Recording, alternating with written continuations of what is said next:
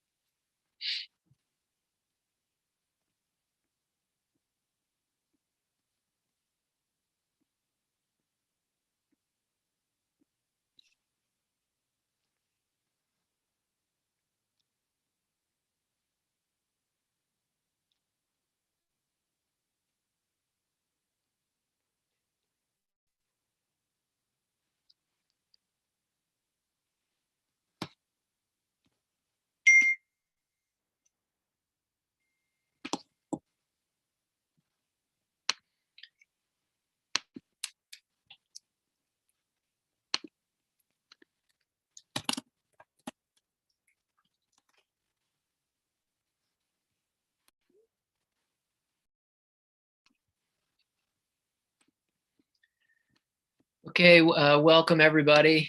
A quorum of members is now present, so welcome to the Committee on Veterans and Legal Affairs. We are assembled electronically today for the purpose of inviting public comment on legislation pending before us. Apologies to everybody for the late start. We were having some technical issues getting the live stream up. So I appreciate everybody's patience as we're all still learning this new system. So to begin, we'll just go over some of the basics of our electronic committee procedures. This committee is now currently being live streamed on the committee's YouTube channel.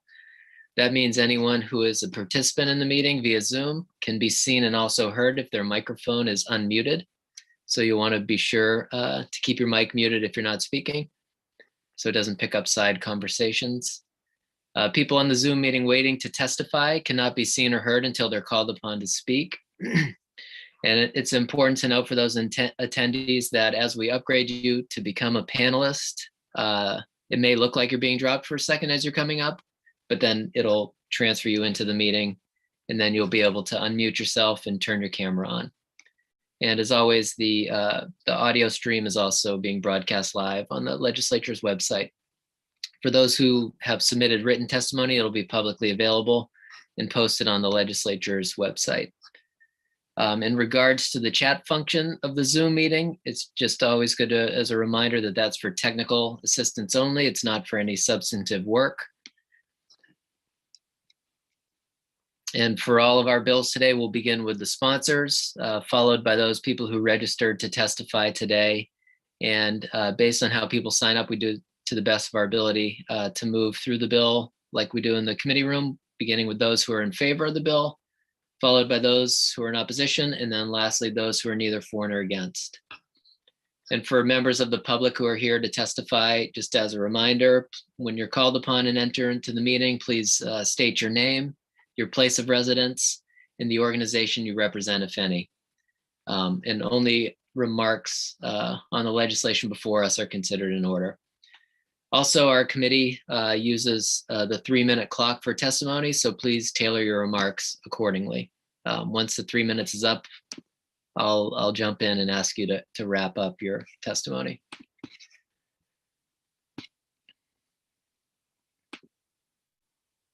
So we will begin today.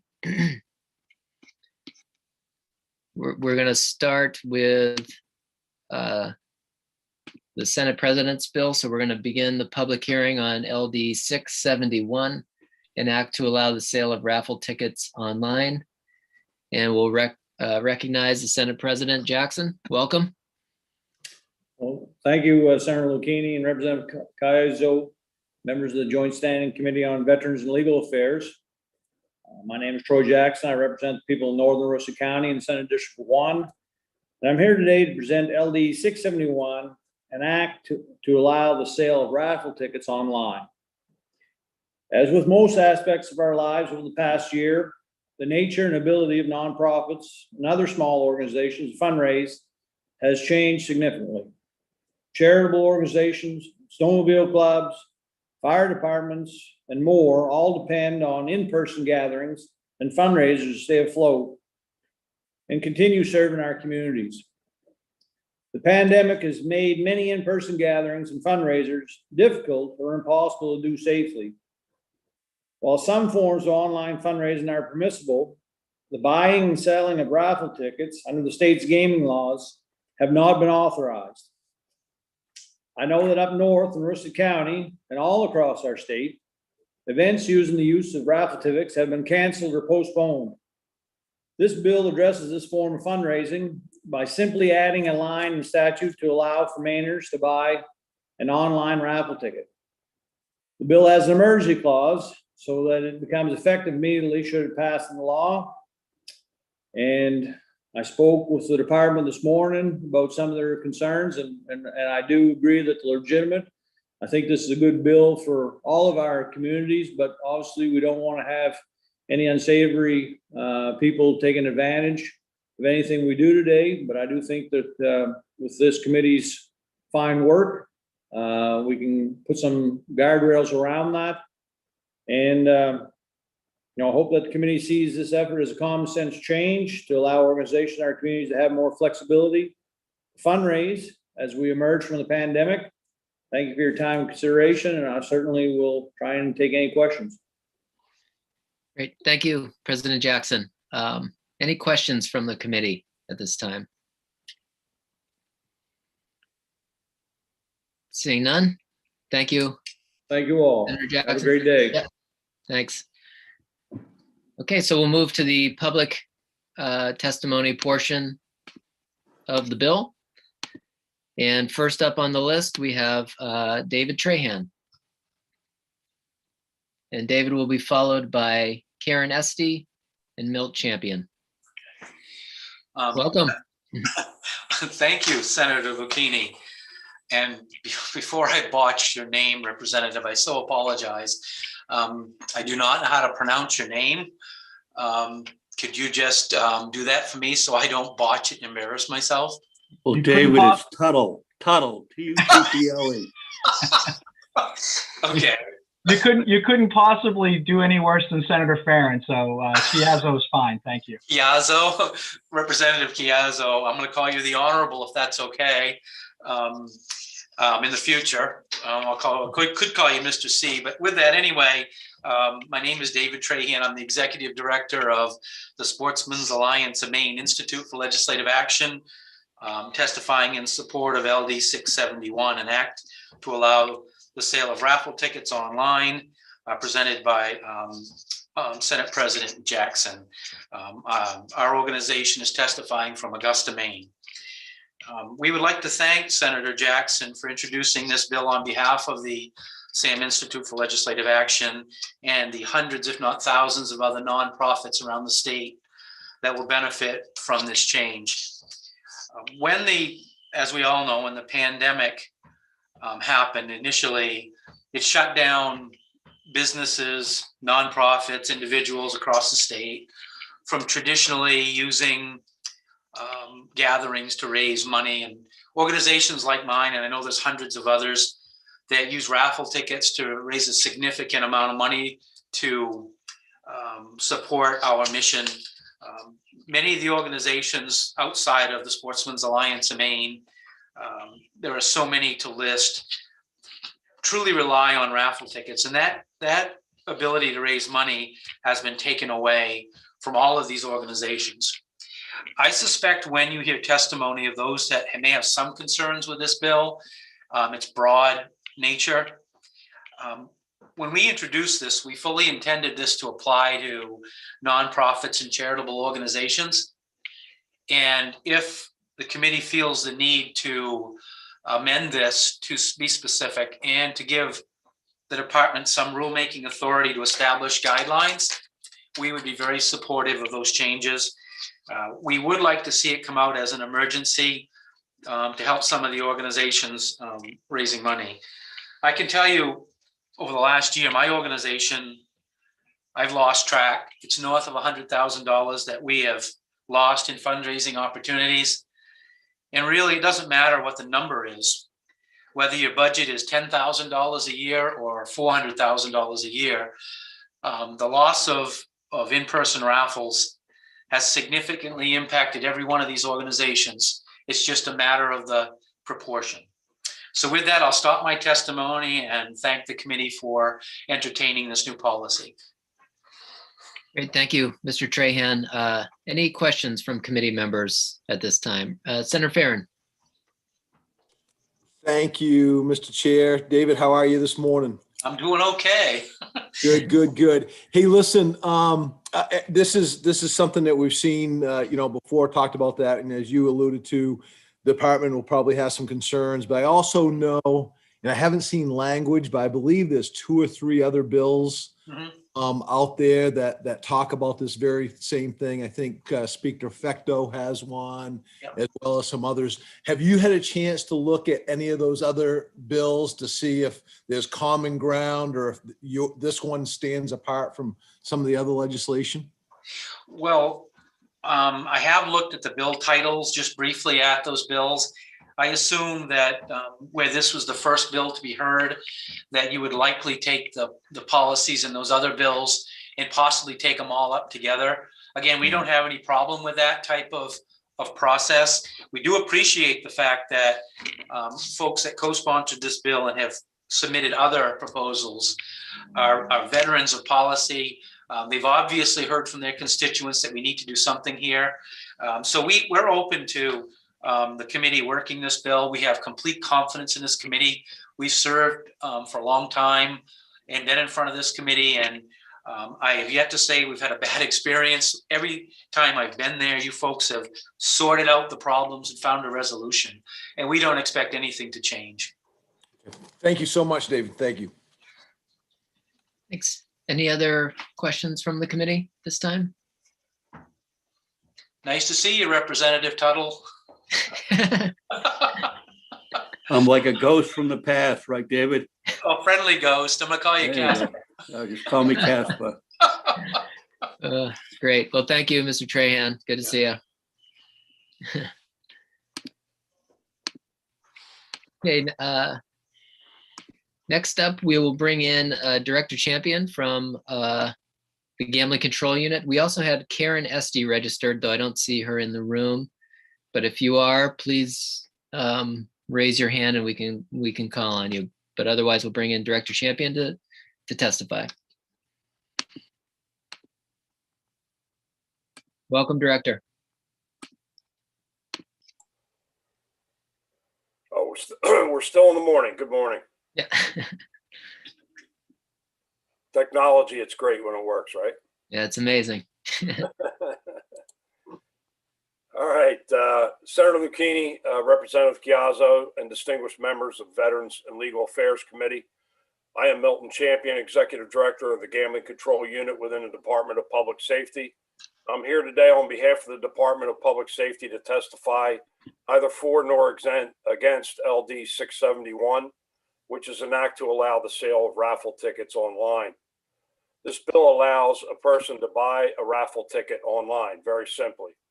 While this may seem simple enough, I would ask that you consider the following. Number one, what platforms will be allowed in order to purchase a raffle ticket online? Is the organization going to have the platform? Is there going to be a third-party platform? Is that platform going to be certified and licensed by the state?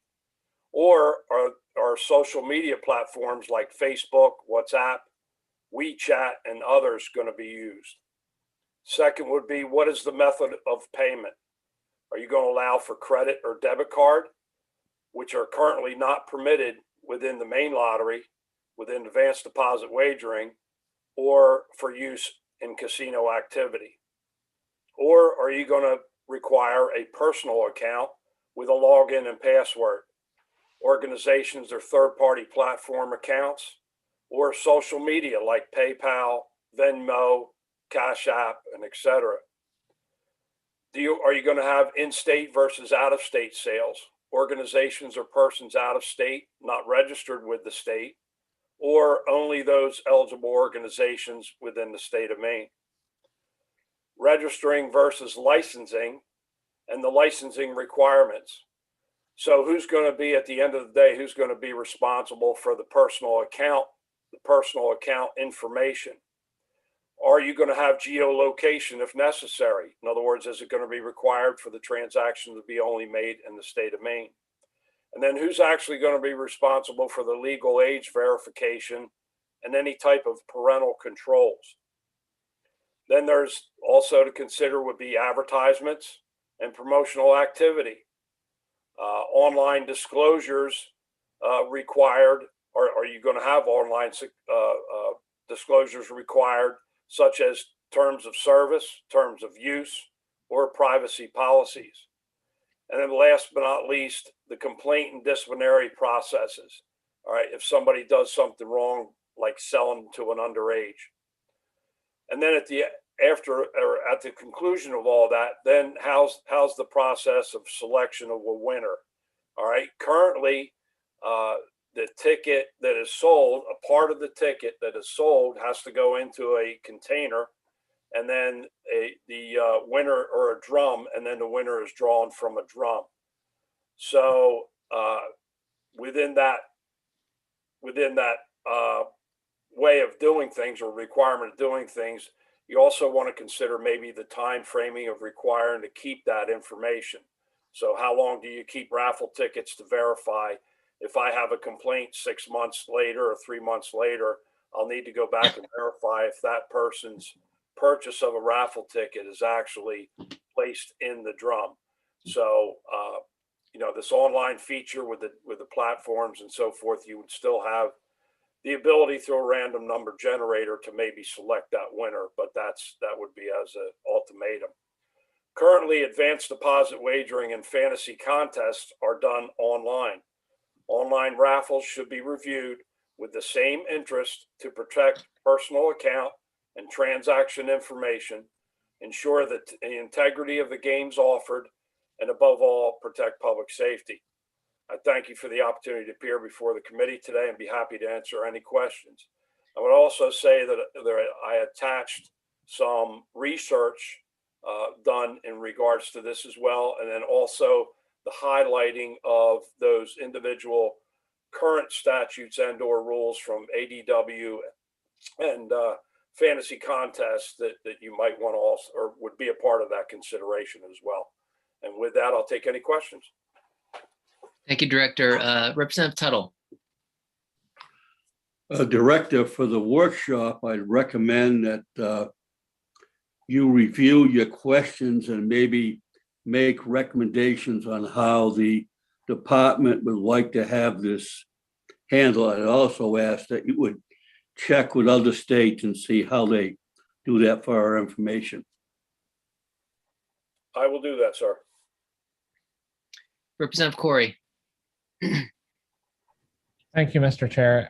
I was actually going to ask that question directly. Does he know about any other states that allow online raffles for small nonprofits? And do they differentiate sort of small nonprofit organizations trying to, make money to arguably do good things, and the state lottery operations, fantasy gaming, and some of these other, sort of larger, more corporate, interests? I kind of view, my Lions Club differently than I view a casino. So do you know of any? Can you elaborate on that at all? Or I'd have to check to verify. I'm sure there's other states that do have it to some extent, and I'll have to research that a little bit to see what they actually allow. Okay.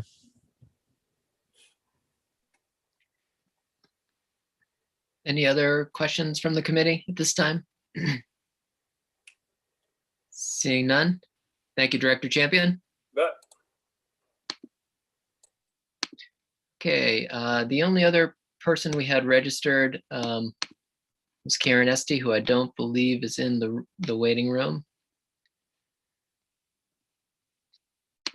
So with that, we will, seeing no other testimony, we'll close the public hearing on LD 671.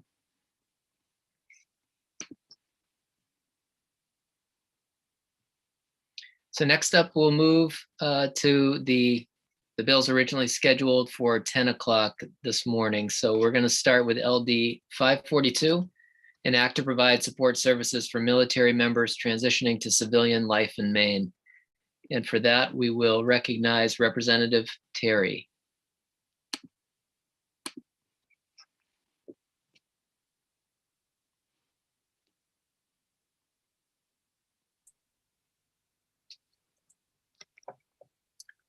Good morning. Morning, How's welcome. everybody today? Thank you. Hey, you know, an hour behind is nothing for me, so don't don't worry about it. Thanks for having me today, Senator Lucchini and Representative Chiazzo and members of the Veterans and Legal Affairs Committee. I'm Representative Moteri. I represent District 26, which is the west side of Gorham. And I'm here today to present LD 542, an act to provide support services for military members transitioning to civilian life in Maine. And first of all, I would like to offer my apologies in a rush to make sure that all of my bills were submitted on time. Hence, an hour behind is nothing for me. I neglected to send this bill in as intended. So you'll be getting over the next day the amendment that this committee came up with last session when this bill was first heard, you know, so you don't have to do as much work as we did last year, hopefully. So the purpose of this bill for those new members to this committee is to help support and become partner with organizations that actively go out and recruit retiring military members to come to the state of Maine and have it become their forever home. I became aware of the need for such sustained funding through conversations with the Maine-based organization Boots to Roots, which is run by one of my constituents and friends. Their mission is already in line with this legislation. Boots to Roots actively recruits and helps former and current but transitioning members of the military to acclimate to civilian life in Maine. They assist transitioning veterans in finding meaningful employment before the members even finish their service to ensure that they're well established for the next chapter of their lives. Recruiters travel to military bases all around the country in order to reach a range of service members and their families and encourage them to choose Maine for their new life. It's crucial for these military members to know that they have a superior support system, not only for themselves, but for their families when they're finished with their service. Maine makes sense for many veterans as they often share the unparalleled work ethic and sense of grit that Mainers are so well known for. Maine can also benefit from this workforce for many reasons, one of which is because we are currently facing a particular challenge. Despite the pandemic, we still have a retiring workforce. We still have a slow growing population, and we have many business and employment opportunities. The state's strategic growth plan seeks to make positive changes to help balance out those conflicting factors. Organizations like Boots to Roots are ready, willing, and excited to become active partners in this effort. I believe it's in step with the state's plan to invest in organizations like Boots to Roots who are perfectly poised to provide a meaningful benefit to our state. They're going to follow me afterwards with some hard data on the return of their investment thus far. It is clear that they are committed to being part of the strategic plan. They've grown organically in the past few years, but are fully dependent on the kindness of others and small investments from their business partners. Organizations like them are solely dependent on fundraising. In order to plan programs down the road, though, consistency in funding is paramount. I think we know that for our own businesses as well. I think Maine should become a financial partner with these kinds of recruiters. And I think that this legislation provides a path towards that end. The amendment that you'll see when you're doing your work session proposes that DECD, in consultation with the Maine Bureau of Veteran Services within the Department of Defense Veterans and Emergency Management, will establish a 2-year project to conduct outreach and provide support services for active duty military members who are transitioning into civilian life in the state with their families. There are other programs that the state offers to assist in recruiting vets with all forms of experience. This would be a very useful tool that the state can partner up with the private sector in bringing new Mainers to the state. So people who have never lived here before. I thank you very much for your consideration and will entertain any questions you may have. Thank you, Representative Terry. Good to see you again, neighbor. Good to see you too. Representative McCray. Thank you, Mr. Chair. Hi, Representative Terry. Hi, Representative McCray. Long time no see. I know, a long time. I remember this bill very well from last time, and very impressed by what these groups are doing. I think you said this, but I just wanted to make sure I'm hearing it, that this kind of program reaches beyond state borders, where the state is looking at people who've already been here or are here now. Correct? Yes, absolutely. So we're bringing in new people who are looking for where to go when they're transitioning. Exactly. And a lot of them, I think that the Bill Benson from Boots to Roots will be able to elaborate on this for sure. But one thing that strikes me so much is that bases have apparently these kinds of opportunities all around the bases themselves. So in South Carolina, where my aunt lives, there's groups like this all over the place that are trying to attract those veterans to come and live and stay in South Carolina, California, Texas. What this group does, and hopefully more of them down the road, they actively go out and they purposefully ask for people to come here, because we have all of these good things that South Carolina, California, and Texas maybe don't have. but I think for me anyway, the biggest important part of this is that it brings new Mainers here, brings people here from all over the country, and we lose people far too frequently, and a lot of them come back. My daughter is one of them. She went off to school and is back now, because she knows that this is the best place to live, but not everybody knows that. So this group goes out and actually tells people how great we are. Thank you. Thank you, Representative McCray. Any other questions from the committee? All right, seeing none. Thank you, Representative Terry. Thank you so much. Next up, we're going to have Bill Benson from Boots to Roots. I see him in the waiting room. We'll promote him up.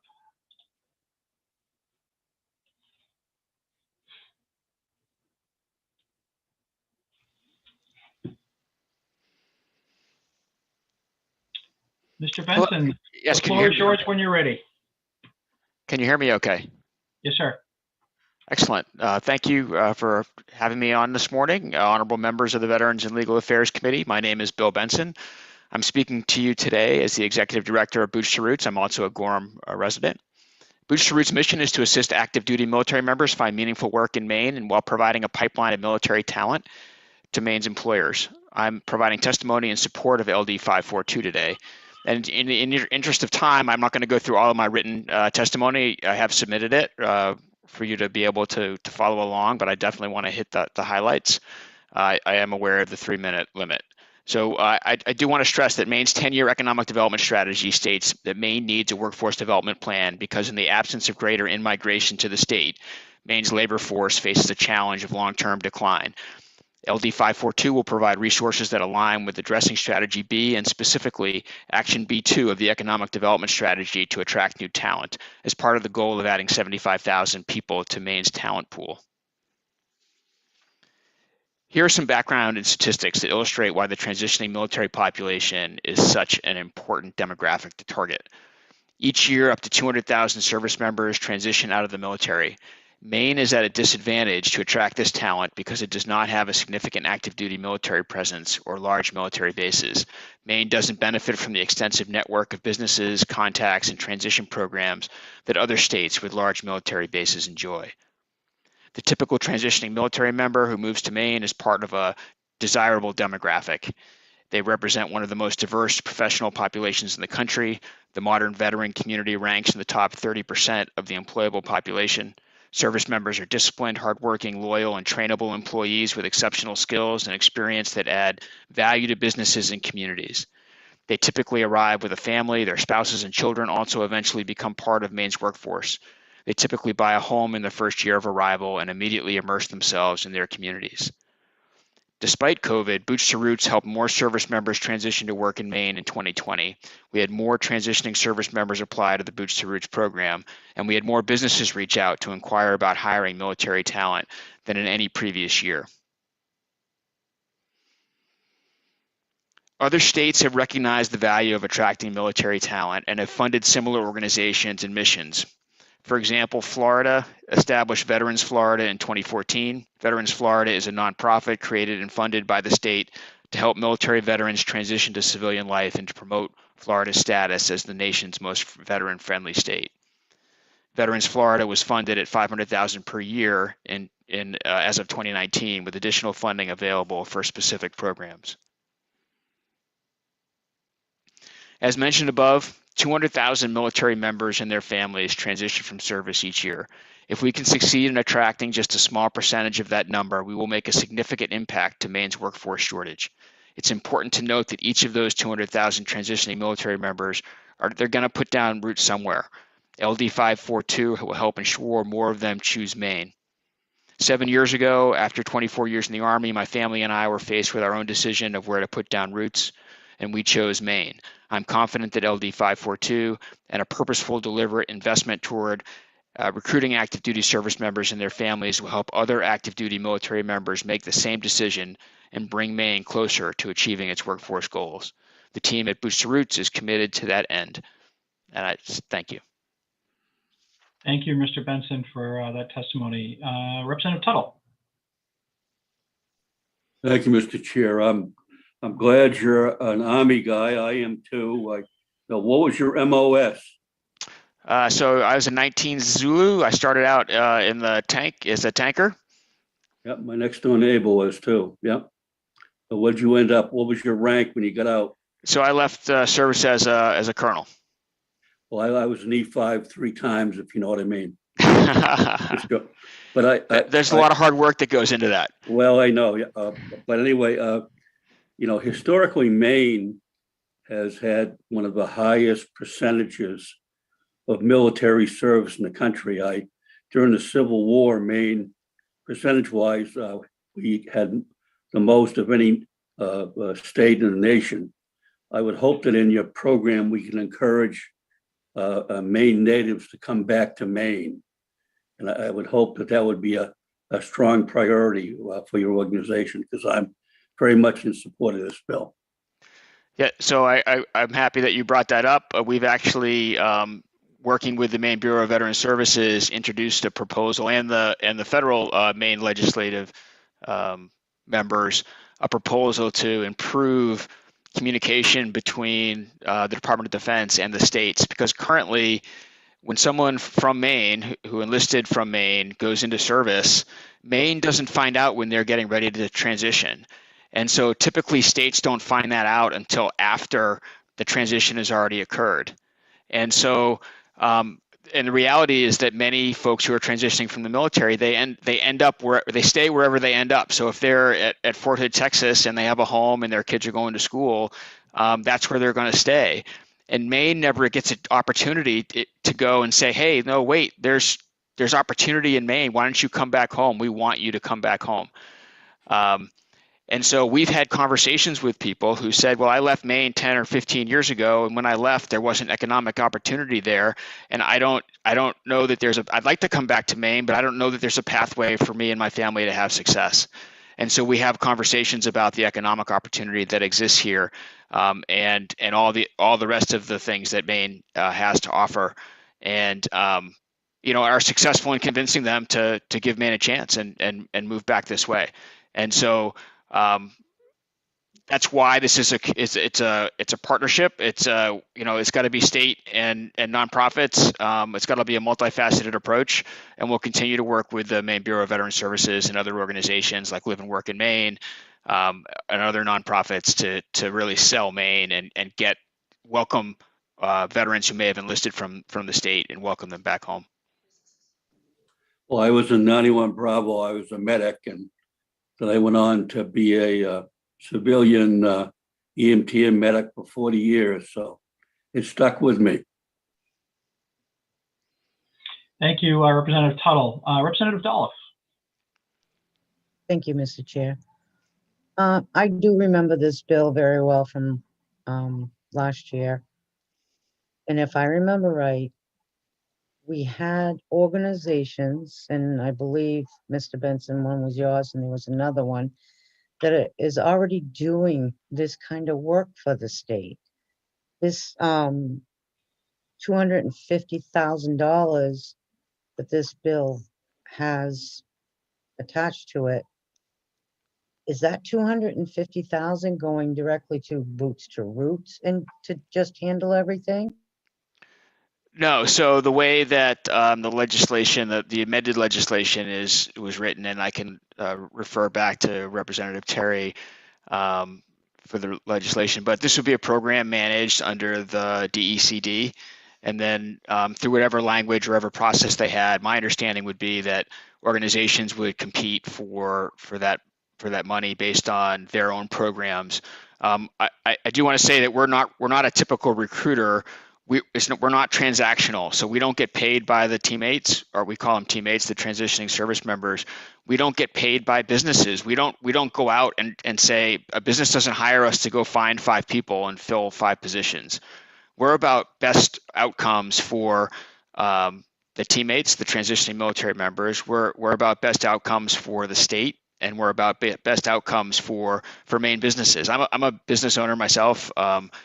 My wife and I ran a small business in the state shortly after arriving, and we understand the value of workforce. And every business owner, every business that we talk to, workforce is up, in the top 1 or 2. Normally nowadays, the top concern that they have.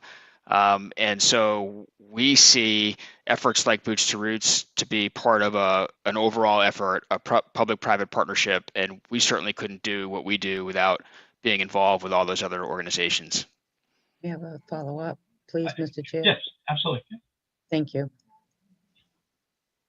Not that I'm for this concept, but I remember that, and Representative McCray can correct me if I'm wrong, but there's already organizations doing what this bill wants to do. They're already out there. They are recruiting, bringing them back to Maine, recruiting to Maine. So I just have a hard time to spend $250,000. So there are recruiters. They're just like there are recruiters anywhere.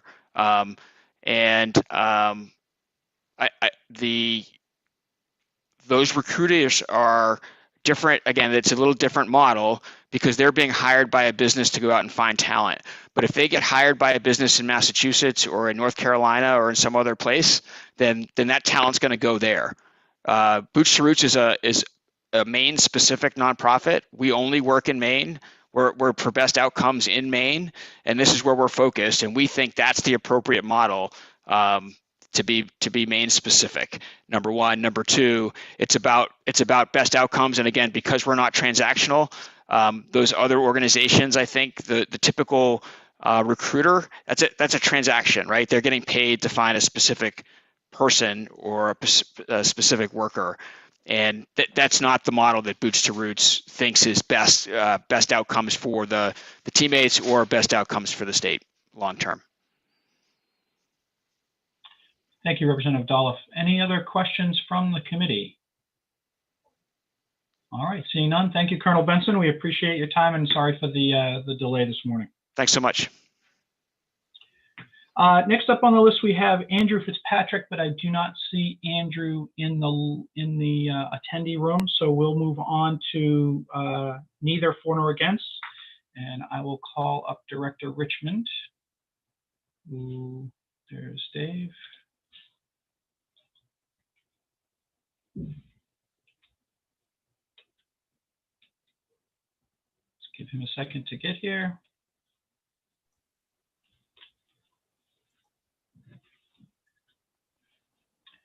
There he is. Director Richmond, when you're ready, take it away, sir. Will do. Good morning. Representative Chiazzo and honorable members of the Veterans and Legal Affairs Committee. My name is David Richmond. I'm the Director of Maine Bureau of Veteran Services. I'm here today to testify neither for nor against LD 542. As you well know, Maine offers our military veterans and their families a wealth of benefits and resources. Those benefits assist veterans wishing to continue their education, access to health care, enjoy Maine's outdoor offerings, and enhance employment opportunities. Whether unemployed or underemployed, or transitioning from active duty to civilian life, the Bureau and our many community partners work with veterans on an individual basis to connect them with the best opportunities available. The Maine Department of Labor is one of our largest partners in the veterans advocacy space. With 12 career centers located across Maine, DOL's Veterans Outreach Program representatives and local veterans employment representatives stand ready to assist any veteran who walks through their doors needing employment services. MDOL also conducts outreach to veterans organizations in Maine and across the country. These organizations make referrals of veterans who want to move to Maine or who simply need services who already reside here. And through their Maine Hire a Vet campaign, MDOL reaches thousands of veterans and family members across the country. Veterans who can receive help with their job search, resume writing, and interview skills. The Maine Bureau of Veteran Services is also coordinating with the Department of Economic and Community Development, Maine Department of Labor, the Federal Department of Defense, and other government and private partners to find ways we can market Maine to transitioning service members. It's our goal to connect these service members who may be considering Maine as their new home, and to provide them with information about the services that can assist them in their transition from active duty to civilian life. Of particular note, our military bureau has identified recruiting as an emerging issue for the Maine National Guard, and they routinely enlist former active duty military members into the Guard. Any effort to expand this pool of potential recruits is welcome by our department. In a previous version of this bill, our Bureau collaborated with the ECD and the sponsor to arrive at a plan that was agreed on by all. Our department will be supportive of the bill if these amendments are added, and we'll be happy to assist in any way we can to ensure that our veterans are adequately served and connected to the best employment and transition services available. However, if our department or bureau is responsible for administering the program and funds, we'd not be able to absorb the workload in our bureau without impacting other higher priority programs. I thank you for taking the time to hear this testimony on this important topic, and I look forward to working with you in the future. Happy to answer any questions you may have. Thank you, Director Richmond. I apologize for the background noise. We're having some work done on the house, so I'm trying to remember to mute and unmute at the right times, which is always a challenge for me. Hopefully Senator Farren keeps me in line here. Representative Dolph. Thank you, Mr. Chair. Good morning, Director Richmond. How are you? Morning, Representative. I'm well, thank you. I just want to be clear. We are doing things now that this bill wants to do. Is that correct?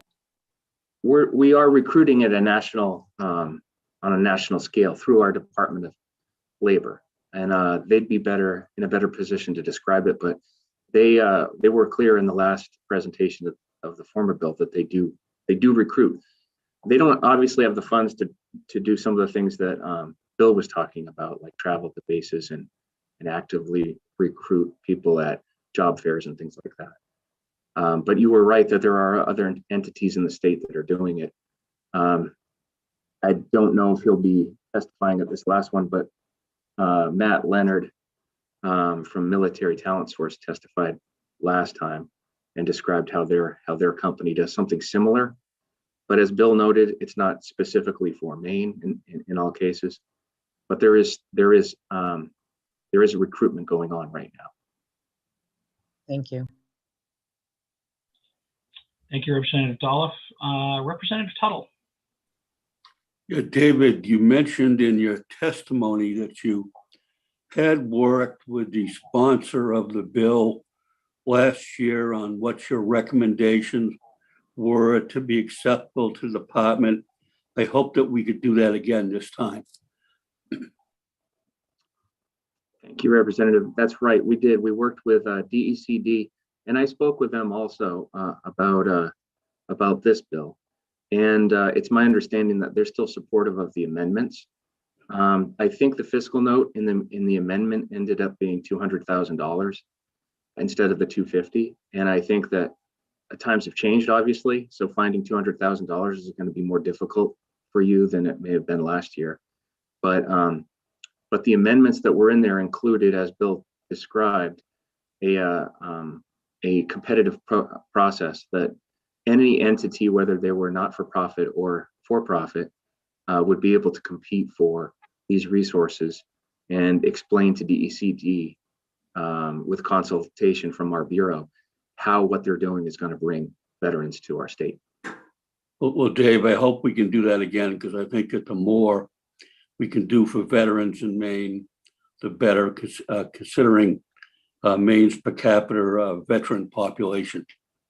And I think from a state budget perspective, well, I've got another call, Dave, so I better answer that. You know how that goes, right?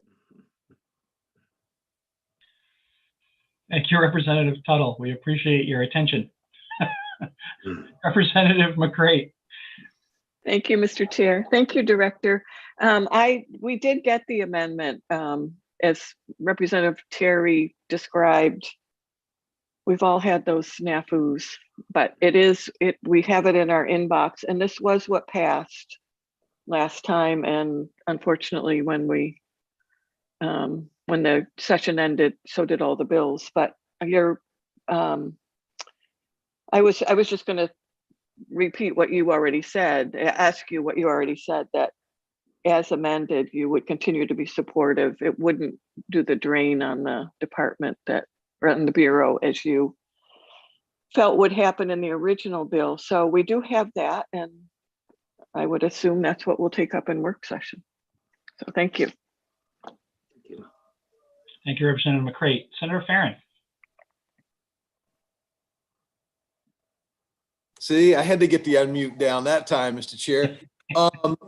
Thank you, Director Richmond. And I think, we'll flush this out. I'll be curious to see the amendment piece, but unfortunately, I think what we're going to get down to is going to be the financial piece when we talk about the $200,000, right?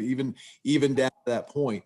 We just went through the supplemental budget the last time around, and we've got the biennial coming up. So it's going to be curious. I'll be curious as to see how the department rates those priorities, because a lot of times we as politicians vote stuff out and let it go to the appropriations table and say we did our piece, and I don't think that that's fair to be able to do that. I think we need to prioritize some of those things and send that message. So as we're working on that, and we reach out to you, Director Richmond, would be interested to see where the department fits that in with the financial constraints that we have. Thank you, sir. We're actually going to be talking about it this afternoon, our biennial budget, and those are our priorities. That's the governor's budget, and we have a few initiatives that aren't cuts to the budget, and those are very important to our Bureau. But you're right; it's going to be hard finding the resources.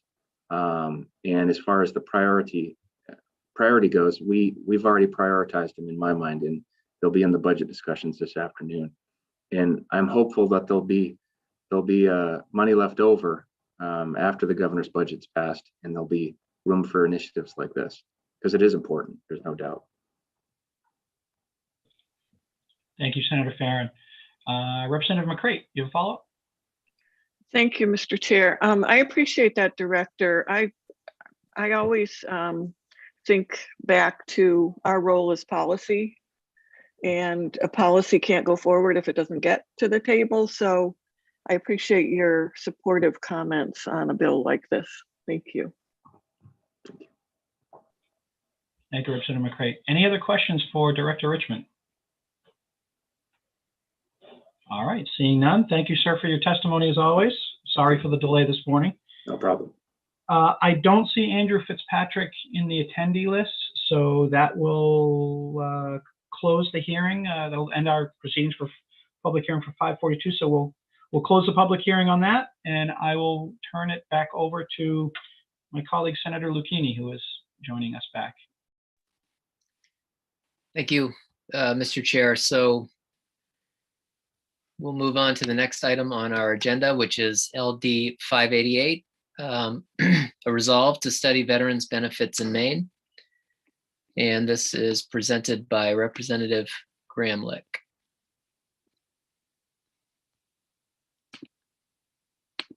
So we'll recognize Representative Gramlich to present the bill. And if there are any co-sponsors in the room who wish to testify on this in the attendees room, please raise your hand. Virtual hand.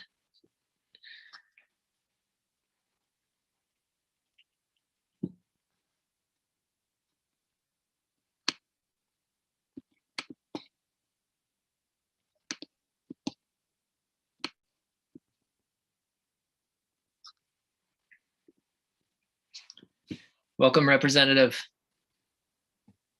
Thank you, Senator. Let me just, was the transition coming from the waiting room into the Zoom committee room. So let me just, here. Sorry, Yeah. You all have been having technical difficulties as I understand it. So we'll move right along here.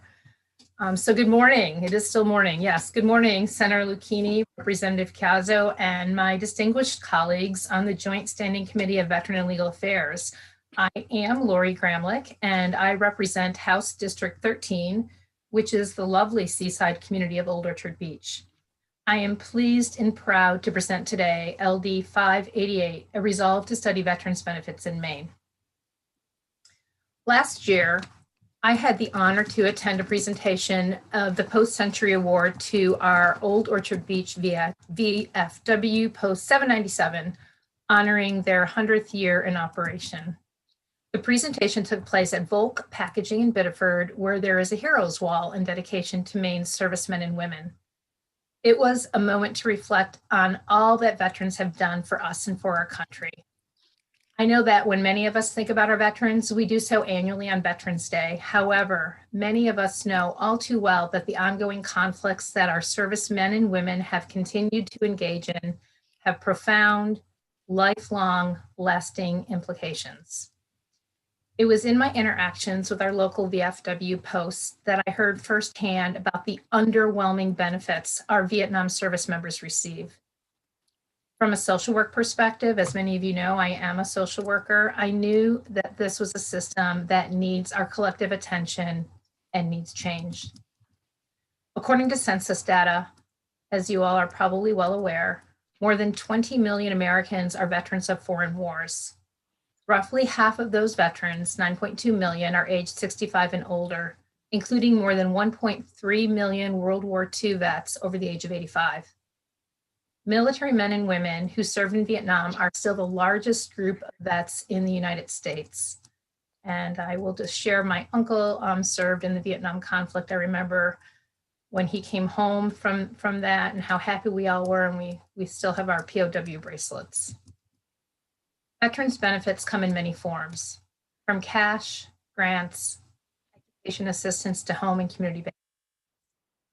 Eligibility for many programs depends upon the length and type of service, whether the service member incurred any service-related disability along with household income.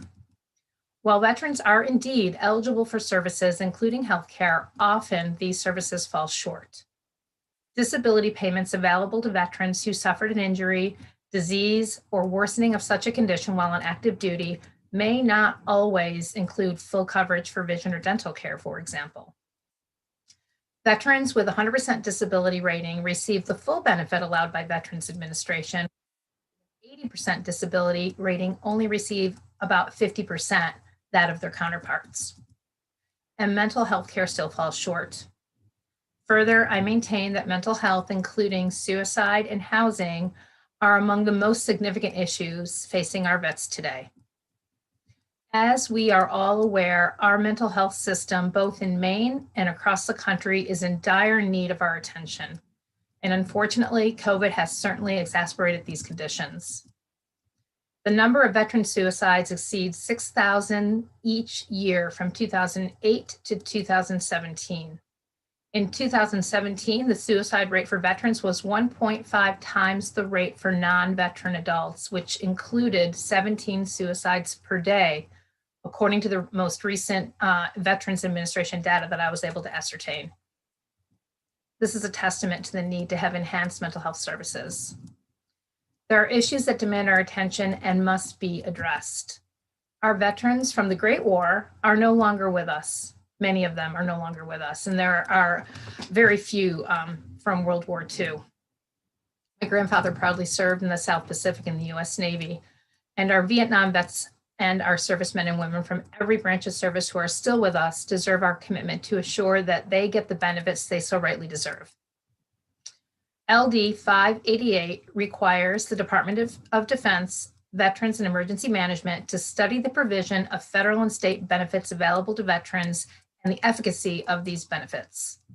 It is further required that any deficiencies identified will be reported back to this committee by January 1, 2022. And this would include any proposed legislation aimed at addressing these identified issues. Specific topics to be elevated and addressed include behavioral health care, including efforts to address suicide, physical health care, including vision and dental care, elder care and housing, and related disability benefits, as many vets do not receive adequate benefits based on their identified disabilities. I have spoken with David Richmond. I know you just heard from him, and I anticipate you'll probably hear from him again, Director of Maine Bureau of Veteran Services, and he and I discussed the possibility that the legislature might issue a commission to study these issues. I do believe that the result would be the same if the committee opted to issue a commission to ascertain these findings. I do want to note that the Office of Fiscal and Program Review identified that additional costs to the department associated with conducting a study and reporting its results can be absorbed within existing budgeted resources. I am receptive to whatever direction the committee chooses to take regarding this critically important issue, and I do look forward to working with you and our colleagues from the department. Thank you so much for taking this issue on. I'm happy to try to answer any questions. Thank you, Representative Gramlich. Representative Tuttle. Yes, Representative Gramlich, thank you very much for putting in this legislation. I remember a bill that we sponsored a decade ago pertaining to the Maine Army National Guard members that were exposed to Agent Orange in Gagetown, New Brunswick. And we did pass that, and to this day, that still hasn't been dealt with. I know a few members that I had served with that died at a very young age, and it's something that I would hope that we could carry on with your bill. But I really commend you for sponsoring this bill. I think that the more that we can do for veterans in Maine, the best. And as Senator Farron said, pertaining to funding, I think we may need to get more veterans on the Appropriations Committee. Thank you, Mr. Chair. Thank you, Representative Tuttle. And again, I just want to underscore, in my effort to work in a collaborative manner, I have had conversations with the department.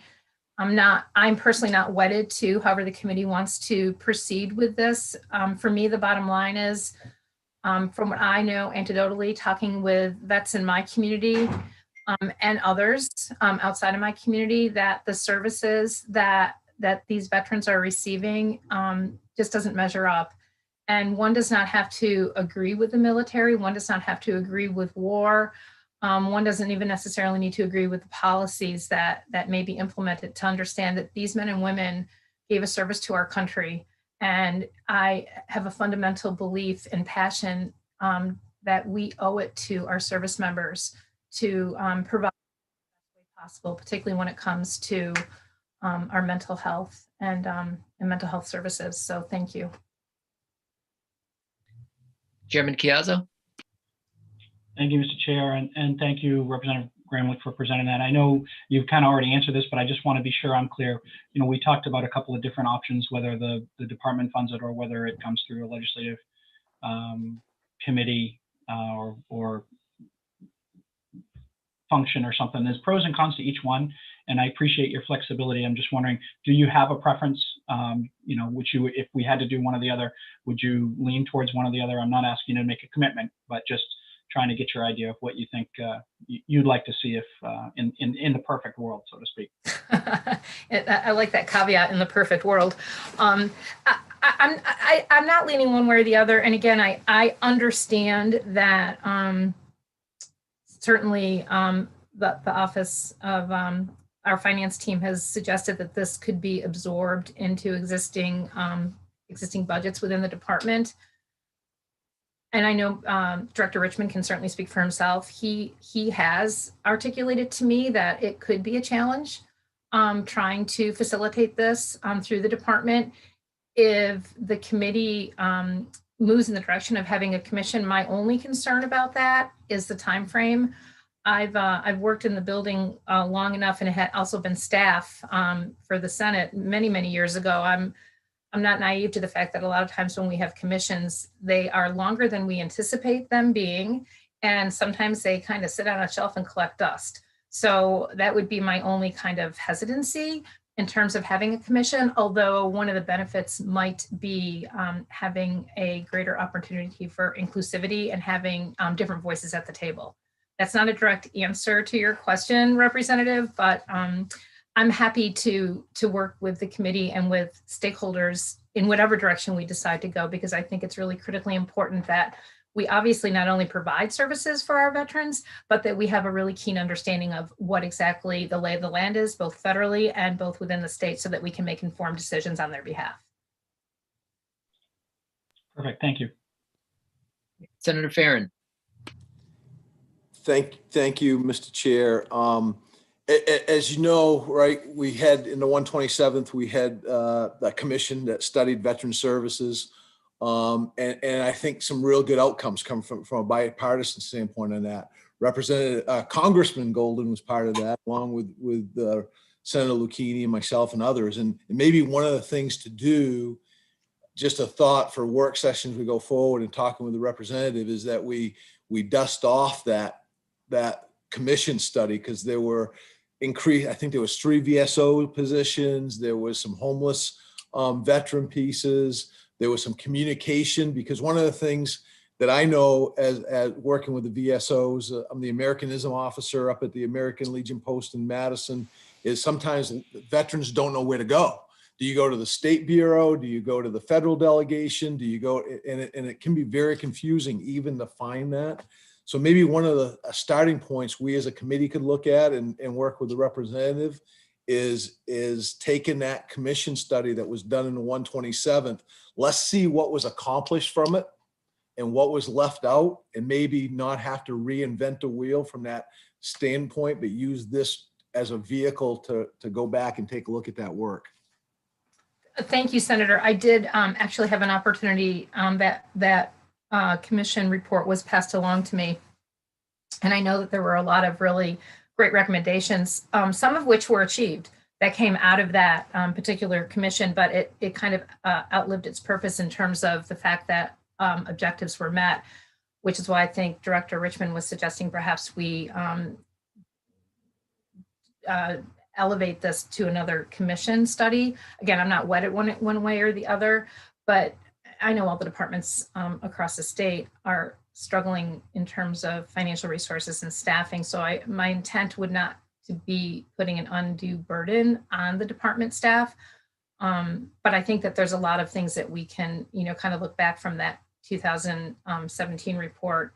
And again, Senator, to your point, to not recreate the wheel, but really take a really hard look at what we're offering for folks and how we can better honor our proud servicemen and women moving forward. Representative McCray, did you have a question? Oh, thanks, Mr. Chair. Just along the same lines that we've been talking about, just trying to get clarity on what possibilities might be out there. And I think what's been discussed is where we need to go. And we have some information for work session. Thank you. Thanks. Any other questions from the committee? Seeing none, thank you for your testimony, Representative Gramlich. Thank you, Senator. Okay, next we're going to move to those speaking in favor of the bill, and we'll recognize Kelly Cash from Maine Veterans Homes. So, Welcome. good morning, Senator Lucchini, Representative Chiazzo, and members of the committee. Thank you for this opportunity to testify in support of LD 588. My name is Kelly Cash, and I'm the Chief Executive Officer of the Maine Veterans Homes. You should already have my written testimony, so I'll be brief. We welcome this initiative to study veterans' benefits. We are especially concerned about access, quality, and affordability of care for our elderly and disabled veterans. We're also very concerned how shifting demographics, both in veteran and general populations, may impact demand for care and the ability to deliver care in the future. Maine's veteran population is projected to decrease by nearly half across the state in the next 3 decades. Some counties will lose even more. The challenges we face will be how can remaining veterans best be served with limited and scarce resources? What state and federal programs can assist to increase or maintain access to affordable care? Although established by the state, Maine Veterans Homes operates as an independent nonprofit organization. We are the state's largest provider of long-term care services and support to veterans. However, we cannot provide everything to everybody and feel now is the time to start planning to meet the evolving needs for veterans care in the future. Therefore, we support LD 588. We think it is timely, and we'd be willing and honored to participate with the department or commission if that is a direction. Thank you for your attention and consideration, and I'm happy to answer any questions. Thank you, Mr. Cash. Senator Farren. Not really a question, Senator Lucchini, but to Colonel Cash, thank you for all you do for our veterans, you and the folks at the Maine Veterans Home. And I know that it's heartfelt, and every time we reached out, and we're still working on Nunzio, who's a 97-year-old World War II Omaha Beach veteran. And you folks do great work, and thank you so much. Thank you. Thank you, Senator. Thanks. Any other questions? Seeing none, I'll echo Senator Farren's statements. You guys do amazing work, so thanks for coming in today. Thank you, Senator. Yep. Great. Okay, next up on our list to testify, we have from the Bureau of Veteran Services, Dave Richmond. Welcome back, Director. Thank you. Thank you. Good morning, Senator Lucchini, Representative Chiazzo, and honorable members of the Veterans and Legal Affairs Committee. My name is Dave Richmond. I'm the Director of Maine Bureau of Veteran Services. I'm here today to testify neither for nor against LD 588. The state of Maine offers our military veterans and their families a wealth of benefits and resources, all of which were designed to created to honor their service and sacrifice to our state and country. Throughout Maine, close to 400 organizations have established programs to assist veterans wishing to continue their education, access to health care, enjoy the great outdoors, and bolster employment opportunities. If ever in need, a veteran, family member, or caregiver could visit the resource guide on our Bureau's website, which is an interactive map and listing of all resources available to veterans throughout Maine. Collaboration, relationship building, and the pooling of resources have been winning factors in providing the needs of Maine veterans. And the Bureau prides itself on the partnerships it has built and fostered over the last few years. The Maine Department of Labor, Maine's institutions of higher learning, the VA Maine healthcare system, vet centers, and a host of other agencies and nonprofits work alongside the Bureau in the veteran advocacy space. Knowing we all meet different needs of a veteran, a need that they may have. If LD 588 is passed, we'll be happy to assist in any way that we can to ensure our veterans are adequately served and connected to the best services and accommodations possible. That being said, our Bureau does not have a clinical mission and statute. We do not have case managers, counselors, or clinicians, therefore rely on our professional associations to bridge the gap.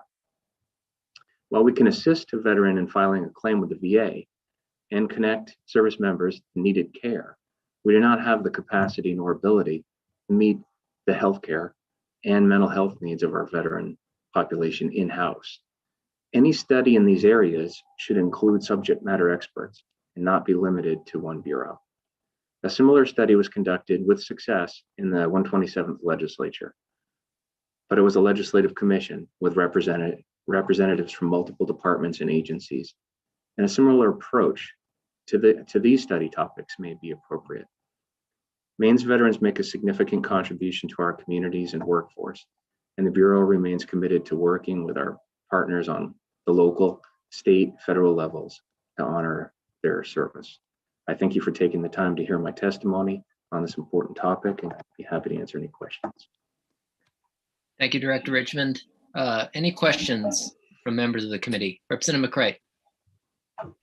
Thank you, Mr. Chair, and thank you, Director.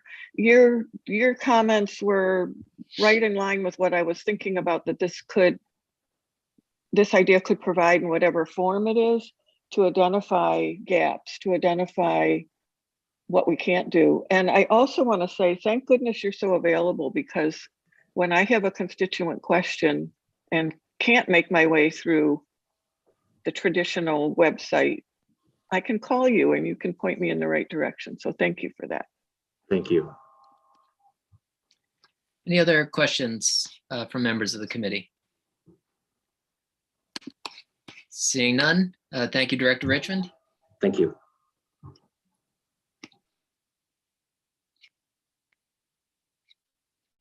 Okay, and I believe that's everyone who was signed up to testify on this bill. So with that, I'll close the public hearing on LD 588.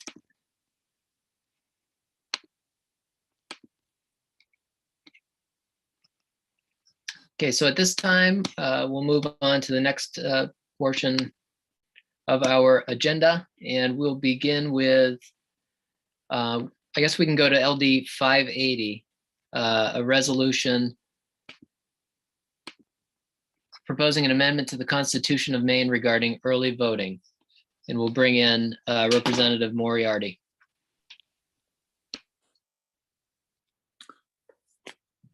Thank you, Mr. Chairman. Good morning, Senator Lucchini, Representative Chiazzo, and distinguished members of the Committee on Veterans and Legal Affairs. I'm Steve Moriarty. I'm the representative from House District 45, which is Cumberland and part of Gray. I'm pleased to submit for your consideration this morning LD 580, which is a proposed constitutional resolution regarding early voting. Let me explain just a little bit about the legal background and then some of the prior legislative background to this topic. Article 2, Section 4 of the Constitution provides that Election Day shall be on the first Tuesday following the first Monday of November biennially.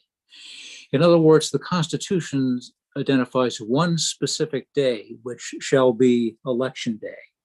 So we're all familiar with the process of absentee voting, but it's important to distinguish that procedure from early voting. Sometimes the terms are used interchangeably. They really are, in fact, quite different things. When a person votes absentee, the ballot is delivered to a clerk or mailed to a clerk, or, as we saw last fall, deposited in a drop box to be collected by town personnel and then counted on Election Day. No absentee ballot is counted before the close of the polls on Election Day. Now, by contrast, early voting allows a voter to complete a ballot in advance of Election Day, and without giving the ballot to any other person, without folding it or putting it in an envelope, it allows the person to personally insert the ballot into the voting machine where it is counted. It is counted when it is placed in the machine by the voter. So in this manner, the voter casts a ballot earlier than on Election Day itself, but does so in the same manner as he or she would otherwise have done on the actual Election Day. Now, because the Constitution refers to a single Election Day, in the judgment of the Secretary of State's office, it is necessary to amend the Constitution to permit the option of early voting as I have described. The proposed amendment before you provides that early voting can only take place during a prescribed period immediately preceding an election. Now, a bit of procedural history from the recent past. In the 129th, there were two bills before you, and there may be, I'm sure there are members of the committee who sat 2 years ago in the spring of 2019. One, just for reference, was LD 619, sponsored by then Representative Schneck, which was heard by the committee. And my notes indicate it was reported out in late March with a majority vote ought to pass as amended and a minority vote ought not to pass. At the same time, there was a similar constitutional resolution presented by the Secretary of State's office. That was LD 1631. I have seen that it went to a public hearing in early May of 2019. And from that point, I'd lose track as to what happened to the two bills thereafter. My best guess is that because there was substantial overlap, they were held over to the second session without final action having been taken. And then the record seemed to show that both were carried over when we adjourned last March. And of course, because we did not reconvene, no final action was taken on either bill, and both essentially died. So that process may be familiar to many of you on the committee. So briefly, the advantages of early voting are as follows. First of all, for voters who wish to vote in advance of Election Day, it provides an easy and workable alternative. Secondly, for voters who have some concerns about ballot security with the absentee process, the concerns are totally eliminated because the voter casts the ballot personally with no involvement whatsoever on the part of any other person. Now, to sidetrack just a bit, we heard a lot of discussion in the recent general election last fall about concerns with ballot security and uncertainty about even leaving one's sealed envelope in the care and custody of the town clerk, and one's not knowing for sure whether that ballot was in fact counted with the total and whether the person's wishes were observed. That concern pretty much disappears with early voting because remember, the voter himself or herself personally inserts the ballot into the machine where it is immediately counted. As a final matter, early voting promotes greater voter participation by offering another easy and workable option to simply standing in line on Election Day. Another interesting point is that this actually has been tried as a pilot project during the time frame 2007 to 09, I believe on 2 occasions, according to the Secretary of State's office. I can recall here in my town in 09 that we were one of 9 towns across the state that participated in a pilot project. And Representative Supika may be interested in knowing that Bangor was another community that participated as well. And our 2 towns actually got involved in a fairly friendly, above board competition to see who could generate the greatest percentage turnout. It would not be in my best interest to disclose the results of that contest, but I'm gratified to tell you that both towns, both communities exceeded an 80% turnout. And who can argue with that? That was a tremendous success. I believe you'll hear testimony from Secretary of State to that effect. Now, I know there are some concerns about my bill as presented and as it appears before you, and I'm prepared to indicate my willingness to amend it in 2 key respects, if it's appropriate for me to do so at this point. First, I do agree that there's some ambiguity in the phrase a prescribed period immediately preceding an election. And I would suggest that that could be defined in the Constitution itself in terms of time. And I would suggest a period not to exceed 14 days prior to an election, but I'm certainly happy if a 10-day period were more acceptable or felt to be more reasonable. Secondly, it was never my intent that this become a statewide requirement or mandate. In fact, the bill before you uses the term may on several occasions, which was my way of conveying an intent that this was to be an option and not a mandate.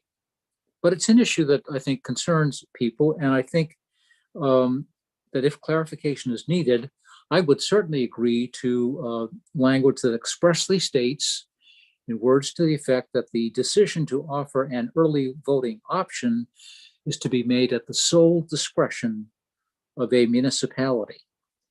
And if I'm not overstepping myself, I can tell you where I would make those changes in the bill. In line 9, after the word may, it would read, by which municipalities may, at their sole discretion, conduct early voting. And to continue along that line, in line 22, which is the draft referendum question, where you see the word may in line 22, it would similarly say may in the exercise of its sole discretion. As to the question of the duration of the period preceding an election, if you look at line 11, where the sentence ends with a period, I would suggest inserting the words not to exceed blank number of days, period. That could be 10 or 14 or some other number that the committee is more comfortable with. And the same is true at line 24, where you see the sentence ending in a question mark. Insert that same language there, not to exceed whatever number of days is felt to be appropriate. So I appreciate your consideration and urge you to vote favorably in LD 580. And naturally, I'm happy to answer any questions or to discuss some of these issues in greater detail. Thanks so much. Thank you, Representative Moriarty. Representative Tuttle. Representative Moriarty, my question, are there any other states that are doing this presently? And my answer is I don't know, but I would defer to either the Secretary of State or her representative who will follow me. Well, I would hope that we would find that information out because it would be Of very course. helpful for the work session. Thank you, Steve. It sure would. You're welcome. Any other questions? Seeing none, thank you, Representative Moriarty, for your testimony. Thanks very much. Okay, so now we'll move to the public hearing portion of the testimony. Again, if you can tailor your remarks to 3 minutes. So we'll begin with Nadine Bangerden. If we can. Who I'm not actually seeing on the list. So we'll bring in Kate Dufour.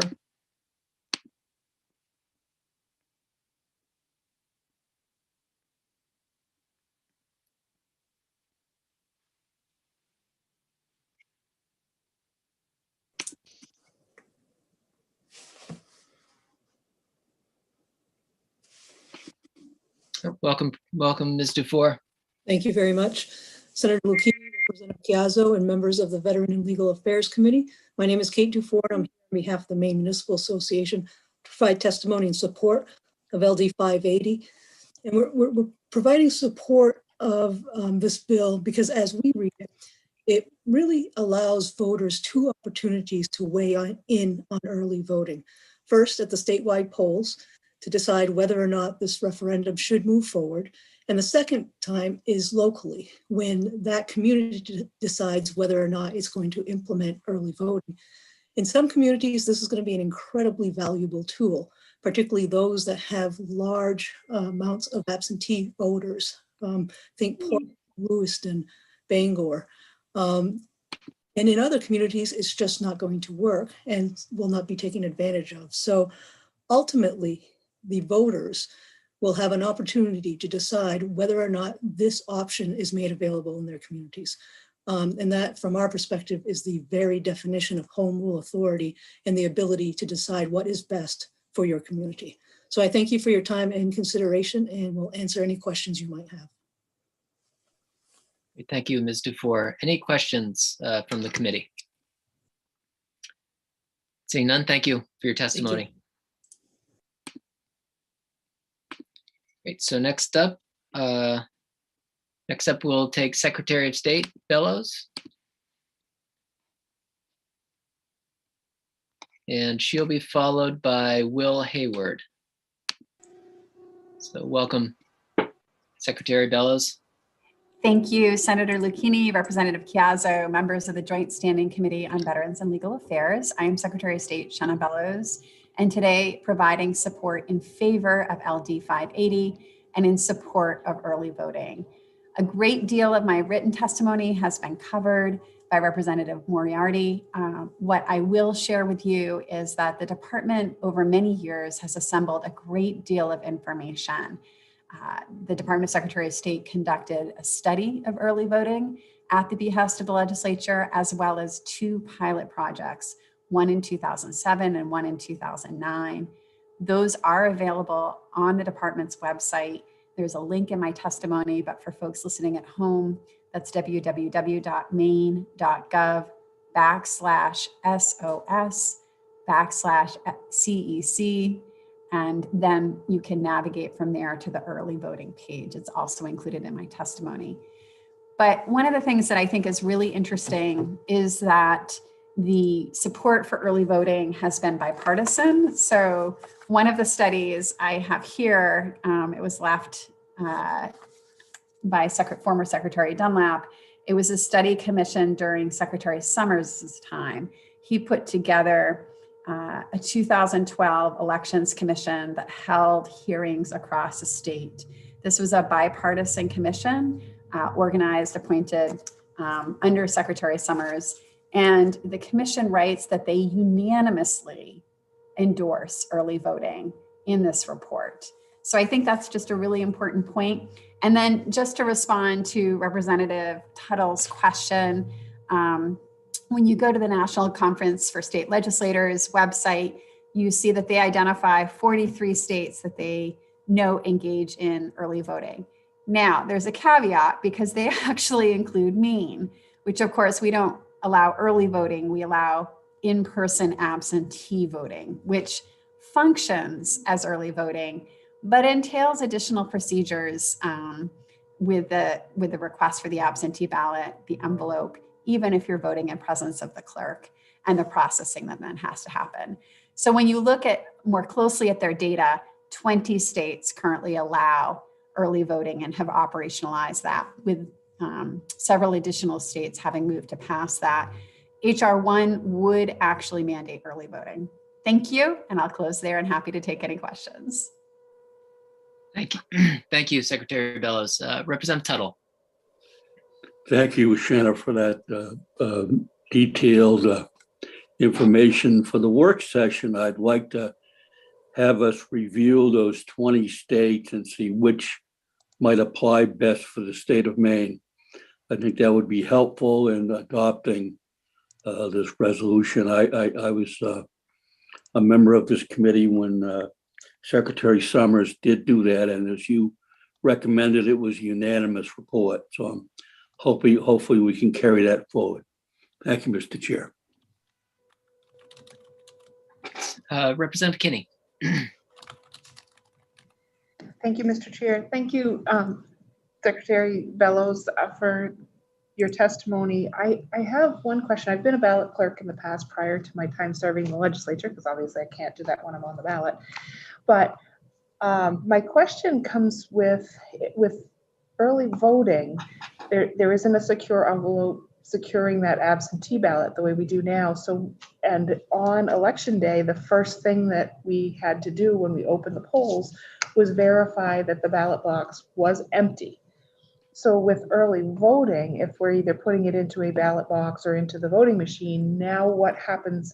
How do we verify and make sure the security of those ballots that were cast prior to election day? That'd be my biggest concern with this process. So what I'd like to do is for the work session, I will return with information from other states about the security measures that are entailed in early voting. I think your point is very well taken.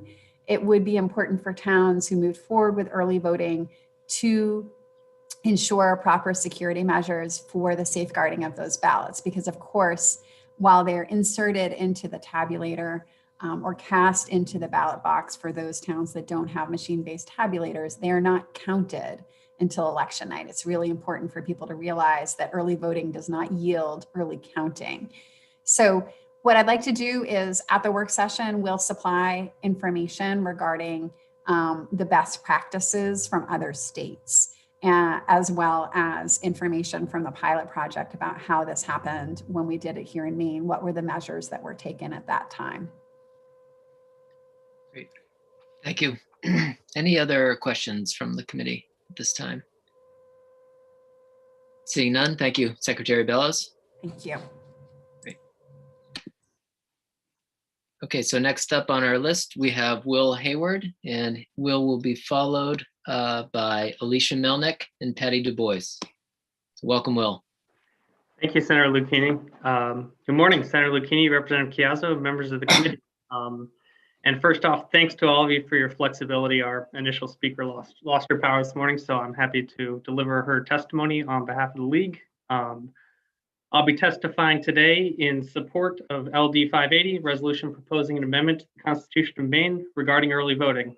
The League of Women Voters in Maine supports measures that improve voter access to the ballot and provide for smooth, efficient, and secure elections. Here in Maine, we have enjoyed a long history of professional, nonpartisan, voter-friendly administration of elections. Our town and city clerks are among the most recognized and trusted government officials in our community. The League of Women Voters in Maine also supports providing options for voters to exercise the franchise, including in-person, lost my spot, including in-person voting, early in-person voting, election day in-person voting, and absentee voting. A robust, secure, accessible election system makes both in-person and absentee voting convenient. At the same time, these choices should be executed in the most efficient means possible for Maine's municipal clerks, who face increases in labor-intensive options. The constitutional amendment proposed in LD 580 is an effective process for early voting that achieves these dual goals. In the Maine Secretary of State's pilot program report that's been referenced a couple of times already, the executive summary noted, early voting was again shown to provide convenience and ease of access to voters, while at the same time alleviating some of the demands on municipal election officials as they contend with processing increased numbers of absentee ballots. Voting in person in advance of Election Day is well established in Maine. A significant numbers of Maine voters have cast early in-person ballots since the first pilot program in 2005. In 2016, this was approximately 14% of voters, and in 2020, more than 1 out of every 6, or over 17% of voters, opted to vote early in person. Currently, Maine utilizes absentee ballots to process early in-person voting. Voters go through their town clerks and request to vote in front of the clerk using an absentee ballot. Though these ballots are neither mailed nor require an application, they still need to be signed, sealed, and secured for later processing, like absentee ballots. Later processing these ballots occurs during the most demanding and critical time for clerks during an election. But this is not true with early in-person voting. True early voting would allow voters to cast their ballots before Election Day in the same manner as on Election Day. Instead of later processing, voters will insert their ballots into voting machines or ballot boxes, but no votes will be tallied until Election Day. While offering more convenience for voters, true early voting would eliminate multiple steps for election officials. The League believes that true early voting offers a more secure, efficient, orderly process for the conduct of elections and important convenience for voters. Ideally, we would like to see the early voting period cover at least 1 weekend before the election. We thank the sponsor for bringing this resolution forward, and thank you for your consideration. Thank you, Mr. Hayward. Any questions from the committee at this time? Seeing none, thank you for your testimony. Okay, next up we have Alicia Melnick, and she'll be followed by Patty Du Bois. And I apologize if I ended up in the wrong category. I am testifying neither for nor against, so I don't, if it's still appropriate to go forward, I'm happy to. Okay, thank you so much. Senator Lucchini, Representative Chiazzo, members of the Veterans and Legal Affairs Committee, my name is Alicia Melnick. I'm an attorney at Bernstein Scher in Portland, but I am here today on behalf of the Center for Secure and Modern Elections, testifying neither for nor against LD 580, resolution proposing an amendment to the Constitution of Maine regarding early voting. And that's simply because without taking a position on the need to pass a constitutional amendment, we wanted to provide some support for the basis of this bill, which we really thank the sponsor Representative Moriarty, for bringing forward. Allowing voters ample options to securely cast their ballots and allowing clerks ample time to process incoming ballots is a critical part of a functional modern election system. Maine can and should expand in-person absentee voting to improve pre-election day voting options for both clerks and voters. Currently, 44 states, as you've heard, including Maine, offer some form of pre-election day in-person voting. Some offer true early voting, where polling places are open for a period of days or weeks before election day and voters cast their ballots just as they would on election day. Others, like Maine, use in-person absentee voting, where any voter can appear at the town or county, at the clerk's office, and cast an absentee ballot. We support an expansion of early voting options for voters, and this bill is one way to do so. There are several ways to improve pre-election day voting experience without officially creating true early voting, which can be handled statutorily. One, Maine can amend the statute to allow voters to use the voting machines used generally for in-person voting. Maine currently requires in-person absentee voters to insert their ballot into an absentee ballot envelope and complete the information on the envelope, with the clerk serving as a witness. But if voting machines can be used that could generate an auditable paper ballot, it would allow earlier tabulation and more efficient printing of the vote. Several states with in-person absentee voting, such as Virginia, Ohio, and Rhode Island, allow in-person absentee voting using the type of voting equipment typically used on election day. Two, Maine can revise its absentee ballot processing procedures to allow these ballots to be processed immediately, whereas now Maine law currently only allows absentee ballot processing to begin on the 4th day prior to election. Again, many other states, including Arizona, Florida, and Colorado, allow mail ballots to be processed and counted well before election day. Making this change in Maine would allow in-person absentee to function as one-stop voting, where the person still uses a paper ballot and absentee envelope, but it is immediately processed and counted. Thank you. The Maine can offer in-person absentee voting at other locations than the town clerk's office. Other states, such as Iowa, Minnesota, and Virginia, make this process available at satellite centers, and Maine could amend its statutes to allow for towns to establish similar satellite centers at the discretion of the town clerk. Thank you so much. Regardless of the method of choice, expanding early voting or early in-person absentee options for voters will reduce tabulators on election day, overtime requirements for election workers, and allow voters more options to securely, conveniently, and with confidence cast their ballots. Thank you so much for your time. I'm happy to answer any questions. Thank you, Ms. Melnick. Representative Wood. Yes, thank you, Mr. Chair. I just wanted to make sure that, well, I thought I heard you say, Alicia, that it would allow for the ballot to be immediately processed and counted. And I thought the Secretary of State said that it would not be counted. So I just. Yeah, and there could be some confusion around that. I think, there is some determination that has not yet officially been made by any, court case that I know of as to sort of where, at what point the line is drawn, where the election is to be deemed as having happened, and what would be the line to go and require a constitutional amendment.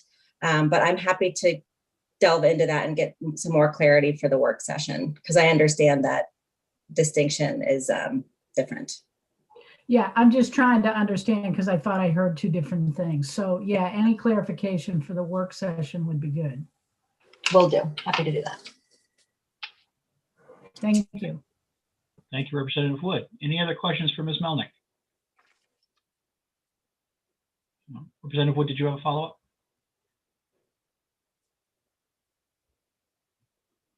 Okay. Okay. Seeing none, then thank you, Ms. Melnick, for your testimony. We appreciate that. Next up is Patty Du Bois. Patty, whenever you're ready, take it away. Thank you. Good afternoon, Representative Chiazzo and members of the Veteran and Legal Affairs Committee. Again, my name is Patty Dubois. I represent the Maine Towns and City Clerks Association. We are neither for nor against this legislation for several reasons, and I thank you for the opportunity to speak on this.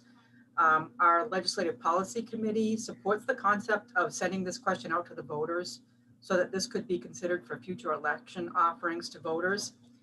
It appears that towns would have the ability to opt into the process of early voting. On one hand, this opt-in measure is good for smaller communities, which have very limited staff and might be unable to offer this service without hiring on extra staff. But the opt-in scenario can be bad because it can create confusion among voters when there are inconsistencies between neighboring towns.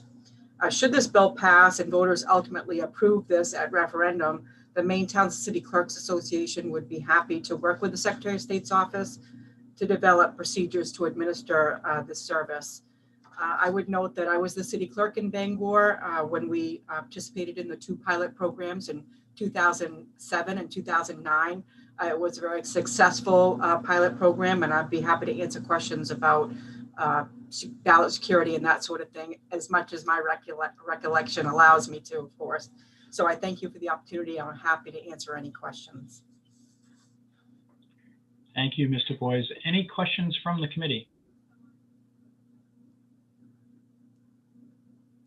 Okay, seeing none. Thank you, Mr. Boyes, for your testimony. Thank you.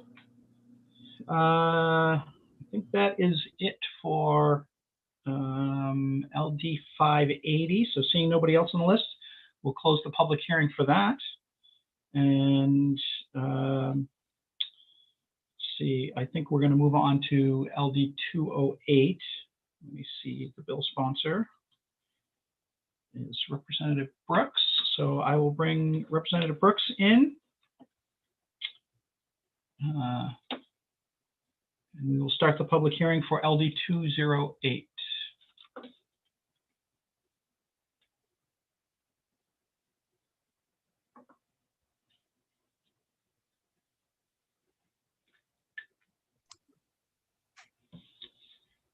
Good morning or good afternoon, Senator Lucchini, Representative Chiazzo, and members of the Veterans and Legal Affairs Committee. My name is Heidi Brooks, and I represent House District 61, part of Lewiston. I'm here today to present LD 208, an act to expand access to absentee ballots. Around 10 years ago, the legislature and former governor passed a measure that would eliminate same-day voter registration and took away no excuse absentee voting on the Friday, weekend, and Monday before the election. Voters would need to have one of a limited set of circumstances to request an absentee ballot during this period. There was a successful People's Veto petition drive and vote to restore same-day voter registration. However, this didn't include restoring no excuse absentee voting for the Friday, weekend, and Monday before the election. This bill would restore no excuse absentee voting until 8 p.m. on election day. It would also allow for ballots to be returned by a third person until the close of polls on election day. I introduced similar legislation during my first term in the 127th legislature. Maine Town and Clerks Association were predominantly not in favor of the legislation, and their testimony noted the following, quotes, "In the last presidential election before the 2011 law change, many towns issued a record-setting number of absentee ballots on the day before election, and several towns issued several hundred in-person absentee ballots that day. Caribou in the 2008 presidential election in Caribou, 11.5% of the total absentee ballots were cast were done the day before the election in person at the town office. In that same election, Lewiston issued 600 in-person absentee ballots on the day before the election. In 2020, the governor issued an executive order to allow no excuse absentee voting on the Friday before the election.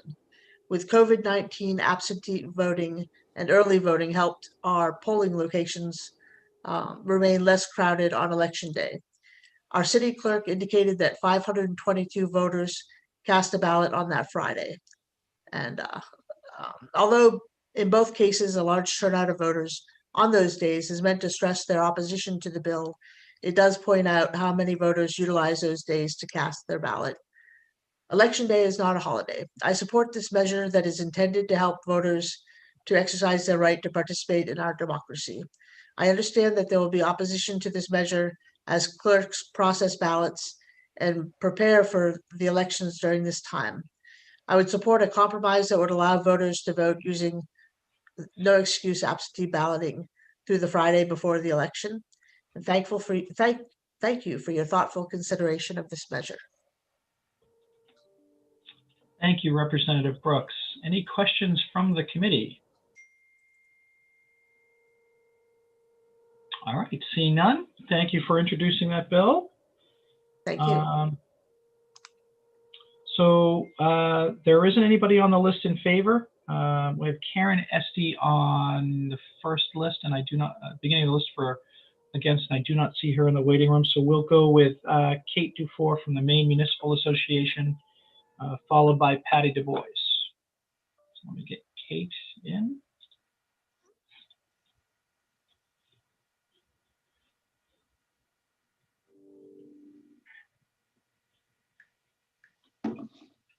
And I will bring Patty in as well.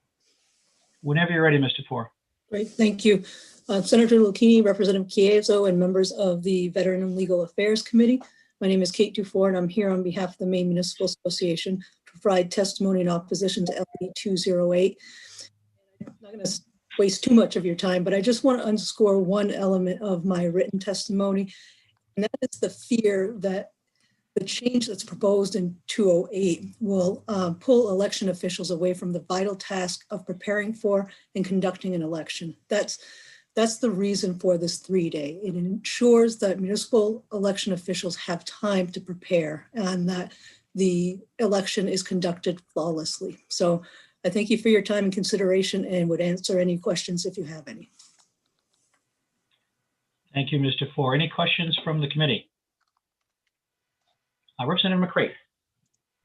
Thank you, Mr. Chair. Ms. Dufour, I don't know if you can answer this, but the sponsor mentioned openness to an amendment that would, I don't have enough paper in front of me, that would expand the no excuse absentee voting. Do you have an opinion on that idea?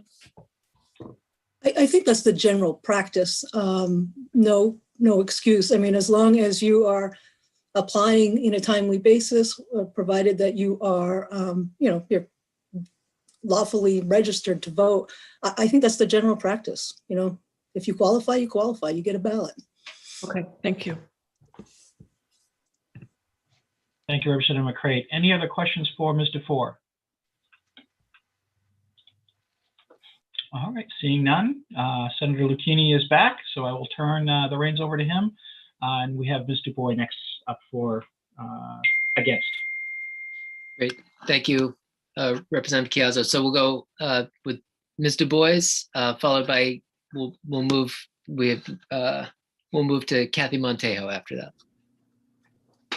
Thank you, Senator Lucchini, Representative Chiazzo, members of the Veteran and Legal Affairs Committee. I'm speaking today in opposition to LD 208 on behalf of Maine Towns and City Clerks Association. I'll try to hit the highlights of the testimony that I've submitted in writing. Of those who responded to a survey of this bill, 95% of clerks were in opposition to this bill and 5% were in favor. There are 3 main parts of this bill: the elimination of the 3-day deadline to request a ballot, to allow a third-party ballot runner to return an absentee ballot by 8 p.m. on election night rather than within 2 business days, and also to allow in-person voting, absentee voting on election day.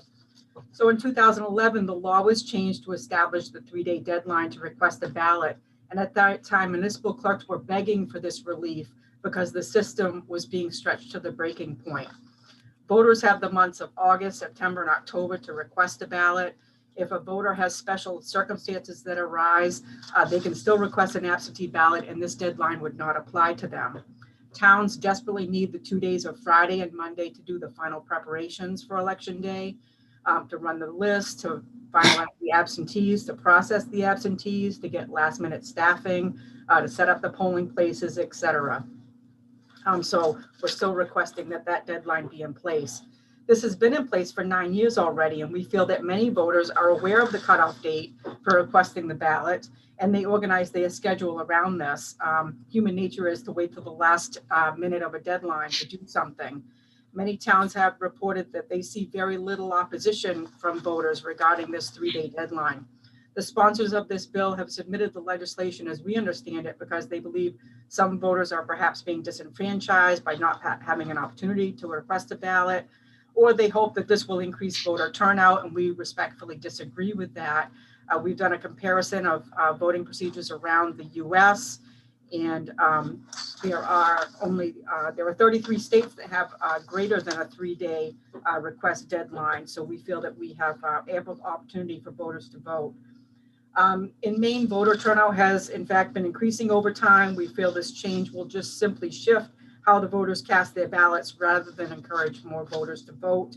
And it actually sacrifices the security and integrity of the process.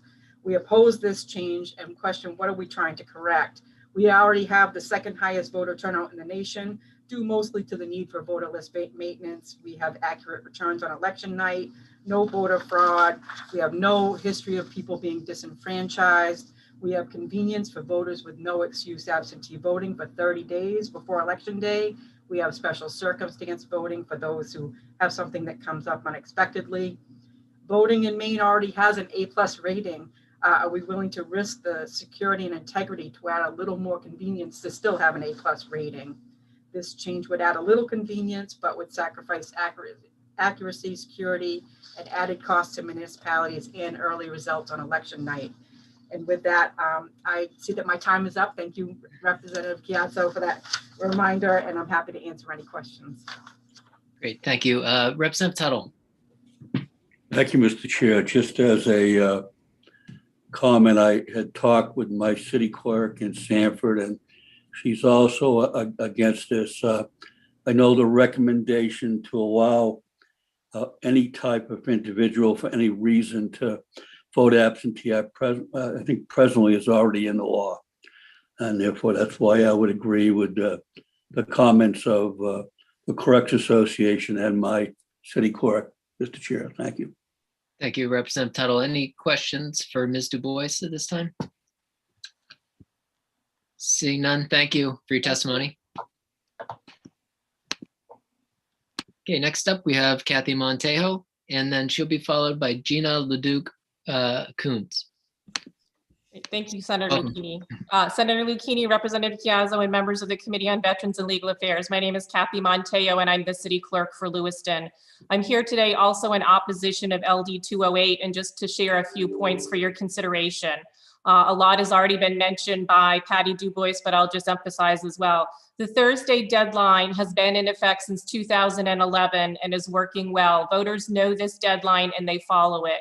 There have been bills that were introduced in the legislature in 2013 and 2015 to remove this deadline, and both of those bills failed. The current language in the statutes works well for the voters. In addition, I would argue that Maine essentially has election month, not election day, but we really have election month in Maine. And that's a good thing for voters. That's not a bad thing. That's a good thing. We have no excuse absentee voting, as you know, for up to 30 days prior to any election, and they can request up to 90 days before any election. In my written testimony, I laid out the numbers for you from Lewiston for November, so you can actually see how many folks voted early prior to election day. We had 70% of the voters vote early in Lewiston, which was wonderful. Maine also, I'd just like to remind you, also is very lucky in this sense that we are one of only 6 states that allow our voters the opportunity to order an absentee ballot over the telephone. That's wonderful to accommodate elderly voters. One of only 6, so that's fantastic. So our elderly voters are able to request ballots easily. As has already been noted, we also have the special circumstance application for voters who cannot make it to the polls on Friday or Saturday or Monday should a last minute issue come up, such as a family emergency or so forth. So those voters are also taken care of. That process has been in place for about 10 years and is working well. I will note that Representative Brooks mentioned the numbers from Lewiston, where we had 600 voters on one Monday several years ago and over 500 voters on Friday this past election. I was able to speak with the voters who were standing in line, and I asked them, why are you here today voting? Why not a couple days ago or last week? Every single one of them said, I'm here today because today's the last day. Nobody said, I'm still making up my mind. I'm waiting to watch the debates. I'm waiting to read final candidate interviews. Everybody said, well, today's the last day. So I followed up and I said, so if the last day to vote was, let's say 2 days ago, then they said, I would have been here on that day. So we're not trying to eliminate the last minute rush. We're just trying to have it maintained on that Thursday to allow us the Friday to be able to get our work done, to prepare for the Saturday processing, and then the same with Monday to get our work done for Tuesday. And then finally, I'll just close with, we have had several voters who were longtime voters, but first-time absentee voters in November. They appreciated the ease, convenience, and security of that process, so that we think they'll be voting absentee in the future. So that's not going to go away. So we will need the time for early processing. And with that, I will close. Thank you, Senator Chiazzo. Thank you. Any questions from the committee? Seeing none, thank you for your testimony, Ms. Mateo. Thank you, Senator. Okay, next up we have Gina Leduc-Coons. So welcome. Hi, well, thank you. Thank you, Senator Lucchini, Representative Casiazzo, and members of the Joint Standing Committee on Veterans and Legal Affairs. My name is Gina Leduc-Kuntz, and I'm a resident of Freeport, Maine. And my testimony, I think, is a lot simpler and straightforward than yours. You have a great deal more experience in this arena than I have, but I did spend a considerable time this election cycle outdoor knocking in Lewiston for Stampede America. And I'm writing you and calling you today to express my opposition of LD 208. And my experience while I was outdoor knocking this past summer and early fall is that I noticed a large number of households where people had died and hadn't been taken off of voter rolls, or even cases where people were on the voter rolls in a particular household that had never been there, and people said, geez, I've never even heard that person's name. I was particularly alarmed when I was door knocking around Bates College, where I went to one apartment complex, which wasn't very large. It maybe had 6 or 7, maybe 8 apartments in it, and it had over 190 registered voters. And that was pretty commonplace around Bates College. I don't know who cleans up the voter rolls, but they need to be cleaned up. And my concern about this access to absentee ballots, I mean, we already have access to absentee ballots, but my specific concern is the language in section, title 21-A, section 753-B8, where you'd be taking out the except as provided in subsection 2 language. So if you were to take that out, you'd be taking out the parameters surrounding the safeguards around absentee ballots. And considering, based on my experience, that there are a lot of potential absentee ballots out there that could be invalid or potential for abuse. Again, I will admit that I do not have the experience that you folks have around voting and managing this process. It just appears to me that this is just an invitation to exploitation of this process. And I really sincerely implore you to vote not to pass.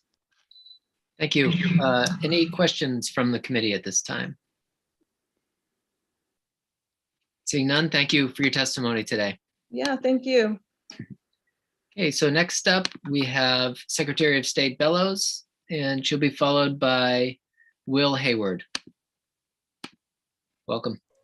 Thank you, Senator Lucchini, Representative Chiazzo, distinguished members of the Joint Standing Committee on Veterans and Legal Affairs. I am Secretary of State Shana Bellows, providing testimony neither for nor against LD 208.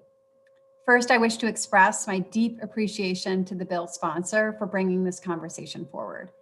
Absentee voting and in-person absentee voting are vital components of our high rates of voter participation. Indeed, 62% of Maine voters in November 2020 voted absentee. I appreciate the intent behind this bill. While one of my main goals as Secretary of State is increasing voting participation and eliminating barriers to access, we have concerns that allowing in-person absentee voting on election day would be detrimental to conducting an election. In many municipalities, in-person absentee voting happens in the town office, and the polling place for election day is in a different location. It doesn't make sense that a town clerk would have to leave the town's polling place when they're leading a team of staff and volunteers who are conducting the election for everyone in the town to assist one person in voting who could have gone to the polling place instead of voting absentee. Additionally, as you have heard from clerks, the Monday prior to election day is critical for setup for election day itself. Additionally, we believe that the current deadline for request of a mailed absentee ballot, which is the Thursday before election day at 5 p.m., is the latest reasonable time for a request to be made for the ballot to be delivered and the ballot to be returned, given the Postal Service delays in 2020. We have concerns about disenfranchising voters should the deadline be moved. And my testimony elucidates that further.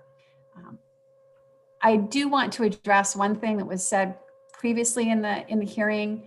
While list maintenance is certainly concerning and something that we are committed to doing in 2021, and we recognize that there are people that need to be made inactive or removed from voting lists, there are strict controls in place now for absentee voting that ensure that only registered voters at the address at which they register are receiving and casting those absentee ballots. So there are careful checks and balances.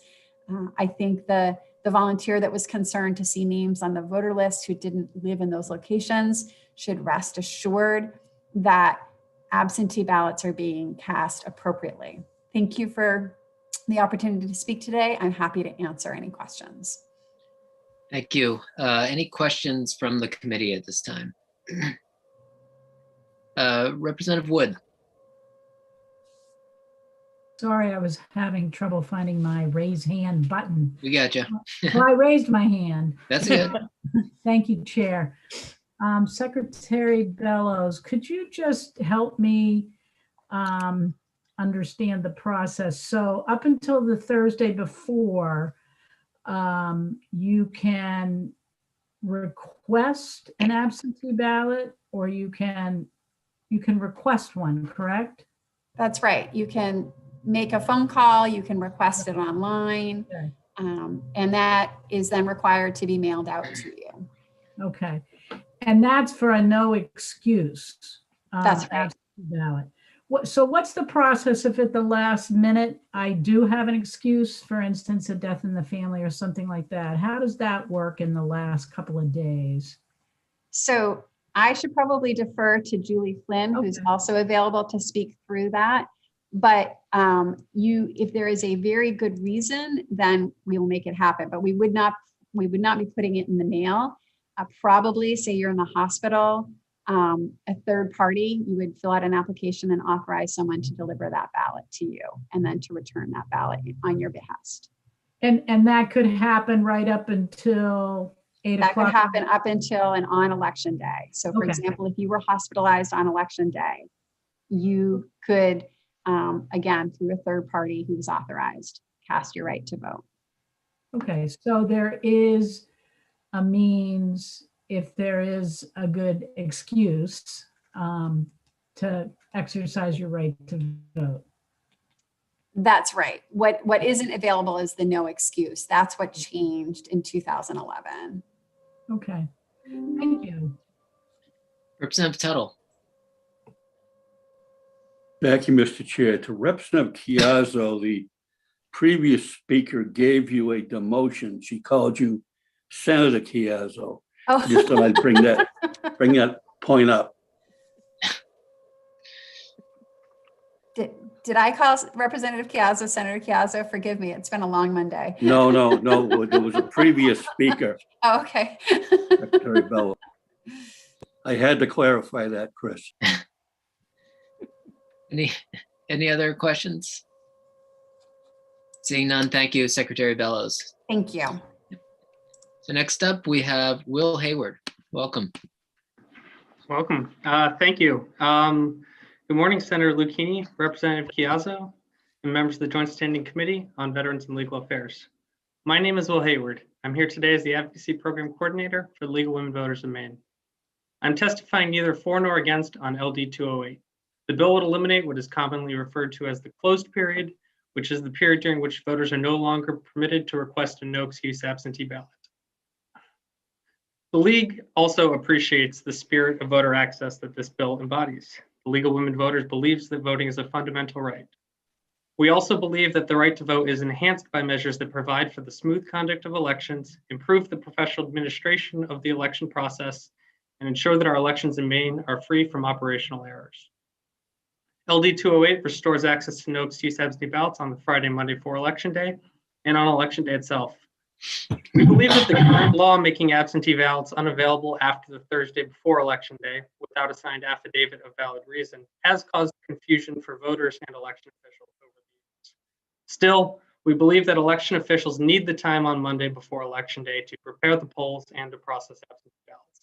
We would support reinstating access to no excuse absentee ballots on the Friday before the election and giving towns the option to offer weekend in-person absentee voting, but suspending it for Monday and Tuesday. It's worth noting that both of these approaches were tried in last year's elections. For the July primary, the closed period was eliminated altogether. For November, the beginning of the closed period was moved to 5 p.m. on the Friday prior to the election. It was readily apparent that the full elimination of the closed period was much more burdensome for clerks. In particular, many clerks lost that ability to use Monday to prepare the polls and process absentee ballots. It was evident that this was unsustainable for the rush of a record-breaking general election, and the League supported the move to provide no excuse absentee voting on Friday, but not on Monday. We believe expanding no excuse absentee voting to include this Friday and allowing municipalities to choose to offer final weekend voting is an appropriate solution. Expanding no excuse absentee voting in the final week is important as it expands voter options precisely at the point when the largest portion of eligible voters are preparing to vote.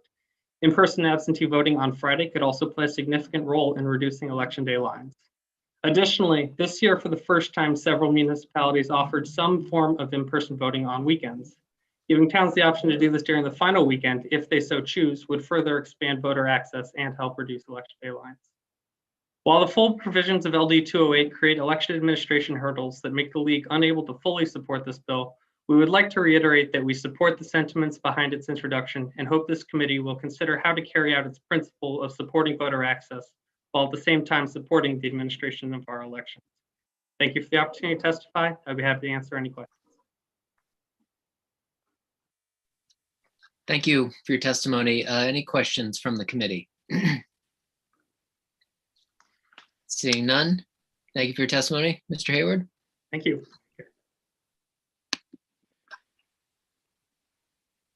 So we will take just a minute and move to the next bill.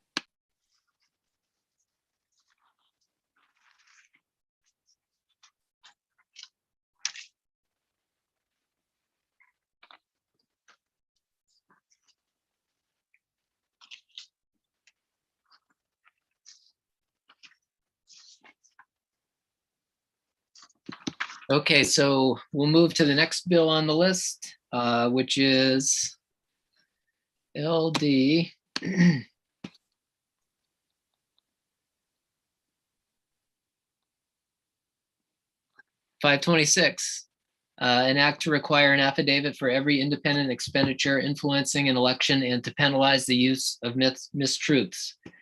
And this is a bill by Senator Stewart, but Senator Farren said he'll be presenting in his place today. So we'll turn it over to Senator Farren. Thank you, Senator Lucchini. I'm just looking, I just got a text from Senator Stewart. Can you see if he's in the waiting room or not? I mean, I got no problem moving forward, but if Yeah, he's yep, he's in there. We can bring him up.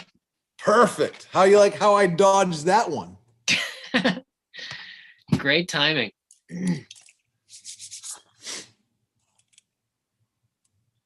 So we'll bring in Senator Stewart, and then we'll. Oh, there he is. Welcome. Hey there. How are you guys? Good. It's Monday. Yes, yes, it is. And thank you for calling. I just need to pull up my testimony real quick.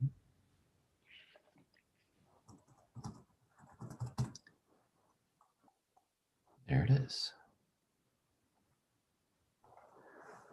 All right.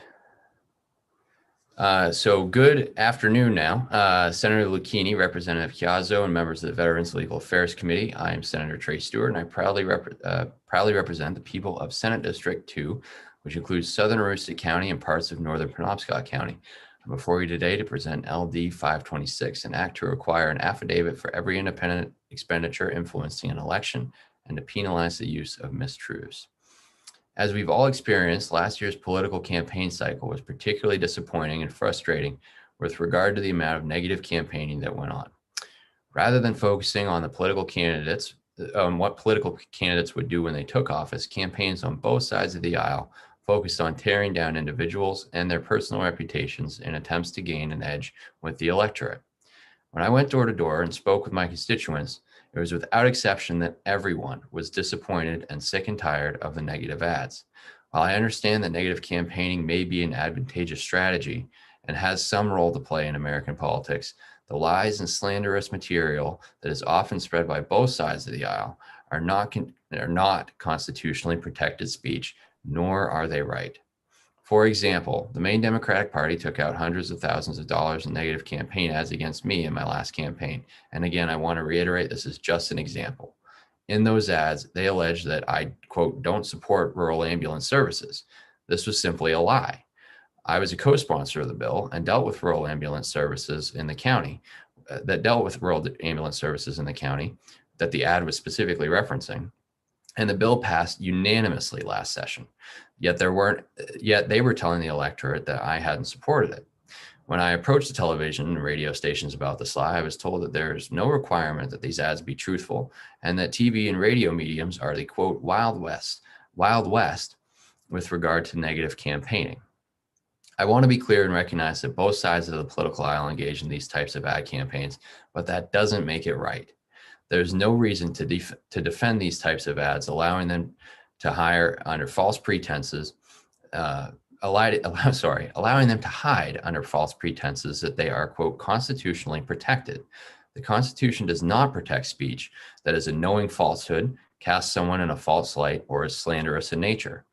By taking action to require individuals, and specifically political action committees, to affirm that their content is true before spending hundreds of thousands of dollars to influence elections will improve discourse in Maine's political campaign process and help restore the public's trust in politics. I have no doubt that opponents will argue that this sort of requirement is unconstitutional, but I would again submit to you that it is not. Given that a regulation such as this is content-based, it would fall under strict scrutiny standard of review if challenged. Under that review, the court would consider whether this regulation is, 1, relevant to an important governmental interest, and 2, done under the least restrictive means to achieve that interest. In this case, ensuring legitimacy in the political process during campaigns and not allowing mistruths to dominate our airwaves, discourage the electorate, and spread actual lies that would otherwise be tortious conduct outside of the political spectrum is a legitimate governmental interest. Secondly, the fact that individuals can still engage in negative campaigning and still run ads saying as much, but they would merely have to sign a form affirming that their ad is true, should not be considered an undue burden, but rather the least restrictive means of accomplishing this important goal. I expect that both sides of the political spectrum are here to testify on this bill today, and I hope that this measure is considered an important first step in refocusing our political process to the things that matter, rather than mistruths and lies. Politics shouldn't be about money, fear, anger, lies, or negative campaigns, but rather about ideas and a conversation about which ones make the most sense for us to use as a society and adopt. If this bill is to move forward, it will help us all get focused again on the issues and ideas that government should consider, rather than discouraging the electorate's confidence in their elected officials.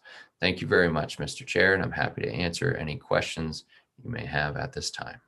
Great. Thank you, Senator. Representative Tuttle. Yes, Senator Stewart, thank you for presenting this legislation. Having been in a similar situation myself, I can only encourage you and thank you for putting this bill in. It's something that I think as a legislature, it should be addressed. And I appreciate your bill, Trey. Thank you, Representative. I appreciate that sentiment. Any other questions for the bill sponsor? Seeing none, thank you for your testimony, Senator Stewart. Okay, so we'll move to the public testimony portion. And for this bill, the only sign up we have is John Brodigan for Maine Citizens for Clean Elections. So we'll bring him in.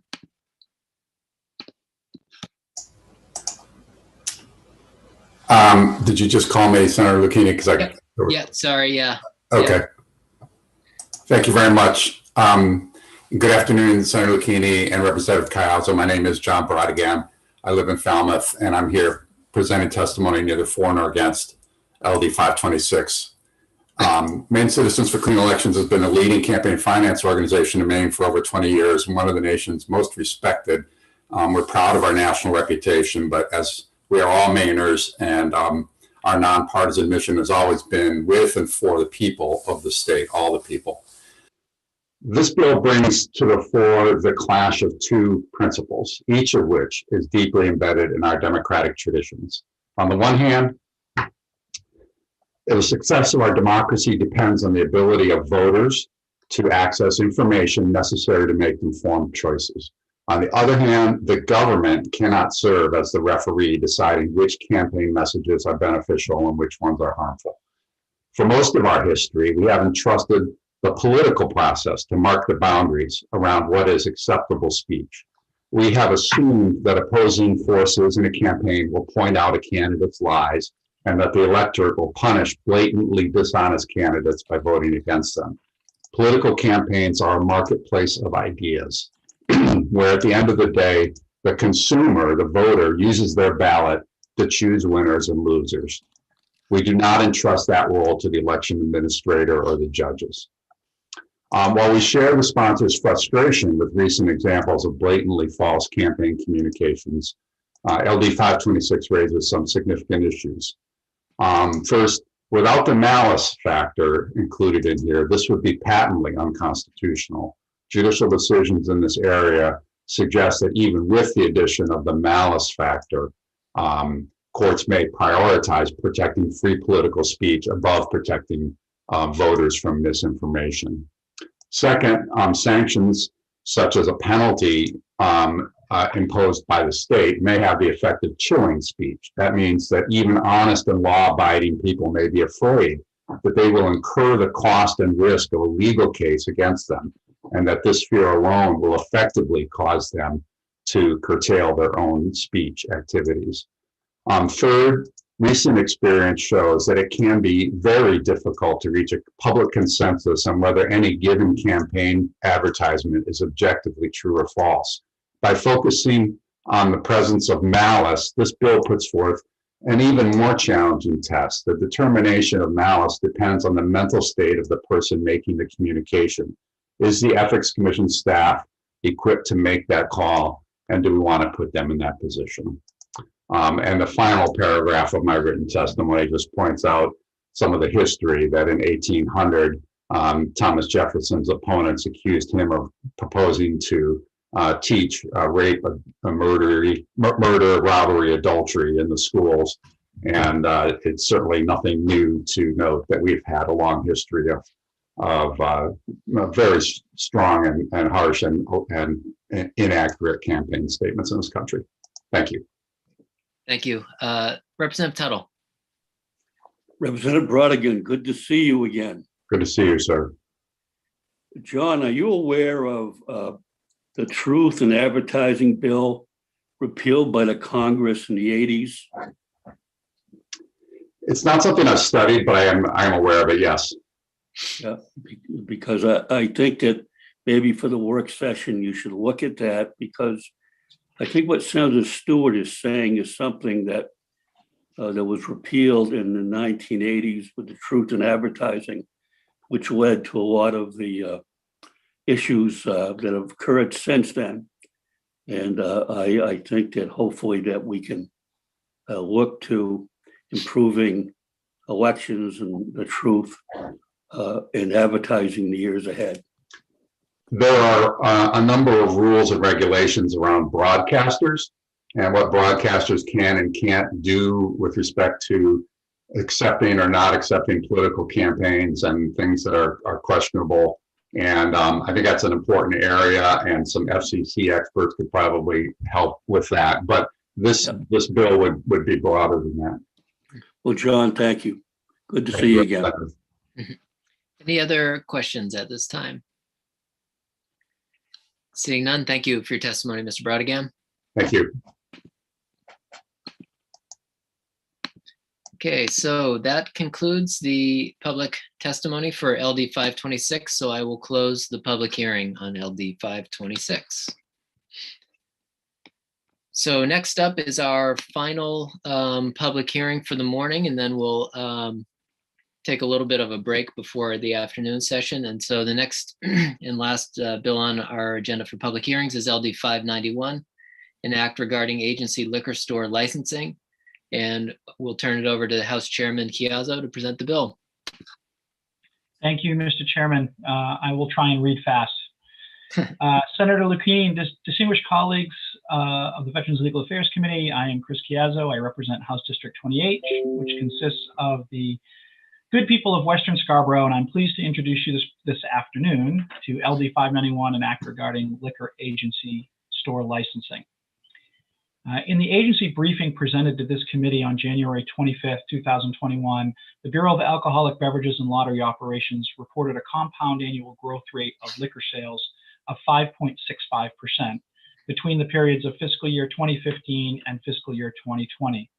This includes the period after March 2020, which saw the temporary closure of many restaurants and bars as a response to the growing COVID-19 pandemic. Clearly, liquor sales in Maine are robust, and thanks to the ongoing efforts of the good folks at Bablo, continue to grow at a reasonable and controlled pace.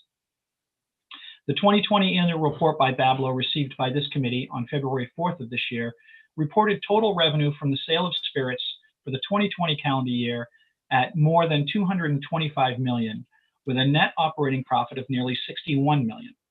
After adjustments, this led to a transfer of $59.5 million to the Maine Municipal Bond Bank.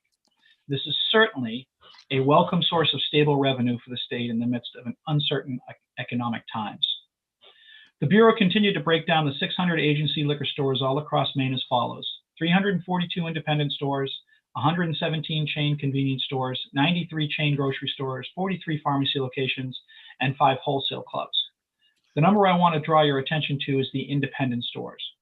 These are the smaller, often sole proprietor locations that are the backbone of the Maine economy, and they account for approximately 57% of all agency liquor stores in the state. Now, it's important to know what LD 591 would affect if passed. Currently, the state divides the amount of retail liquor licenses available into 9 tiers based on population. LD 591 would simply add 1 additional license slot to each of the top 4 population tiers with populations above 20,000, nothing else. According to the Maine.gov website, which lists the 2010 census data for Maine municipalities, if every new license proposed through LD 591 was to be awarded, a grand total of 8 new licenses would be added to the already existing 600, an increase of 0.013%. In my own town of Scarborough, which lists a 2010 population of just under 19,000, would not currently be eligible for an additional license. Equally as important is what LD 591 does not do. This bill makes no adjustments or modifications to the existing licensing process. The current license application process, as well as the criteria the department uses to evaluate applicants and award a license, would remain exactly as it is now. In addition, this bill does not mandate that the department award a license to an applicant simply because one is available. If the department deems there are no qualified applicants, it is not obligated to issue a license. LD 591 also does not guarantee that a specific type or retailer or a specific applicant will be awarded a license. So why put this bill in now?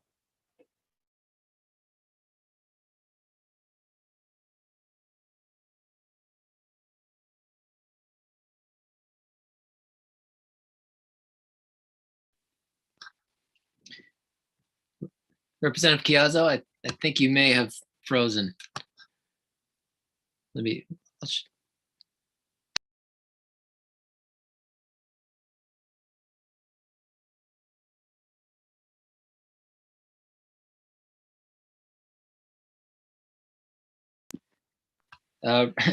Representative, Chair, Representative, yes. Mr. Chair, we can tell him his time is up.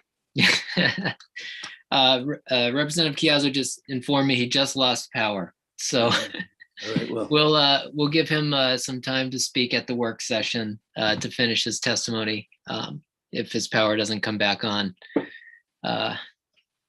Interesting times. But I do believe we have two co-sponsors here who would like to testify. So we have Representative Cloutier and Representative Libby in the attendees list. So we'll promote them and give them an opportunity, I believe, to speak on these bills. So Representative Cloutier, if you're there. I am. Let me start video. Great. Boy, that was quite the cliffhanger Representative Chiazzo left us with, wasn't it? It was like perfect timing. Good morning now, afternoon, Senator Lucchini, Representative Chiazzo, and esteemed members of the Committee on Veterans and Legal Affairs. I am Kristen Cloutier, and I am proud to represent District 60, part of the City of Lewiston. I am here today to testify in support of LD 591, an act regarding agency liquor store licensing. Back in January, I had a constituent reach out to me about acquiring an agency liquor store license. Keith Tannenbaum, who submitted written testimony to you all, but due to the late start today, had to sign out of the public hearing to open up his shop at noon, is a great local small business owner, simply looking to grow his business. But unfortunately, the City of Lewiston does not have any agency liquor store licenses available due to the current confines of the statute.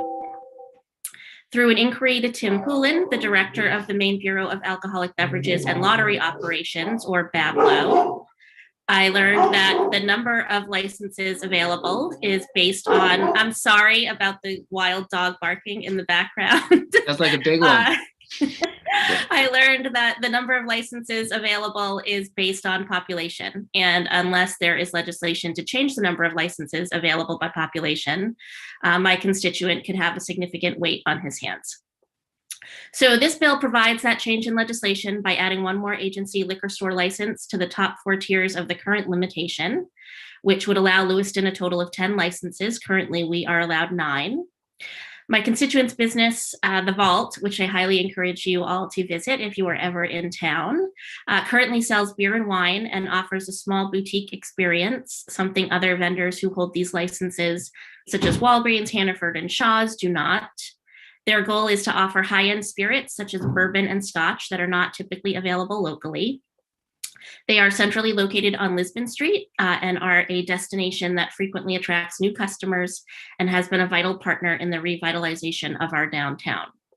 And as you all know, businesses like these are extremely important and valuable to our communities, and we all want to see them thrive, especially with the challenges that they have faced this past year. The passage of this bill would give more small local businesses like The Vault the opportunity to grow and serve a wider range of customers. I hope you will join me in supporting this legislation, and I am happy to answer any questions that you may have.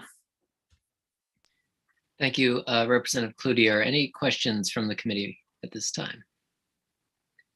Seeing none, thank you for your testimony. Thank you. And do we have Representative Libby, if you'd like to testify? Yes. As a co-sponsor, welcome. Thank you so much. Am I there? Yes, you're there. So, yeah. Thank you. Good afternoon, Senator Lucchini, Representative Chiazzo, and esteemed members of the Committee on Veterans and Legal Affairs. My name is Laurel Libby, and I am from Auburn. I represent House District 64, which is Minot and part of Auburn. LD 591, an act regarding agency liquor store licensing, looks to the future and to the potential for economic growth. Auburn is one of many Maine towns that faces a bright future with business and residential development on the rise. With a population of over 23,000 residents, this bill would allow for one more agency liquor store license in Auburn. The city has a goal under our current mayor to grow by 2,000 homes over the next 5 to 7 years. So now is the right time to encourage free market enterprise in Auburn and elsewhere, and this bill does just that. There's no need for me to prolong my testimony today. LD 591 is a straightforward bill that makes sense for Auburn and for Maine, and I ask you to vote ought to pass. Thank you. Thank you. Representative, any questions from the committee? Seeing none, thank you for your testimony today. Thank you. Okay, so while Chairman Chiazzo, he's got his power back and he's resetting everything. So we'll move to the public testimony, and we'll begin with Deb Hart.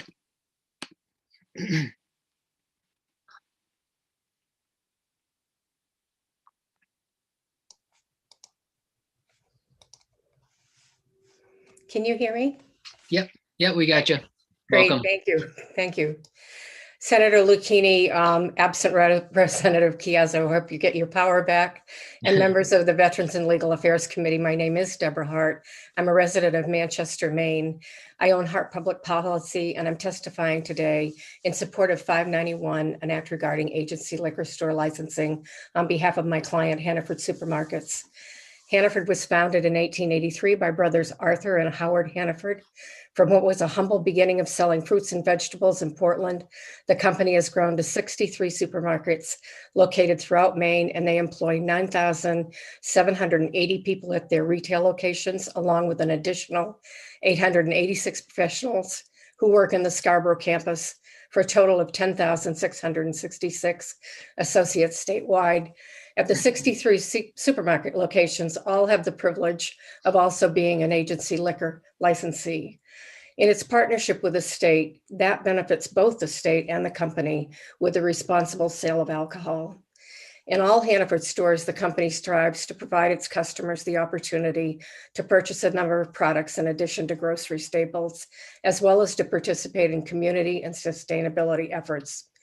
At Hannaford, these include recycling opportunities for cardboard, plastic bags, and other paper products, in addition to a clean and streamlined bottle redemption process. All stores also include the sale of beer and wine, which is a separate category from spirits and run through a different distribution system.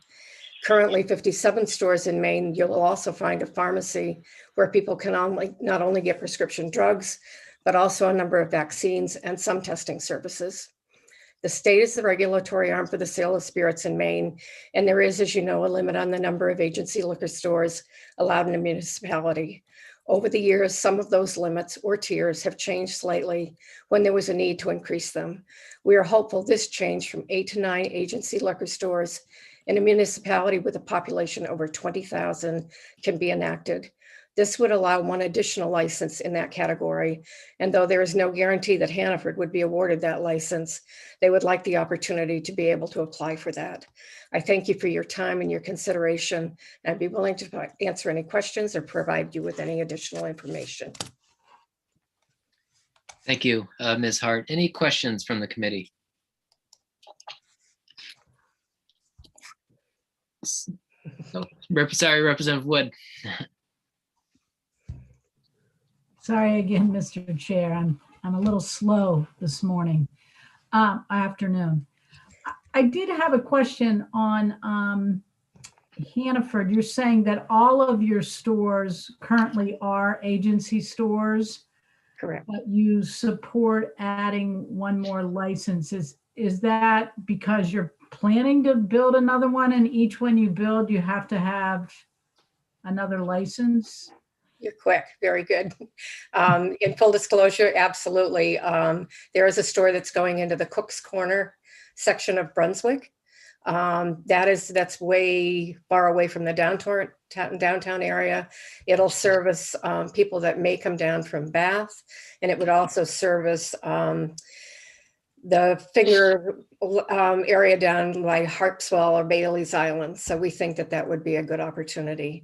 And even though some people say that people, it's the local licensees, it's also, there's, the price of alcohol is the same anywhere. So I think people really generally do buy where it's convenient for them. If it's more convenient to buy at your corner store, you'll do that. If you want to be at a Hannaford and pick up some other things, you'd like the opportunity to be able to do that also. Okay, thank you. I didn't realize that with each store you would have to get an additional license. You don't always, but quite frankly, the licenses are pretty well. I don't think that there are many that aren't being utilized right now, and there certainly is not one in the Brunswick area. Thank you. Great. Any other questions for Ms. Hart? Seeing none, thank you for your testimony. Thank you. Great. And we have the House Chairman back. If you'd like to finish your sentence from earlier, we can turn it back over to you. Sorry about that. Thank you, Mr. Chair. I don't know what else can go wrong on today, but I'm not going to ask. Hopefully that was the classic Monday. So I also have people working on the House here, and they decided that was the perfect opportune time. I'm not going to make any allegations which party they belong to, but that was the perfect time to try the breakers out. So I apologize for that. Let me, I think I left off with and thank you, Ms. Hart, for stepping into and filling in that gap while I was trying to get everything back up and rebooted again. So I believe I left off with what LD 591 does not do. This bill does not make any, I left off with the so why now part. Our current population limit is based on the 2010 census data. As we are all aware, a new census was completed this year, the results of which we hopefully will see soon and will report it out by our colleagues in the U.S. Census Bureau. If the projected growth rates from 2010 are accurate, then we could see some movement in the several towns between the tiers. Bablo currently conducts licensing application reviews in January and July. And if passed, this bill would unfortunately not become law in time for licenses to participate in the July proceedings, and thus they would be unable to take advantage of the high volume tourist season. They would, however, have time to prepare for the following January proceedings. This timetable would give applicants in those growing communities time to prepare a thorough business plan and to prepare an application that will give the Bureau the detailed information it needs to fairly and accurately evaluate the applicants, and in turn, give the applicant the best chance for success. So in closing, a little late, but in closing, the Maine spirits market is robust and growing steadily. This bill will not only allow the state to expand its revenue base through better market penetration, but it will also give more Maine businesses a much needed stable source of revenue and provide them with the opportunity to thrive and prosper in these turbulent and difficult times. So I urge you all to please support LD 591. It's good for the state, it's good for business, and it's good for the people. Thank you for the very unusual testimony. I don't know if that's ever happened before, probably would never happen if we weren't Zooming. And certainly if there are any questions, I'm happy to answer what I can. Thank you. Representative Tuttle. Mr. Chairman, at least you didn't have a barking dog like we had a previous speaker. So you're safe that way, Chris. Thank you, Representative Tunnell. That's the last time I take advice from Senator Farron on who to hire for workers at the House. So.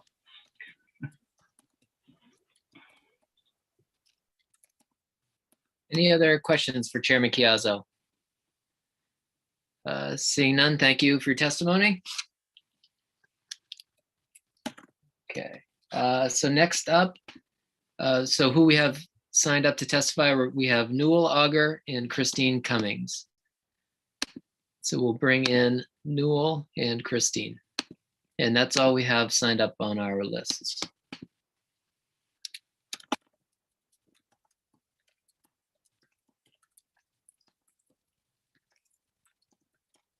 Welcome, Mr. Auger. We can see you. Sorry, am I good? You're good. Thank you, Chair Lucchini and Chair Chiazzo, members of the committee. My name's Newell Auger. I'm a lawyer with Pierce Atwood and a resident of Yarmouth. And I'm here on behalf of Kathy Sullivan, is the owner of RSVP Discount Beverages, and her 30 employees. They are at 887 Forest Avenue in Portland. And testifying in opposition just to that portion of the bill that would increase the number of licenses in Portland from 11 to 12. That's part 1A, part A of the bill. And I just point out that not even 2 years ago, the legislature, starting with this committee, passed out a bill by Representative Hickman to increase the number of agency stores in Portland from 10 to 11. Portland was the only town affected by that bill, or that had their license numbers increased. And I believe the ink is not yet even dry on Bablo's issuance of that license to the new licensee. I do appreciate Chair Chiazzo's pointing out that most of these stores are not owned by chains or by large organizations. They are small businessmen and women like RSVP. And Kathy actually started as a cashier in the organization, worked her way up. But I think it's important to point out, before we go too far down this path, that when we add additional licenses, it is a zero-sum game. So when you give out a license, you're going to pull away from business that other existing licensees are depending upon. And while the numbers may be going up, I can tell you, for at least from RSVP's standpoint, our whole reselling operation, which you'll remember from your presentation, is the folks who are selling beer and wine and spirits to restaurants and bars. That shut down in March of last year, and it has not recovered.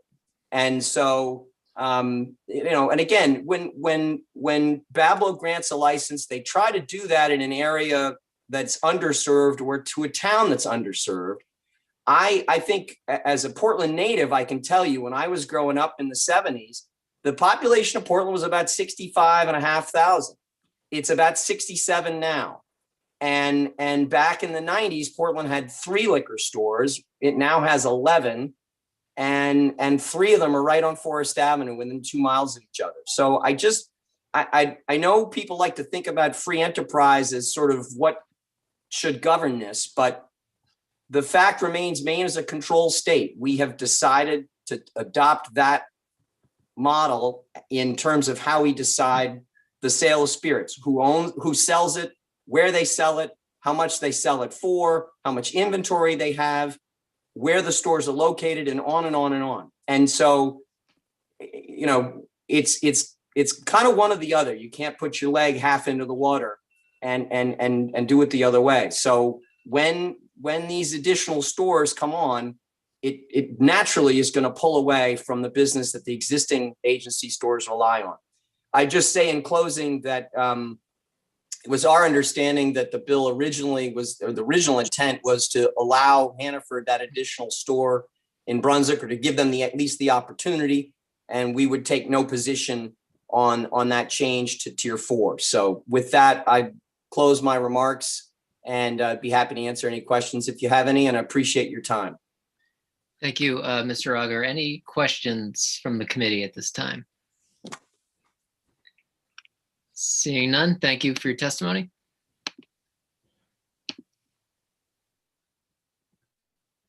So next up, we have Christine Cummings. And that is the final person we have registered to testify on this bill. Welcome. Hi there, thank you. Senator Lucchini, Representative Chiazzo, and members of the Committee on Veterans and Legal Affairs. My name is Christine Cummings. I'm the Executive Director of the Maine Grocers and Food Producers Association. We're in the unique position where we represent Maine's food community, including independently owned and operated grocery stores and supermarkets, including food and beverage producers, manufacturers, and wholesalers. As noted in previous testimony last session, there were 3 bills that addressed the number of liquor stores licenses. LD 1078 passed, making changes, including a new tier for towns with populations over 60,000 and adding an additional tier for populations between 10 and 20,000. LD 591 seeks to add an additional license to the current top 4 population tiers. In some additional review of the work on this topic last session, Bablo presented testimony requesting for the opportunity to review 2010 census data to ensure licenses accurately reflect population statistics. They also noted, quote, generally, we are seeing a shift of consumer living and purchasing trends in new and different growth centers in our state. Maine's mid-sized municipalities are seeing revitalizations. The 2020 US Census data is slated to be released at the end of the month, and we look forward to how this data may help again align the state's efforts to effectively license stores accurately based on the state's population. In my role as the executive director, I receive inquiries from members and non-members who are looking for information on securing a liquor license, but often licenses are unavailable as the number of licenses are at capacity. Allowing a slight increase in our state's most populated municipalities simply allows for another main business to offer an expanded product line to their customers. I'd like to emphasize that a unique product assortment, excellent customer service, location and convenience, and all other factors beyond price will ultimately determine where customers choose to buy their spirits. We support a bill seeking a minor adjustment so that new and established retail partners may have the opportunity to serve as a responsible agency liquor store partner if it's determined that they are a qualified entity to do so. And I appreciate the chance to speak today and happy to answer any questions. Great, thank you. Any questions from the committee? Seeing none, thank you for your testimony. Thank you. Okay, and that's all that we have for people who registered to testify on this bill. So with that, we will close the public hearing on LD 591. So I think the plan now is to do some language reviews. If Janet is there, and then we'll take a quick lunch break before we hit the budget stuff, but getting the language reviews done as quickly as we can, it will be helpful for getting things ready for the floor this week. So we have both Sam and Janet here today. Sorry, I forgot to do yours earlier, Sam. No problem at all. So do we want to start with yours? Is that 174? 173, and if that's all right with Janet, I'm happy to start. Okay, great. So let me share my screen. All right, can you see that? Yep. All right, so I've scanned the bill and the fiscal note together, and I'm going to go down to the last page, which is the preliminary fiscal impact statement. So as you can see, I just wanted to bring this back to show the committee the preliminary impact statement came back as no fiscal note required for LD 173. And I'm sorry, I wanted to just say this is an act to restore honor to certain service members. Okay, hold. Yeah, sorry, Sam, can you hold on a second? And Representative Wood, do you have a question? I'm sorry. I just wonder if Sam can increase the size of the font, because I'm old and can't read that. Here we go. Yeah. Yeah. Does that help, Representative Wood? Yes, that does. Thank you. Thank you, My Sam. apologies. All right, let me slow down here. So this is LD 173, an act to restore honor to certain service members. This bill was originally worked on February 24th, and it was voted ought to pass by this committee. So we received the preliminary fiscal impact statement for it, which indicated that no fiscal note was required. And you can see the fiscal details and notes summary right here. So I just wanted to show this to the committee to let you know there wasn't a fiscal note that came along with this. I also had one point I wanted to follow up on the bill, but I wanted to stop in case anyone has questions about the preliminary fiscal impact statement before I move forward.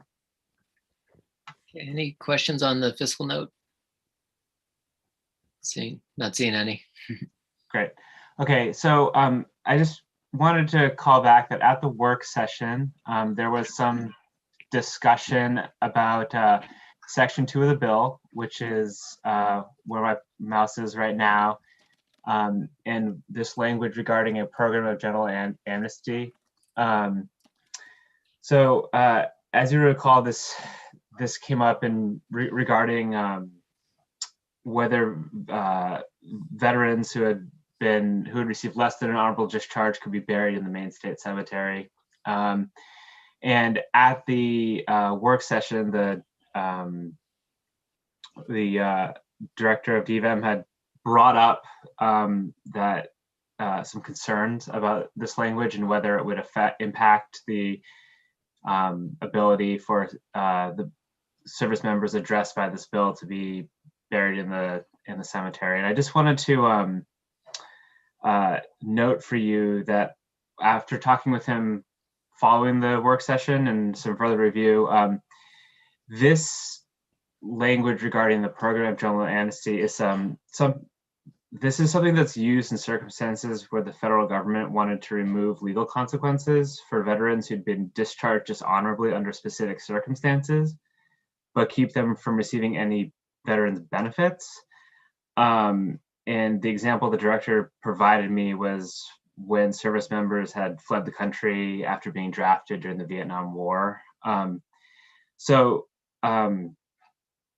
I wanted to bring this up because this language actually, I don't think is going to do anything to impact whether the service members addressed by this bill can be buried in the veteran cemetery.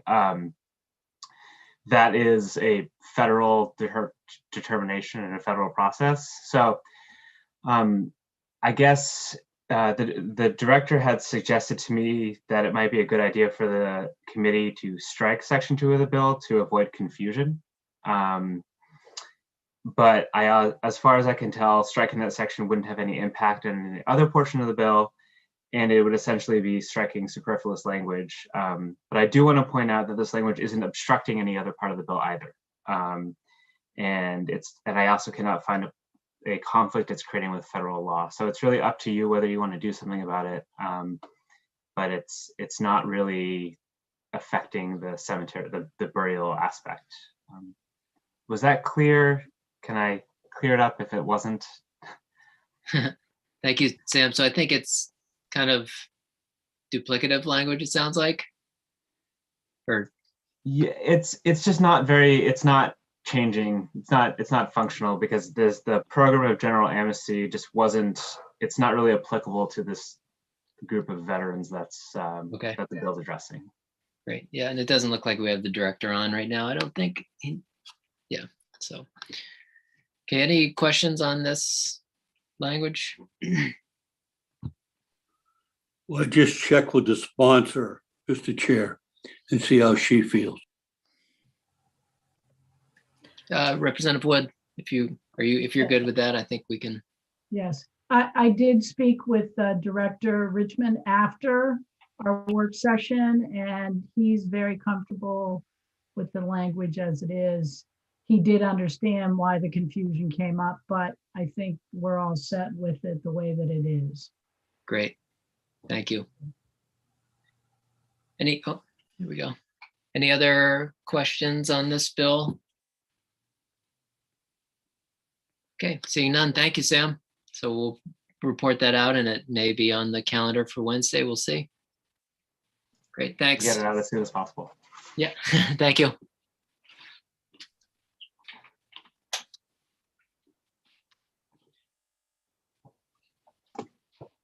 Okay, you ready for the next one?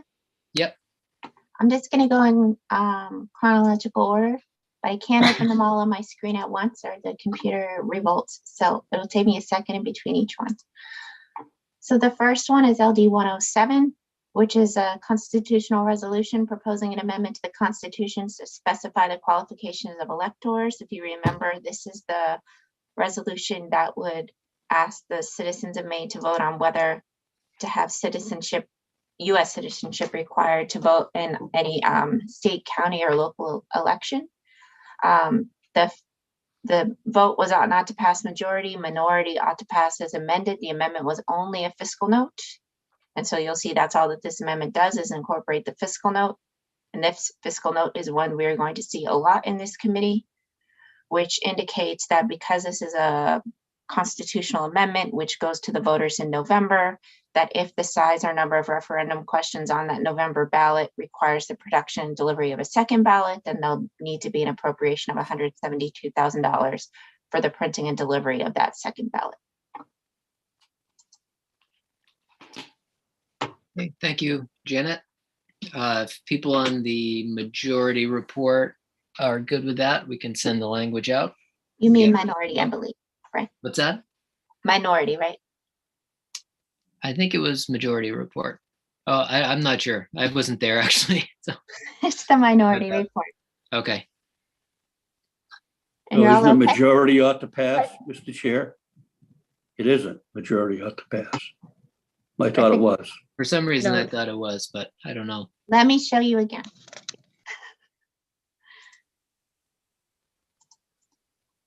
I got the vote sheet from Karen, and Okay. the ought not to pass is more votes. Okay. Wrote a funky looking M there, sorry. Thank you. Representative Yep. Riley. This is the members of the report. Yeah, And well, Senator Lucchini didn't vote, which is probably why he was not quite fair. early Alzheimer's, Mr. Chair. Excuse me. Any other questions on that one? I think we're set with the report as the Great. language review for the minority Thank you. report. Thank you, Representative Kinney. The next one is going to be a similar breakdown and a similar fiscal note only. So this is an act to facilitate the fair ballot representation for all candidates by allowing a candidate's nickname to appear on the ballot. The voting totals were the same. This is the minority fiscal note only amendment.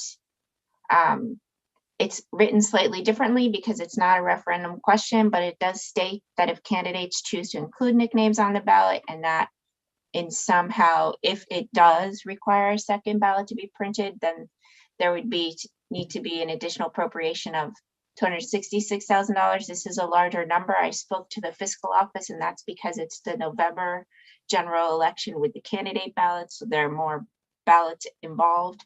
So it's not just this coming November's referendum only election. It's a larger election, which involves a lot of candidates.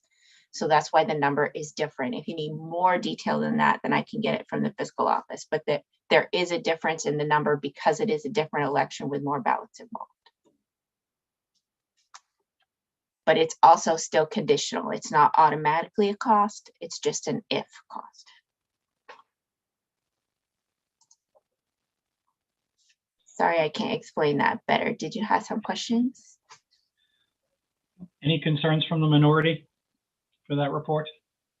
If we need to get the fiscal office in, we can try for later today. I think we're okay. It does seem a little bit higher. It just seems strange because I think in some cases, like the sponsor, for example, his name would actually be shortened. So the added cost, I just don't necessarily agree with that idea of it being that much more personally. Right, I remember that testimony, and it is a conditional fiscal note. It doesn't say there will be that cost. It just says if that's what happens and it causes another ballot. I don't know. I don't write fiscal notes, but it's conditional. It's not guaranteeing it costs that much, and I don't know what AFA does with that. I'm in my fourth term, and I don't know what they do with that either. So, thank you. That makes me feel a little. And if Representative Corey's there, maybe he can enlighten us, but I don't want to put him on the spot either. So, okay, no objections for the language as presented then? All right, I guess that one's ready to report. Next on the list. The next one is 139.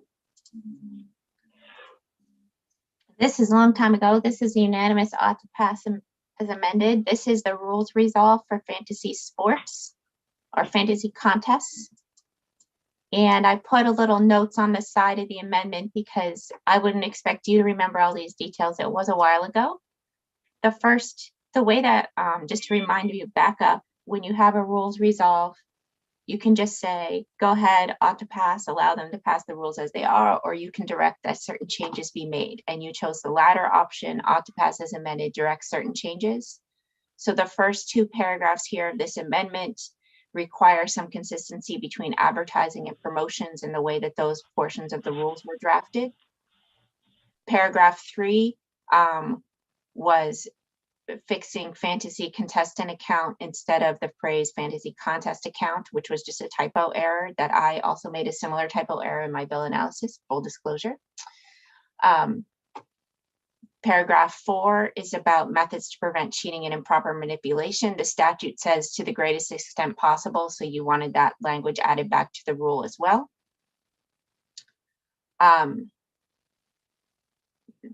Paragraph 5 is just about moving some rules about where they were, wasn't a very logical location. Paragraph 6 was the most substantive of all. If you remember, the statute right now says that if you're a fantasy contest operator and you have more than $100,000 in revenue, then you can be taxed at I think it's a 10% rate, but it didn't say how you calculate that. Rules are a place where you can clarify the law.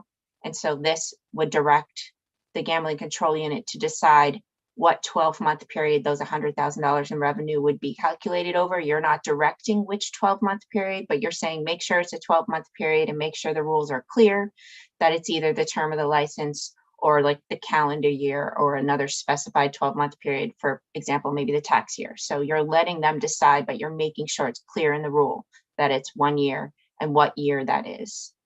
And then I just underlined in paragraph 7, this is sort of general language that we tend to put in there saying fix any grammatical changes or any numbering changes that need to be made. But then there was a request that gender neutral terms be used because there were some he's and his in there before. And so that we added as well.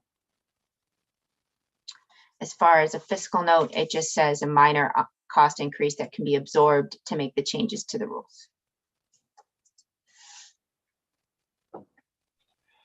All right, I see the chairman is back and he's also the bill sponsor, so we'll turn it over to him and see if there are any concerns or questions about language. Thank you, Chairman Chiazzo. That was a department bill. I'm good with that. I don't know if anybody else has any issues with the language. Okay, the next one then, I know you guys want to eat, is LD 205, which is an act to extend the ability of restaurants and bars to serve alcohol to go. So even though you saw preliminary language here, I did point out to you so that you'll know if this is reported out soon, so you'll know exactly what the differences are from the bill if you're asked. The first is to allow cocktails to include wine, not just spirits. The second change was to require if an employee of a licensee is 17 to 20 and they're mixing the cocktail, that they be supervised when they're mixing it by someone at least 21 years of age. The next set of changes were about the approved container in which these approved cocktails can be served to go. And you added in specific language about what the tamper evident container would be and how it would be sealed instead of leaving it to rulemaking. You also added in specific language in this paragraph 3 here, specifically stating what has to be on the label rather than leaving that to rulemaking. The next part here, paragraph C, this definition defines the type of food order that has to accompany an alcohol to go unless it's by a licensed distillery. So any on-premises retailer that's going to be serving alcohol to go has to have this type of food order that accompanies it. And that's the type of food order that's currently being required under the memos interpreting the governor's executive orders. You also decided that the types of qualified on-premises retailers would include any type of on-premises retailer, whether they're currently required to make food or not, because you are requiring up here this specific type of food to accompany the order. And that's here where it says it again. If you're an on-premises retailer, you have to have the food order. Again, there's more language down here about wine being available in an approved cocktail, not just spirits. That language is in a couple of different places.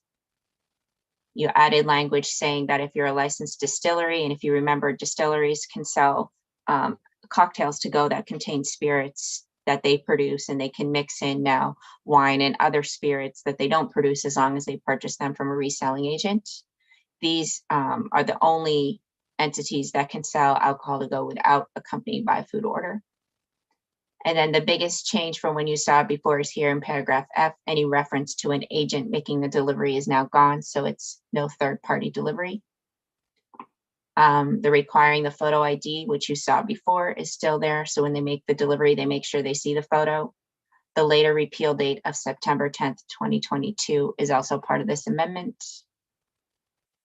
And then if we go down to the fiscal note, there is a fiscal note, but it says that although there are minor cost increases, they can be absorbed and within existing budgeting resources. So I think it'll go to the table, but it's minor and can be absorbed. So I think that affects how it's dealt with on the table. But again, I don't work for AFA.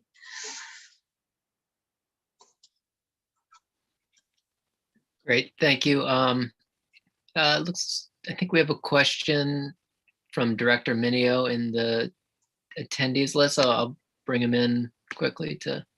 Yeah, I can share again. I just stopped it so I could see your faces. Yeah, no, it helps me see all the attendees too, so it works well.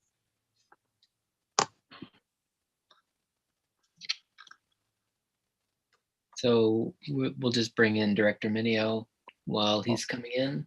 All right. Yeah. I think I'm in, if you can hear me. We can hear you. We can't All see. right. Yeah. Oh, we can hear I'm you. sorry. Let me do that now. I didn't wear a tie today, but hopefully I look presentable. Yeah. So I did hear quickly, Senator, so I'm going to try and be quick. The one thing, Janet, that just popped up, this is not something that we knew and been sitting on, certainly. In line 13 and 14, about a distillery in Maine having to buy from a reselling agent. The one thing that is something you may want to address, maybe it's covered somewhere else, is that if a Maine distillery is making a cocktail that requires a wine-based product, they would not buy that from a reselling agent, actually. And maybe you've already thought about that. So let's say a Manhattan or a Martini, dry vermouth or sweet vermouth. So I guess to stay true to the 3-tier system, I didn't know if you'd thought about that, because if you allow the Maine distillery to buy sweet vermouth, say from an agency liquor store down the street, front door sales, as we call them, retail sales, I guess, and tell me if I'm wrong, I think technically you'd have a retailer buying from a retailer, but I just didn't know whether that's something you contemplated, and just something we noticed. Well, Yeah. oh, go ahead, Senator. It's your bill. No, I was just going to say, yeah, we did think about that, but we just wanted it to be purchased through the reseller agent as it worked out, since we didn't know where else they would kind of do it on such a small level. And it's not for resale. It would be a small level, but a reselling agent does not sell wine-based products to on-premise accounts. Right. That we did address. Sorry. Yeah.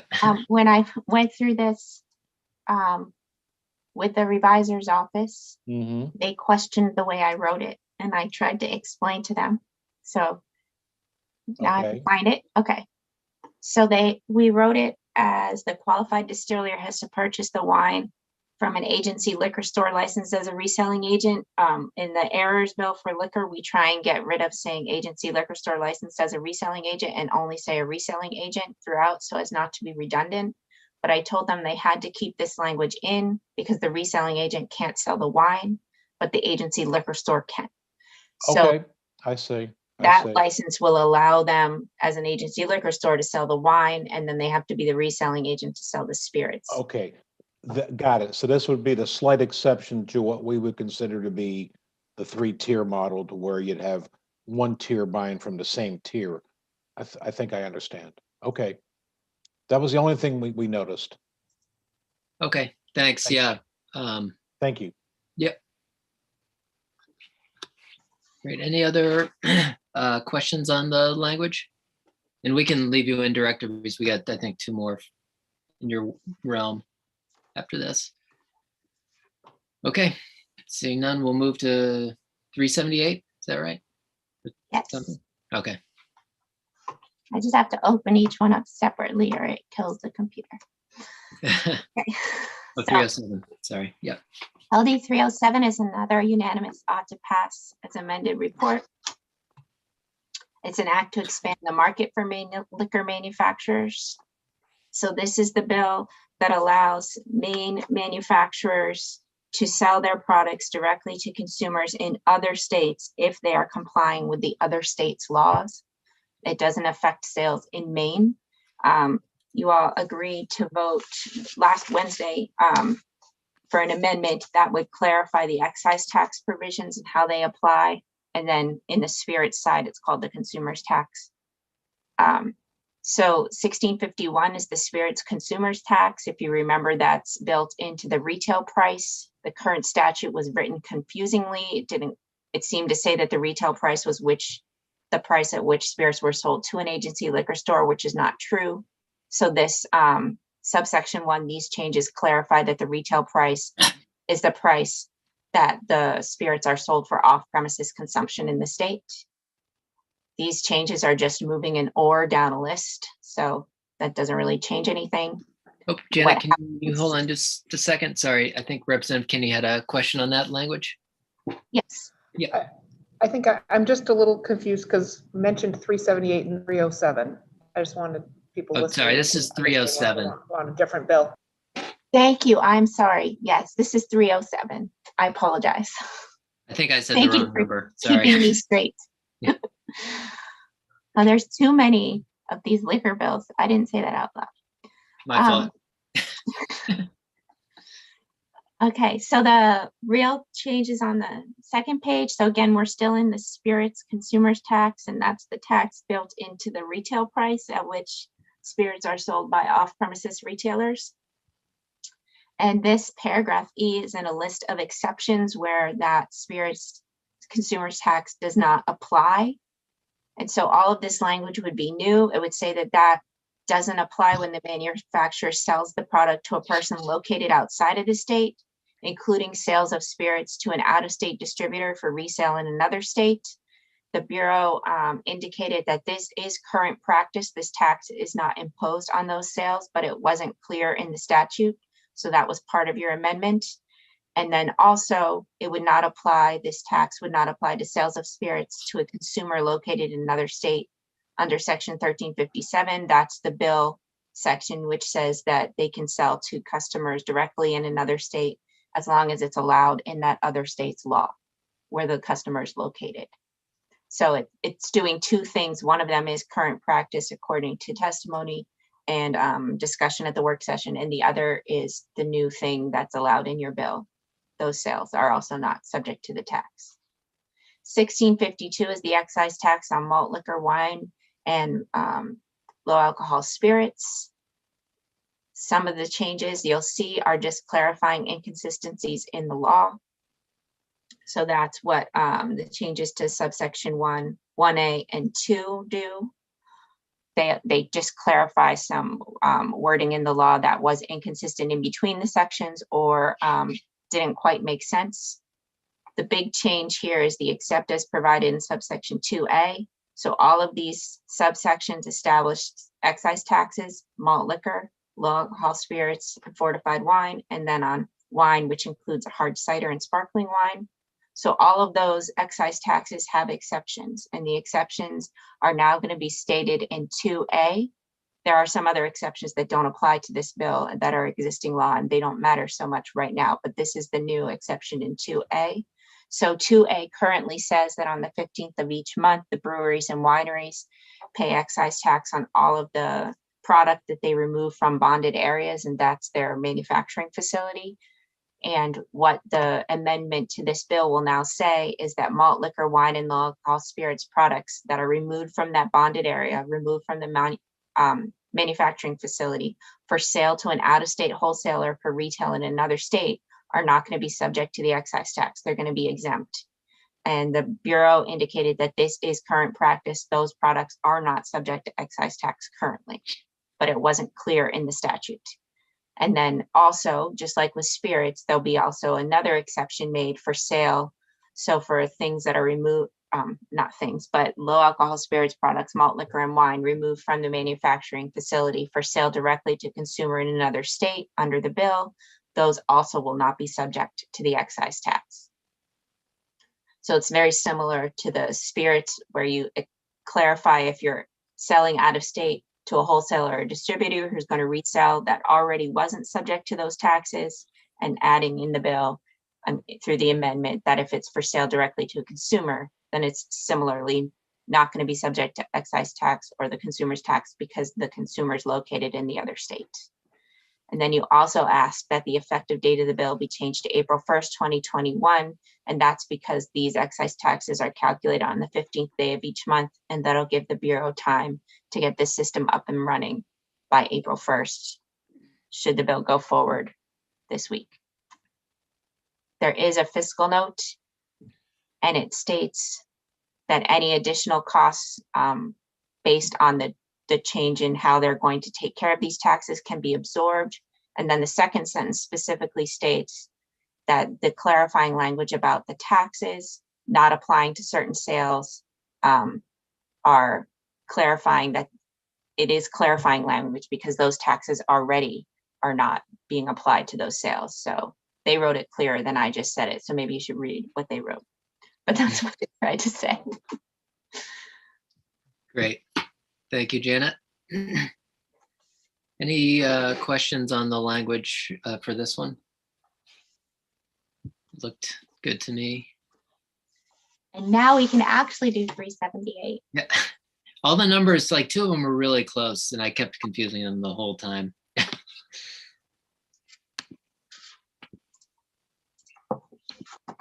Okay, so here's our last liquor bill for amendment review today. We probably will have some in the future. So this is another unanimous ought to pass as amended report. This is an act to temporarily waive renewal fees for on-premises retail liquor licenses. So this is the bill that provides that during, as the bill is written, it provides that during the calendar year or until the end of 2021, if you're an on-premises retailer, then you don't have to pay a renewal fee, but you asked that the bill be amended to clarify that the period of time during which this waiver will apply is from the date that this bill is effective. So if it's passed and enacted, it's going to be from the date that it's effective and then 1 year after that date. So it's going to be a full year and it's going to start on the effective date of the act, should it be enacted. But because this is a waiver of a fee, this does have a fiscal note, and here it is. And it provides that for the remainder of the fiscal year 2020 to 2021, it's about $500,000 north of that. And then for the following fiscal year, it would be $1.6 million and change, because it is a waiver of the on-premises retailers' fees. Great. Thank you, Janet. So this one, if passed, will likely go to the table and we'll be there as many of these funding initiatives would be. So any questions on that language?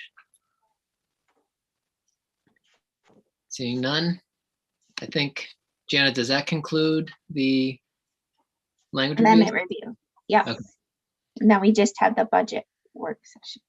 Right. I think given that we've run late because of our technology delay this morning, we'll take a break for people to get some food and get up and stretch out. So we'll plan to come back at 2:30 to take up the budget. If that works. Yeah, Mr. Chairman, after the budget, what else do we have? Anything? I believe that's it. Just the budget today. Yep. All right. And we'll mostly go through the question. We're not trying to like force a vote or anything today because we have time, but there were a number of initiatives we want to do the budget thing, give people plenty of time to think it over. So. Well, I'll relay that message to my boss. You know who that is. I don't know who your boss is, but yeah, no, well, I know you can ask a few other people and they probably would know. Mr. All right. Chairman. Great. So with that, we will take a lunch break and come back at 2:30. So thanks, everybody. Thanks, Director.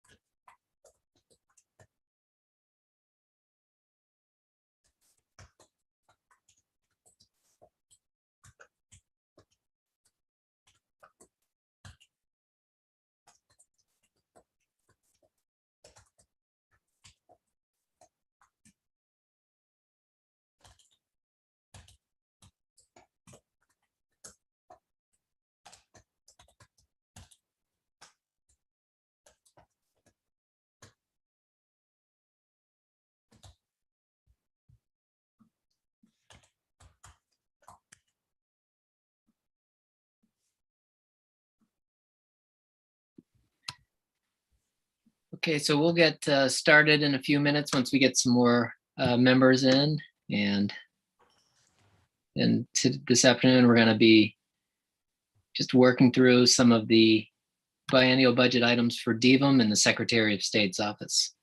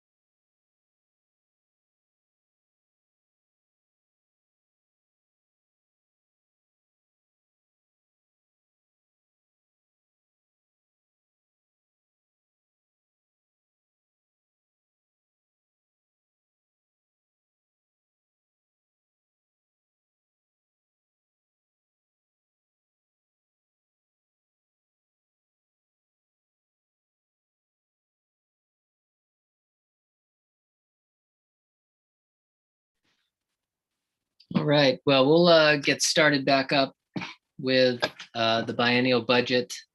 This will be the first of our work sessions on the biennial.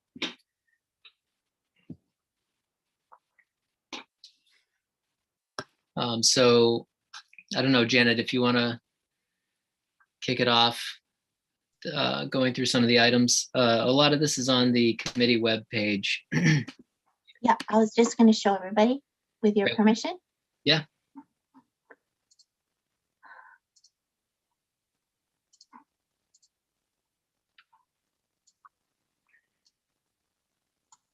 Sorry, just trying to make it bigger. Okay, if you go to the VLA committee page, which is one up here, this is the VLA committee materials page. A couple of bullets down is biennial budget materials. If you click on that, and this is accessible fully by the public for anybody watching, we have the actual provisions from the biennial budget that the VLA committee was looking at, the schedule for the public hearing, which shows what was heard that day. This is the testimony from the different departments affected. I will let everyone know that the Gambling Control Board was accidentally left off, and so they will be providing testimony. I'll send it out to you later. And they will, you're not working that provision of the budget today, so I didn't send it to you now so as to confuse everyone. But that testimony will be loaded up here when it's sent to the committee. And then down here on the bottom are different work session materials, including the report back template. Some people call these the voting sheets. There's some information about some items in the DVM budget that will be heard today. Sorry, so a public law passed by the 129th. The Secretary of State was asked to provide some information, and she provided a spreadsheet and then language for a proposed amendment should you consider it. And that's posted here as well. And then something for the Ethics Commission for the next time. So that's not as relevant for today. So I'll go to the report back template. If you printed this out, we're going to start on page 12, because that's where the Defense, Veterans, and Emergency Management Department begins. If you look at this report back template, voting sheet, whatever you want to call it, in green, you'll see the cross-reference to the page of the governor's proposed budget, so the A pages. And this is listed here because it may help you follow along if you're looking at the testimony. So when the departments testify, they refer to the pages, the A pages in the governor's budget. So they'll say on page A116, the first initiative. And if you looked at the voting sheets, you wouldn't necessarily know where it matches up. So that's why this information is there. So the first part is the baseline budget for the department. Let me see if I can make that any bigger. It's about as big as I can make it. So that's the baseline budget. I don't believe you vote on that. That just tells you what the baseline is. And then all of the changes are where your votes take place.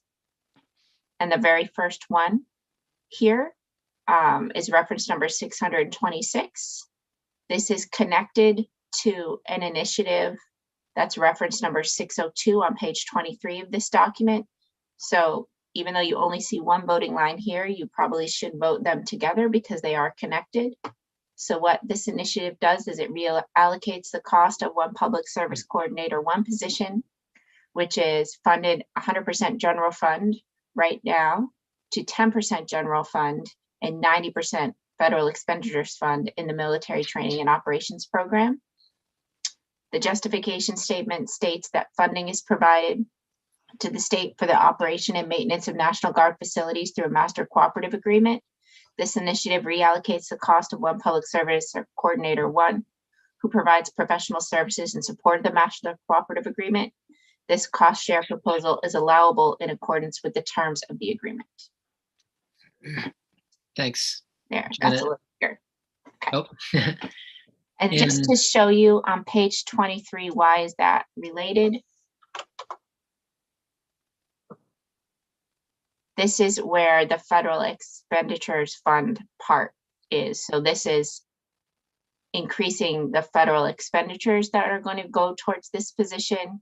And if you go back to page 12, what we were just looking at, this is the general fund part. So a lot of times you have to do a vote when something is reallocated between federal money and state money. You vote the two lines together. For some reason on the voting sheet, they're on two different pages. I don't know why, but that's what the computer spit out as the voting sheet. So there you go. That's where you're stuck with. Great. Thanks, Janet. And I was thinking, I think we have General Young on here. Do you want me to stop sharing so you can see better? Sure. Yeah. If that's good with you for now. I think I brought him into the panel. There he is. So I was thinking maybe just to General Young, if you don't mind, if you can just kind of explain to us how the master cooperative agreements work, you know, how the percentages are determined. I know there was an audit and things like that. So maybe just for the committee to have some background information, since there's, I think, like 17 initiatives that adjust the percentages. Would you be able to give us a little background on how this works? Yeah, certainly, Senator Lucchini. You Thanks. folks hear me okay? Yep, thanks. Great. Yeah, we have, you know, I just, as I was going through your, the template for report back, I counted like 44 reference numbers related to reallocation, reclassification. All of them within the Military Bureau. That's just in the Military Bureau. There may be some in some of the other bureaus, but essentially they're all tied to the Master Cooperative Agreement between the National Guard Bureau and the state of Maine. The reason why you're seeing so many this year is that it was an internal audit. It wasn't an external audit. So internally, we had our positions that work under the Master Cooperative Agreement allocated in specific ways, and in ways that some cases didn't make sense. So the Army National Guard is where this is most relevant. The Army National Guard took a look at their facilities across the state, and their facilities are funded anywhere from 0% federal dollars to 100% federal dollars. Some of them 50-50, some of them are a mixed mash of several, and it depends on the type of facility, who owns the facility, and the activities that go on in that facility. So what the Army Guard did is they took those facilities across the state, and they've got like 1.5 million square feet of facilities across the state. They took those facilities and determined what the allocable and allowable expenses would be for those facilities across the state. And they took their workforce and the general population of their workforce. So any employee that could work in any of these facilities. And they basically, that internal audit gave them a percentage of how much the feds should be paying and how much the state should be paying. So when you look through these initiatives, you're going to see some percentages that continue to come up in each of the initiatives, and that's the 27% state, 73% federally funded. And that's where the general pool was allocated across all facilities within the state. And then you're going to find other positions that may be 100% federally funded, or there's one in there that's like, I don't know if it's 5347, something like that. It's an odd number. And that was another reallocation based on the types of activities that are going on in that facility. So the audit was internal, and it was done across all of the Army Guard facilities throughout the state, and it was allocated according to where those people worked or what program those people worked in. And the cooperative agreement itself is just an agreement between the National Guard Bureau and the state of Maine. The federal government provides money to the state of Maine for the organizing and training and equipping of the National Guard, because the federal government has an interest in the state's militia and making sure that they're ready to perform their federal mission if called upon to do that. Great. Thanks. So Chairman Chiazzo? Thank you, Mr. Chair. Thank you, General Young, for joining us this afternoon. So if I understand it correctly, the general overall agreement between the National Guard Bureau and the state is 73% Fed, 27% state. Is that accurate? Well, that is how the calculation is done when they do the cross leveling on all facilities. Now, in the Master Cooperative Agreement, it gets, there's a lot to it, but there are a lot of different appendices in the Cooperative Agreement. And the Air Guard has appendices and the Army Guard have appendices. And each appendix has maybe a different cost share. For example, in the Air Guard, it's either going to be 75-25, 75% federal, 25% state, and there is a little bit of 100% federal. On the Army Guard, it's different. Because they have some 50-50, they have some 0, they have some 100% federally funded facilities. So it depends on which appendix that we're dealing with and which program that it comes under. The average was the 73-27. But you'll also see in some of these reallocations, it reallocated to 100% federal. So, that program that one individual is working under is 100% federally funded. So that's why that's reallocated to 100% federal. If that makes sense. It makes sense, but my attempt to simplify it obviously was just that, too simplistic. So it sounds like that the amalgam that comes out at the end is the 73-27 split based on all of the other individual things that roll up into that, I guess. Is that fair? That's a fair statement. Yes. Thank you. Okay. All right. So it's not as if the state has a pot of money that says we're going to individually allocate it amongst, we want this person to be 100% state, this person to be 50-50 state and federal. There are guidelines and requirements that the feds tie into as well. Is that a fair statement? Yes, it is. And it's really the cooperative agreement, or that contract between the federal government and the state that determines that percentage, not the state determining that percentage. We can have employees working in the military bureau that are 100% state funded, but as a general rule, they all can be federally funded to some degree. So that's what we leverage the dollars as best we can. So if I could, Mr. Chair, follow up. Yeah. So I guess my question is how often does this agreement roll out? Is it based on the federal budget? Is it based on a different cycle? And then a secondary question is, it depending on where their position is funded, does that change the benefit structure at all, or is it simply just who's paying for that set structure? Well, the cooperative agreement, excuse me, is an enduring agreement, the Master Cooperative Agreement. We do sign appendices. There's a new modification every year, and it's based on the federal fiscal year. So all of the appendices are signed anew each federal fiscal year, and funding does change depending on what's going on with the program, but it's relatively stable. Now, as far as the allocation, the percentages that we apply to the state federal share, that's very stable. And, we haven't done an audit. We haven't done an internal audit in the program for quite some time. And it was due. Frankly, the percentage that was allocated prior was really based on where the money was. So in this case, we're basing the allocation on what the program requires. So in and what it did was basically save the state a lot of money. And then, sorry, General, in terms of the benefits, it doesn't change depending on who's paying. Is that correct? It's established by job position, and it's just who's funding that benefit package. Is that? That's correct. And you know, the federal government makes it very clear these are state programs, and it's up to the state to manage with the federal dollars that they provide. They don't provide any oversight of benefits. Now they do.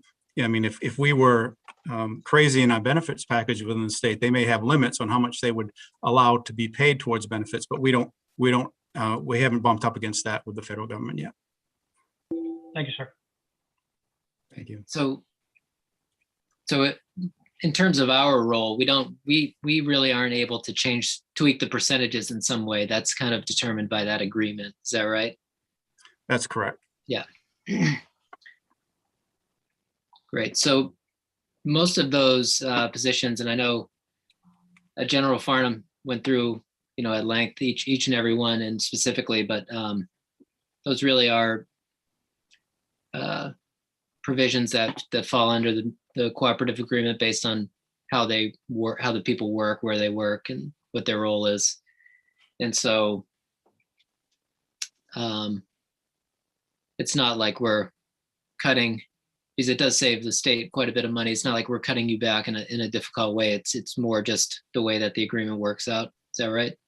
That's correct. And I mean, this exercise would have been undertaken, even if we weren't in a tough budget year. We'd be reviewing our reallocation. This is something that the Army Guard needed to look at, and they did. And this is basically how it turned out. Okay, Thanks. Any other questions from people on that? I think the biggest chunk of the initiatives fall under that cooperative agreement stuff, and I don't think we need to today go through each and every one individually. As General Young said, there's tons of them, and just having that background information I think will be helpful for us to, as we read through this and then potentially vote within the next couple of weeks on this, just to know that background, because this is an unusual year where there's so many initiatives tied to the cooperative agreement because of the audit. So I think that helps. So Janet, I think we can skip over most of those for now, and we can review those separately from here. And then we'll, circle back and vote on those if we'd like at a later point in time. Really, it's more to get people information today. So I don't know if you have a breakdown, Janet, without those, so I can go through the General Farnham's testimony too by segments if that's easier, whatever you think. We can just scroll through, and if it says master cooperative agreement, we'll skip it. That works. That's my low-tech solution. It's a good idea. Okay. So the next initiative is 627 on page 13 of the report back document, and this is not master cooperative agreement. It provides one-time funding for environmental closure activity costs at the former Maine Military Authority site in Limestone. The justification statement adds that it will provide funding for studies and activities to determine the extent of environmental cleanup at that site, and this is phase 1 of the project. Great. Any questions on this piece? And General Young, so this is just required, is it the DEP kind of requiring this with the cleanup at the Limestone facility? Yes, the Maine Military Authority held a hazardous waste generator license, and as a condition of that license, when you close a facility, you have to run through. Basically, right now we need to do a study. We need to investigate to see if we actually have any contamination that was left behind. We don't have a cleanup at this point. The study could identify a requirement to do some cleaning, but at this point we're not saying necessarily we have a cleanup, but it is a fairly extensive study, and we had hundreds of thousands of square feet of facility at Limestone when MMA was in its heyday. So there's a lot to do up there. That's why the big price tag. Right. Great. Cool. Any questions on this initiative? All right. Seeing none, we can move on.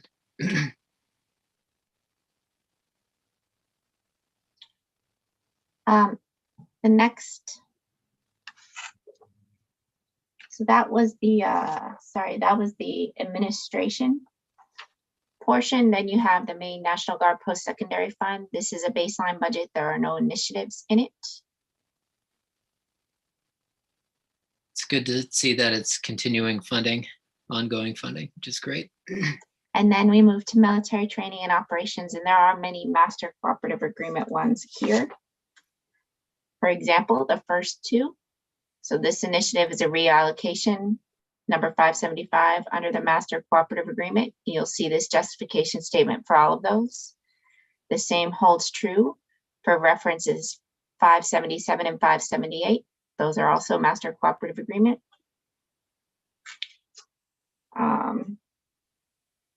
Keep going, that's also a master cooperative agreement. Another one. See if I can find one that isn't. I'm just going to keep scrolling until I see one that isn't. There's a ton. That was, it was an impressive testimony by General Farnham. It was like a marathon testimony. So on page 20, I believe is where I am. Reference number 593. So this is a reclassification rather than a master cooperative agreement change. So this provides funding for the approved reorganization of one vacant civil engineer 3 position to a facilities project manager position to reflect the change of duties and responsibilities. The justification indicates this is a management initiated proposal to reclassify the position to provide for the additional duties and responsibilities, and a professional engineering license is not required for the position. So this would be increases in federal dollars. Oh, sorry, decreases in federal dollars, possibly because of the lack of the license, but I'll leave that to General Young. yeah, General, can you talk about this one briefly? It's it looks like a management initiated reclassification. Yeah, certainly. That's our engineering branch in the Army Guard, and they have a need for project managers. The civil engineer 3 position does require a professional engineer license. It's harder to recruit, and they really don't need somebody with a PE license. So we reclassified that to a project manager, and actually it does save a few dollars because the position is classified a little bit lower than civil engineer 3. Thanks. Any questions from members on this? Okay, we'll keep moving through.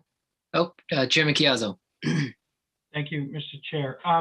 General Young, did the reclassifications happen just kind of as an ongoing basis, or was this part of the audit that you talked about earlier?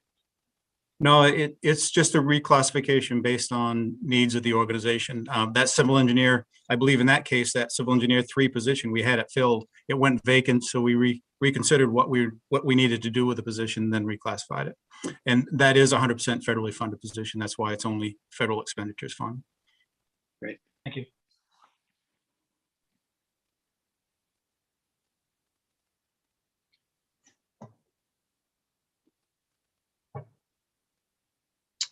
The next one is reference 594 on the bottom of pages 20 to the top of page 21. It provides funding for the proposed reorganization of one vacant engineering technician 3 position to a planning and research associate 1 position to reflect the change of duties and responsibilities. The justification statement, I'm going to make this a little smaller so you can see it all together. The justification says this is a management initiated proposal to reclassify the position to provide for the additional duties and responsibilities required. The agency requires a position to serve multiple sections, managing databases and information. An engineering technician is not needed. This is another federal 100% funded, it looks like, but it is an increase in federal funds as opposed to a decrease, which was the last one. Great, thanks. Any questions on this one? It's another reclassification.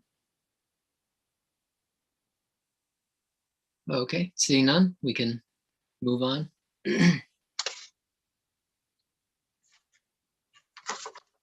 This next one is another master cooperative agreement. But reference number 1, oddly enough, is on page 21 because that makes a lot of sense to me. But this is another reclassification, it looks like. Provides funding for the proposed reorganization of one engineering technician 4 position to a facilities project manager position to reflect the change of duties and responsibilities. This is an employee initiated reclassification, 100% federally funded. The agency requests federal allocation in the event the reclassification results in a higher pay range. Okay. Any questions on this one? It's another reclassification with federal funds. Okay, seeing none. The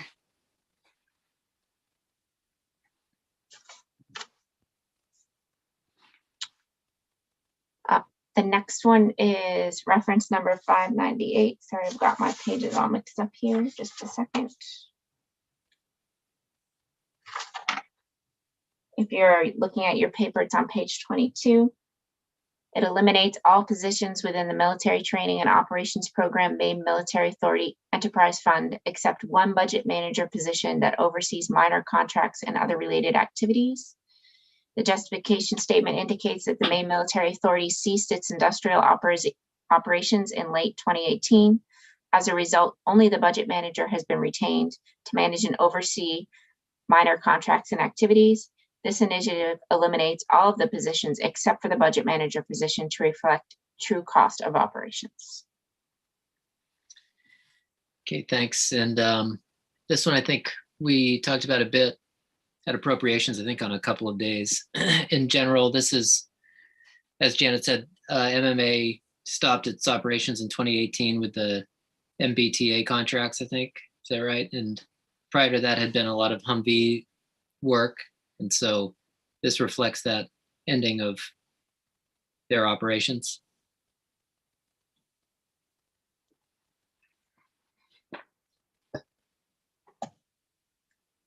Do you want to go to the next one? Yep, sure. Unless there's any questions on this. Okay. The next is another reclassification. It provides funding for the proposed reclassification of one senior planner position to a public service coordinator 1 position to reflect the change of duties and responsibilities. It's an employee initiated reclassification request funded 100% from the federal expenditures fund. And this is another one where the agency requests federal allocation in the event the reclassification results in a higher pay range. So this was be an increase in federal expenditures. Okay, any questions on this one? Another reclass. Seeing none.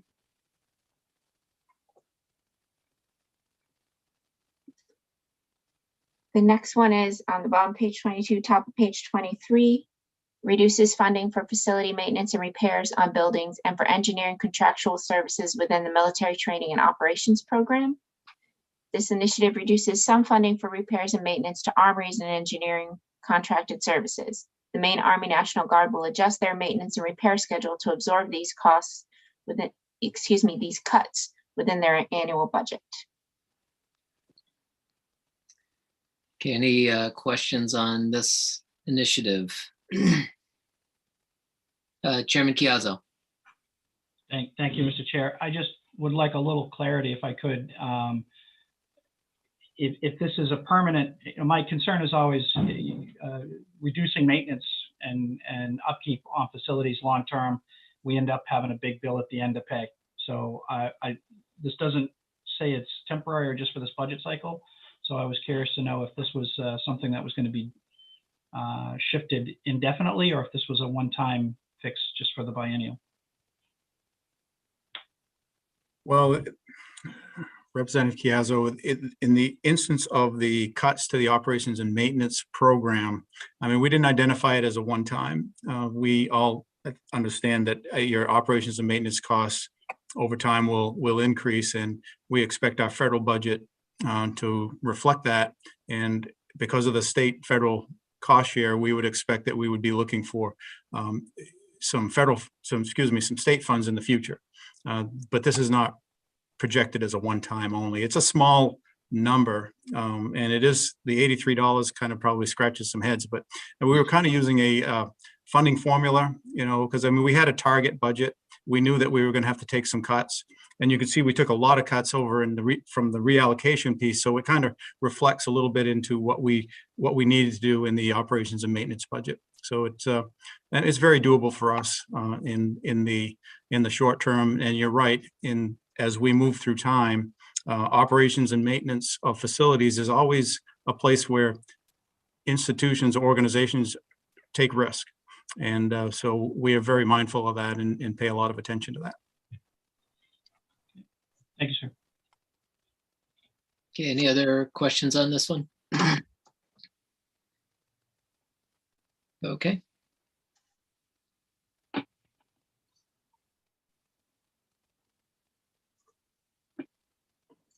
Number 601, reference number 601, reduces funding for utility services in the general fund within the military training and operations program to align with the required state match in support of facilities operations and maintenance funded under Appendix 21 of the Master Cooperative Agreement between the State and National Guard Bureau.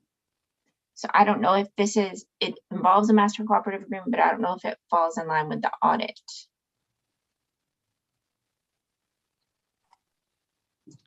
General, can you comment on this one? Certainly.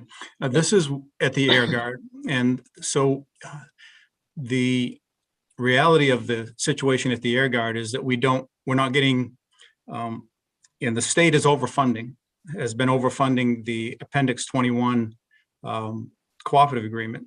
So essentially what we're saying is we have a operations and maintenance budget with the Air Guard. The federal government funds that fully, and the state is funding it fully, but it results in us having additional general fund available. So this year, we took a hard look at that, and it's an opportunity for us to save some general funds for the state. So it does not impact our ability to do the operations and maintenance at the Air Guard in Bangor. We're fully funded. That Appendix 21, which is the operations and maintenance of facilities, that's fully funded at the wing. Okay. Any questions from any members on this one? Seeing none, we can move on. Sorry, I'm writing and trying to scroll at the same time. No problem. So we're back to a Master Cooperative Agreement change. Another one. Here we go. Reference number 605 provides funding for the approved range change of 6 military firefighter supervisor positions from range 17 to range 19 and 3 assistant military fire chief positions from range 19 to range 21. These positions have been reclassified to provide for the additional duties and responsibilities required of the positions. So this looks like another reclassification with federal dollars. Any questions? Seeing none.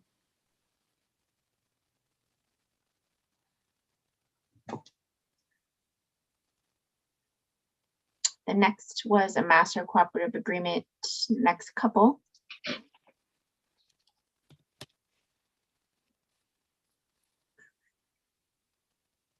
There are certainly many of them. Yep.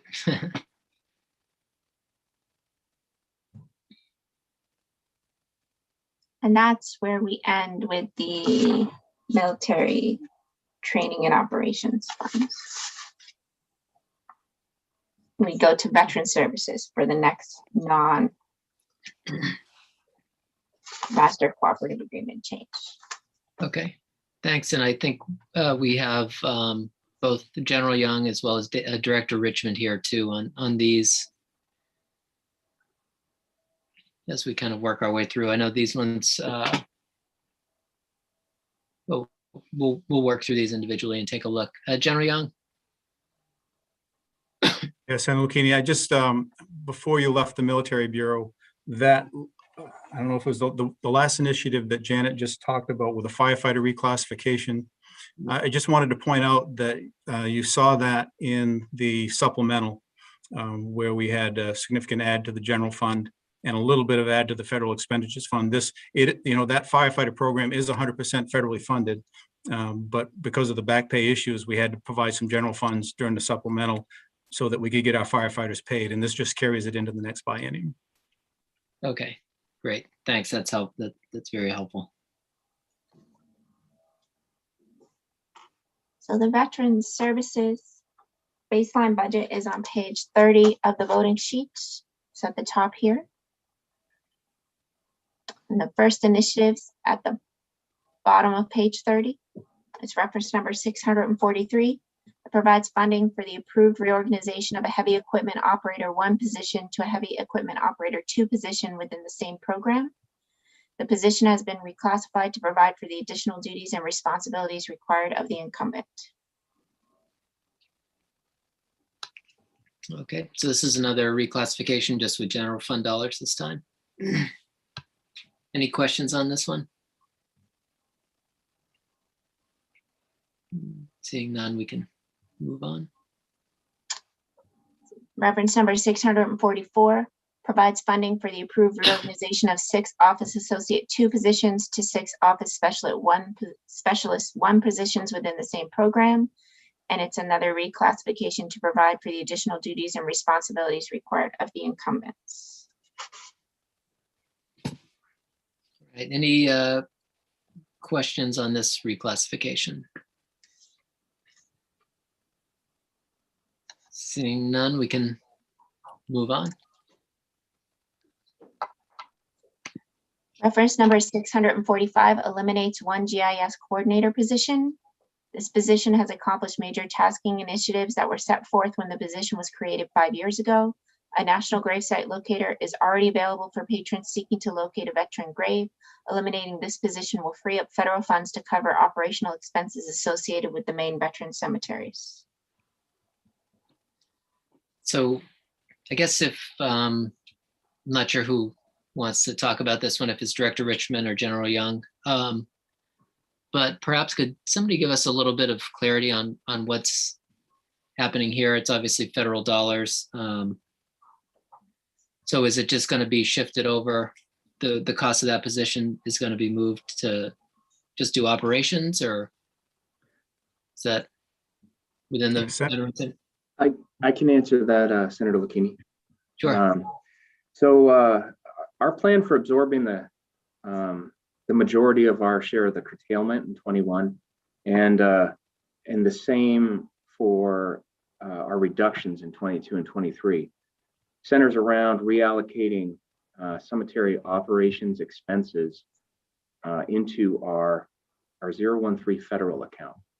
So that account, you recall, is derived from plot allowances. When we bury veterans, we get federal money and it goes into this federal account. We generate about anywhere from $170,000 to $200,000 a year in that account. And from that account, we fund this position and another position, and then a portion of another position. This position, the GIS coordinator, represents 109,000 in 22 and 110,000 in 23. And by eliminating that position, it'll free up the account so that we can operate out of it for the next couple of years.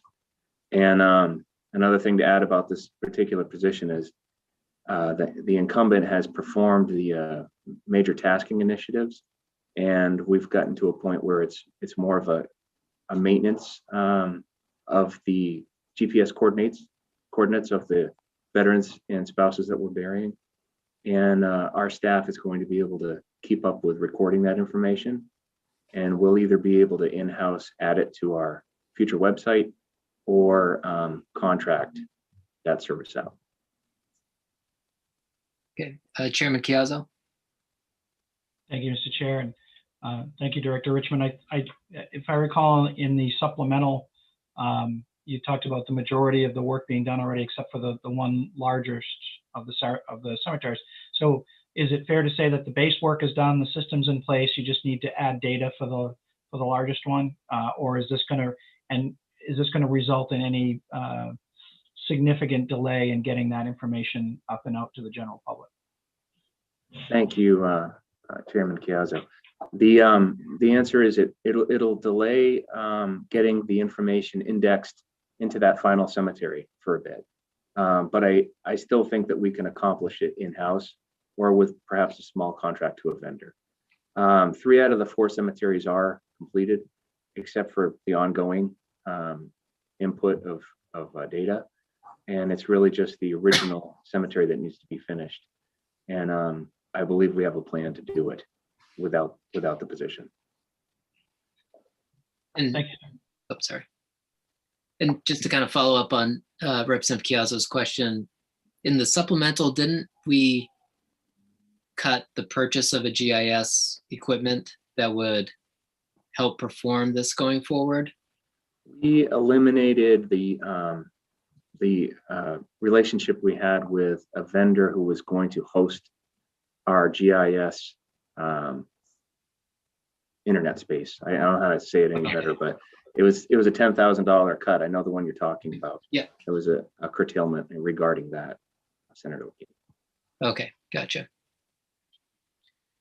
Okay, other questions on this one?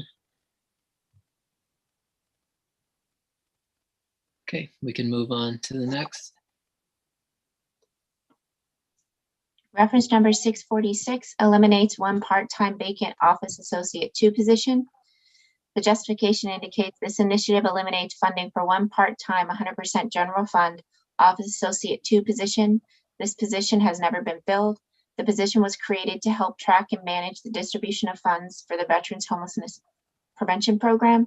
The Bureau has the capability to manage the program using existing resources. And I believe this is the position created in Public Law 2019, Chapter 504. Hopefully they'll correct me if I'm wrong. If that's correct, I gave you a copy of that public law. I sent it to you on email, and it is available on the VLA committee webpage. Okay, thanks. Any questions on this one from committee members? Senator Farron. Thank you, Senator Lucchini. I just want to make I guess not a question, but so much just in, our committee members that, we went through these in the supplemental budget, and there was a handful, and I think this may have been one of them that we didn't agree with moving them out of the budget.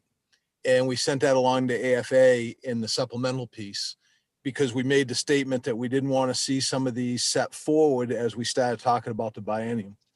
And I just found out this morning, along with the chair, that none of those recommendations were taken into consideration by AFA. I think we had divided a report in AFA 11-2 or something along those lines. Our committee member who serves dual hats on AFA, I think, supported the committee there. But, this goes back to that whole point. 2 of those bills we heard this morning, looking for more services and more support and more funding. And we're sitting here looking at some of these permanent curtailments of some of these, and just hope we as a committee keep that in mind as we digest this stuff over the course of the next couple of weeks. Right, and to add on to that, I think we've had a number of commissions and studies to see what we can do, and we've piled more and more responsibility into the Bureau of Veteran Services. And we've always wanted to give them staff to help out, because the staff does a great job, but we keep giving them more and more things to do, like the homeless veterans prevention stuff. So it's important that if we're going to pile on the duties, that we also give them staff. Chairman Chiazzo. Thank you, Mr. Chair. I guess I'll look to some of the other senior members of the committee. No disrespect intended. To see, obviously we cared enough about the program to initiate it and put staffing and resources behind it. And I appreciate the department's desire to want to do that with existing resources. I'm just wondering, is there any concern from the committee that we're selling the program short by not providing adequate staffing to it?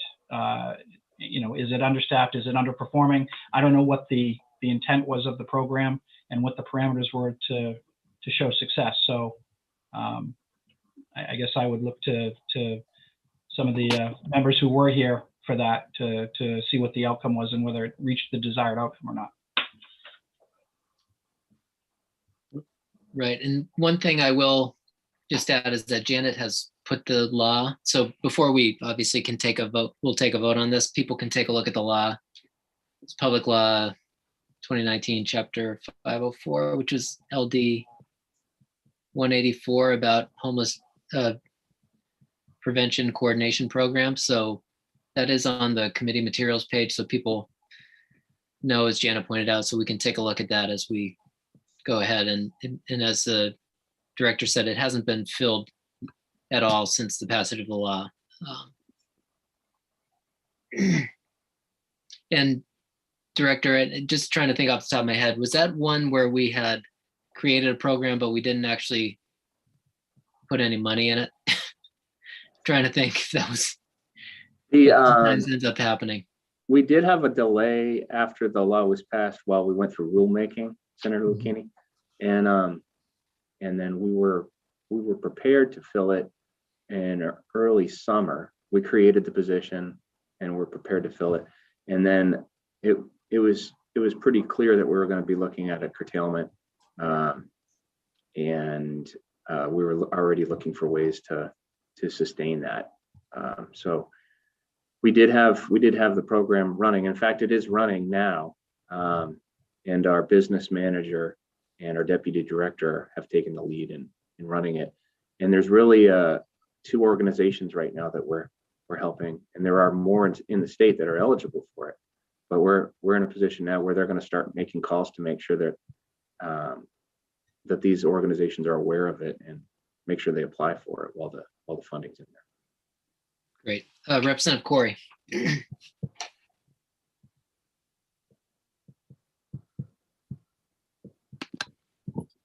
Oh, Representative, I think you're muted. Sorry, I know that earlier we were having the conversation sort of surrounding appropriations and sending things over, and I know the committee is going to, do what it's going to do, but I kind of feel like if we are going to be sending anything to appropriations, it has to be, something that we're willing to fight for, and I know that,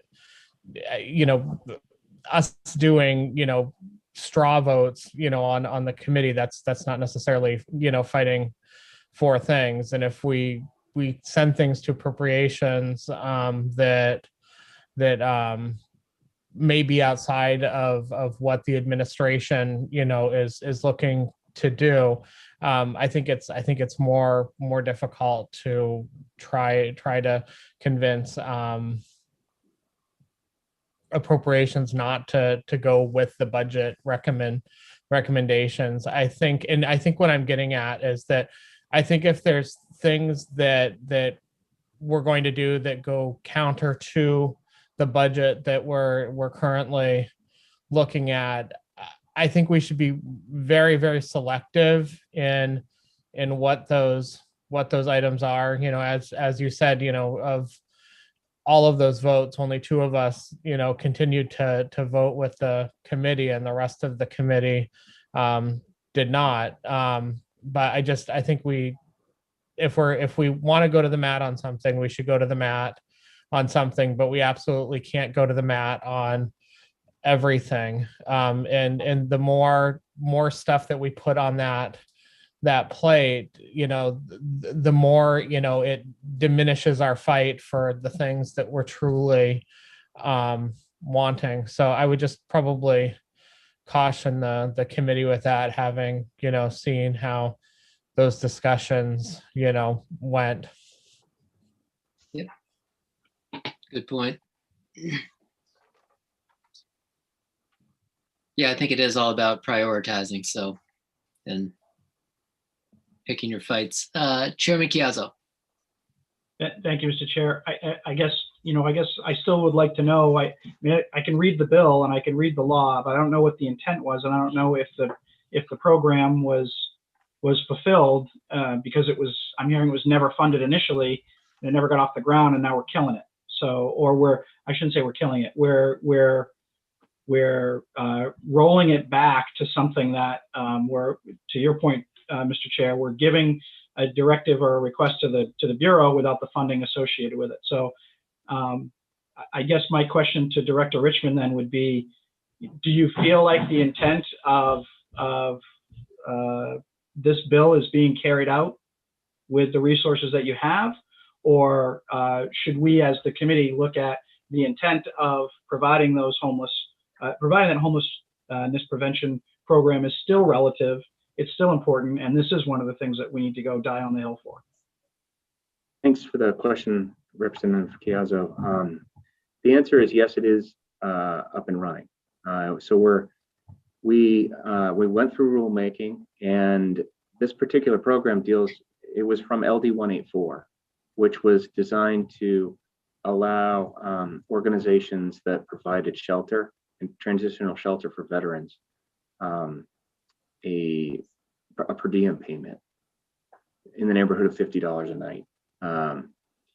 And we went through rulemaking and stood up the program, and we've so far spent 23,000 of the 100,000 that we had in FY21, and we did keep it for FY21. It was an area that we were not sure we're weighing potential curtailments, and this one made the cut for 21, so that we could stand it up. And we have helped 2 transitional facilities billing against veterans that they're sheltering right now, and we can do that for the rest of this year with the rest of that money for any other organizations that apply for it.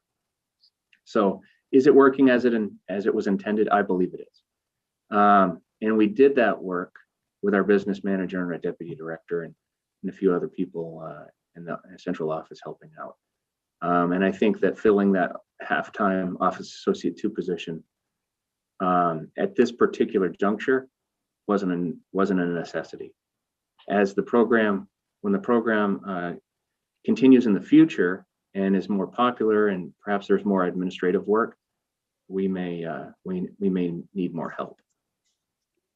Right. So, Director, kind of I guess the important point is that we didn't cut any of the money that's available for shelters to house veterans. We're just cutting one of the positions that were created alongside of it to help manage an account, and other people have picked up the slack. Great. Thanks. Any other questions on that one? Okay, seeing none, we can move on.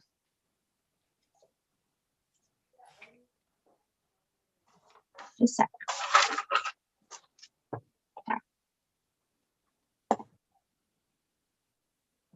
So the next initiative is reference number 647.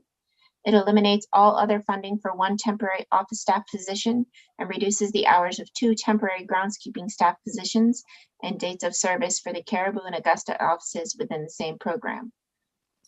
The justification explains this initiative eliminates funding for 1 temporary office staff position in Caribou and reduces 2 temporary groundskeeping staff position hours and dates of service. Office staff in Augusta will absorb additional workload from Caribou to ensure that Maine veterans and their families have the assistance they need. The 2 Augusta cemeteries utilize contracted temporary employees to assist with groundskeeping and burials. Temporary cemetery employee hours will be reduced to cover the additional workload experienced during the spring and summer months only, as well as reduced to cover only core crucial hours of operation. Thanks, Janet. Any questions from the committee members on this one?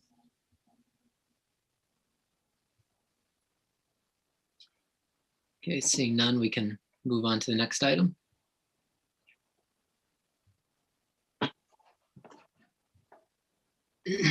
Reference number 648 reduces funding by managing employee training, travel, advertising, and marketing and technology contracts within available resources. It reduces funding for employee training, travel, advertising, marketing, and technology contracts to achieve department budget reduction goals. While a reduction in travel may inconvenience veterans in more remote locations and will decrease superintendent oversight at remote veteran cemetery locations, efforts are already being made to make every service available online or via phone. Operational adjustments necessary as a result of COVID-19 safety measures have improved the remote and online capability of the Bureau. The Bureau will continue to leverage these capabilities as we move into the future. Contracted marketing services will be absorbed by the Bureau's communications director. The Bureau will continue to operate using technologies currently utilized within the agency. Okay, any questions from the committee on this one?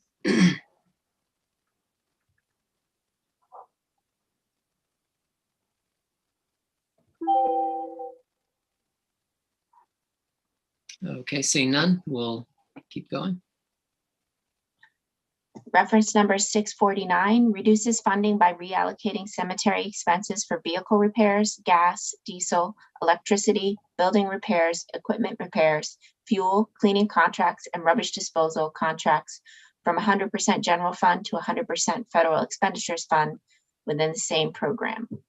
So this is one where there would be two votes. So there's the general fund vote, which is a decrease in general fund, and then the corresponding increase in federal fund is a vote below it.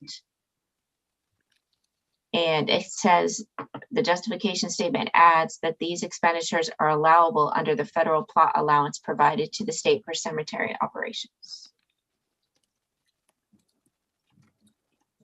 Okay, any questions on this one?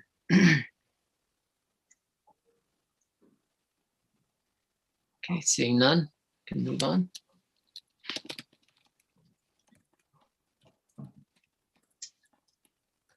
So this initiative, the next one, 651, is related to the office associate position that had several questions before, because it's all involved with Public Law 2019, Chapter 504, which came out of LD 184 that the director was speaking of before. So this initiative reduces all other funding one time in the Veterans Services Program General Fund. The funding was approved in Public Law 2019, Chapter 504. This one-time reduction in all other funding can be managed utilizing resources within the Bureau dedicated to veterans assistance. In particular, the Bureau can use the Veterans Temporary Assistance Fund, Title 37B, Section 505, to assist veterans in need of temporary housing. So the funding in that temporary assistance funds is shown on page 35 of the voting document if you wanted to see that. And then the 100,000 per year. So it's a one-time reduction, but each year the biennium, but then it doesn't move forward according to the justification statement. So it's just during this biennium.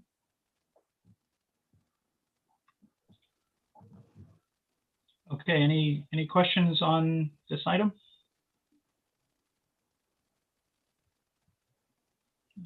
Seeing none. Move on to the next. When you're done taking your notes, Janet. Nope, that's the end of the Veterans Services initiatives. So that just shows you a summary at the end. And then the next one is that temporary assistance fund that I just referred to.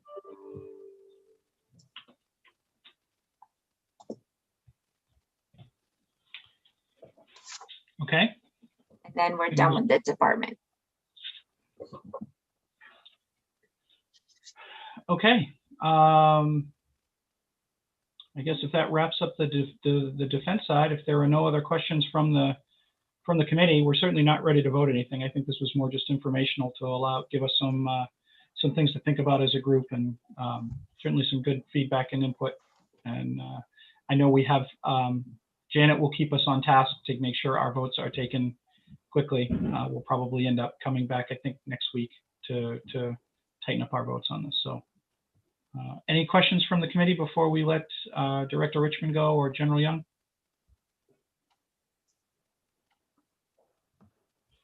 All right, seeing none, thank you. Thank you. I appreciate your participation.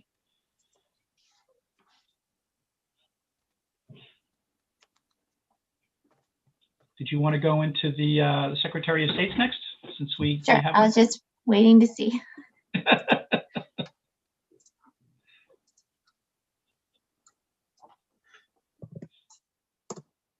So those start on page 43 of the report back document. So the first thing you'll see is the baseline budget. And then the first initiative In fact, I believe it's the only initiative, is reference number 2447. It provides funding for the 2018 and 2020 Federal Help America Vote Act of 2002 Election Security Grant Awards for activities consistent with the laws described in Section 101 of that federal act. Justification statement indicates that in 2020, the U.S. Congress appropriated additional federal grant funds to make payments to states for activities to improve the administration of elections for federal office, including to enhance election technology and make election security improvements to the systems, equipment, and processes used in the federal elections. Maine's share of the funding is $3 million plus, with a match share of $702,000 approximately. The state match portion will come from general fund expenditures on annual leasing of equipment and central voter registration maintenance. This funding is combined with the 2018 HAVA election security grant, and the term changed to until funds are expended. Okay. Any questions on this initiative?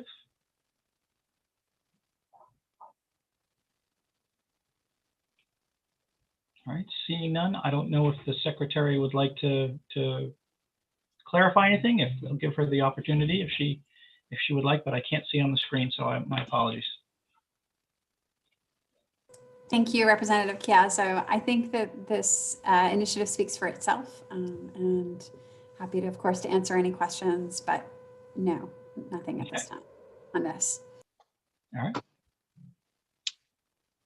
The next part of the Secretary of State's portion of the budget is language part 3Ms, which you will find on page 49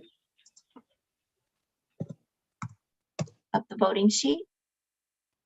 So it provides, well, I'm not going to read the part, but I'll tell you that it carries forward unexpended all other funds as of June 30th, 2021 in the Department of Secretary of State Elections and Commissions program.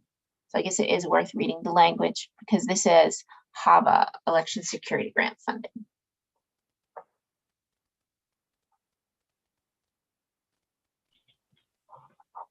Okay, seems pretty straightforward, but any questions from the committee at all?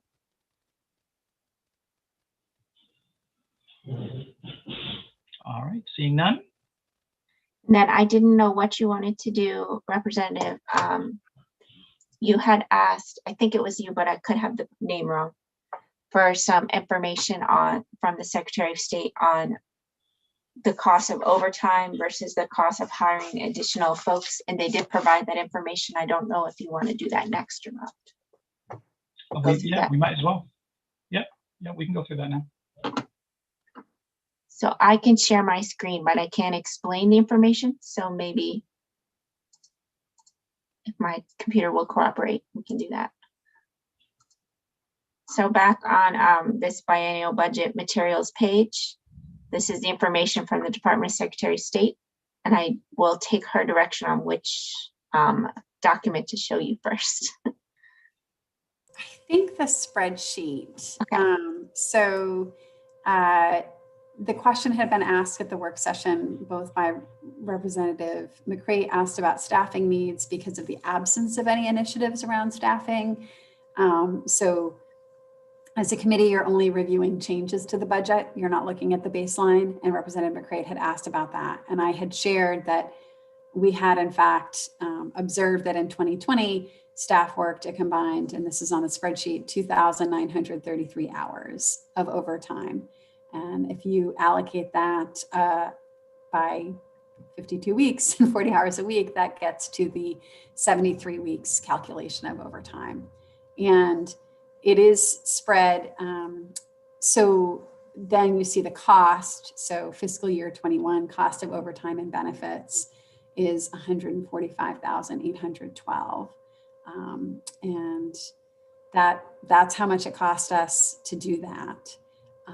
How we pay for it, honestly, this is really challenging. We look at money that wasn't expended during the budget that was allocated in all other, and that's how we seek to try to pay for overtime. Some of that overtime, of course, is comp time, and there is a cost to that eventually to state government, but not a cost immediately, because it is something that is owed to the employee but not collected in the form of cash. So, and then the cost benefit analysis was, what would it cost to have the additional people to fill those overtime needs? And so we put here, if we were to have 2 election coordinator level positions, you can see the salary analysis would be $165,106 in the first year and $172,790 in the second year. So that is the cost differential in terms of dollars. I think there is also a human cost when you're asking staff to engage in that much overtime.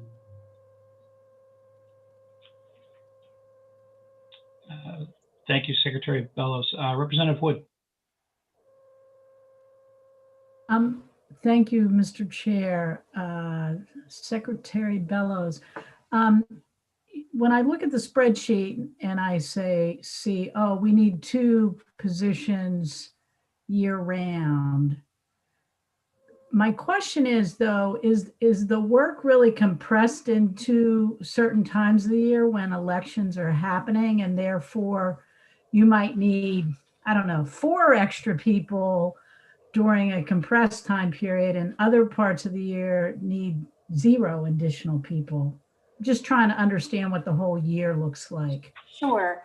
So remember that there are elections, in addition to the general election, there's the primary election and there are special elections.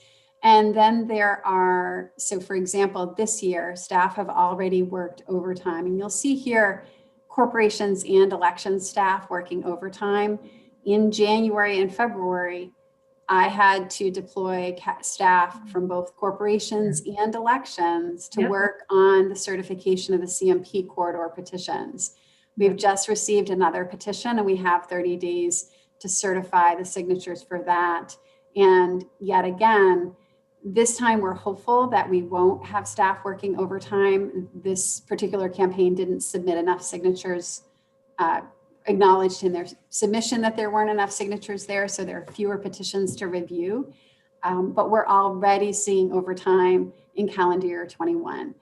So our fiscal year 21 deficit in terms of overtime continues to grow.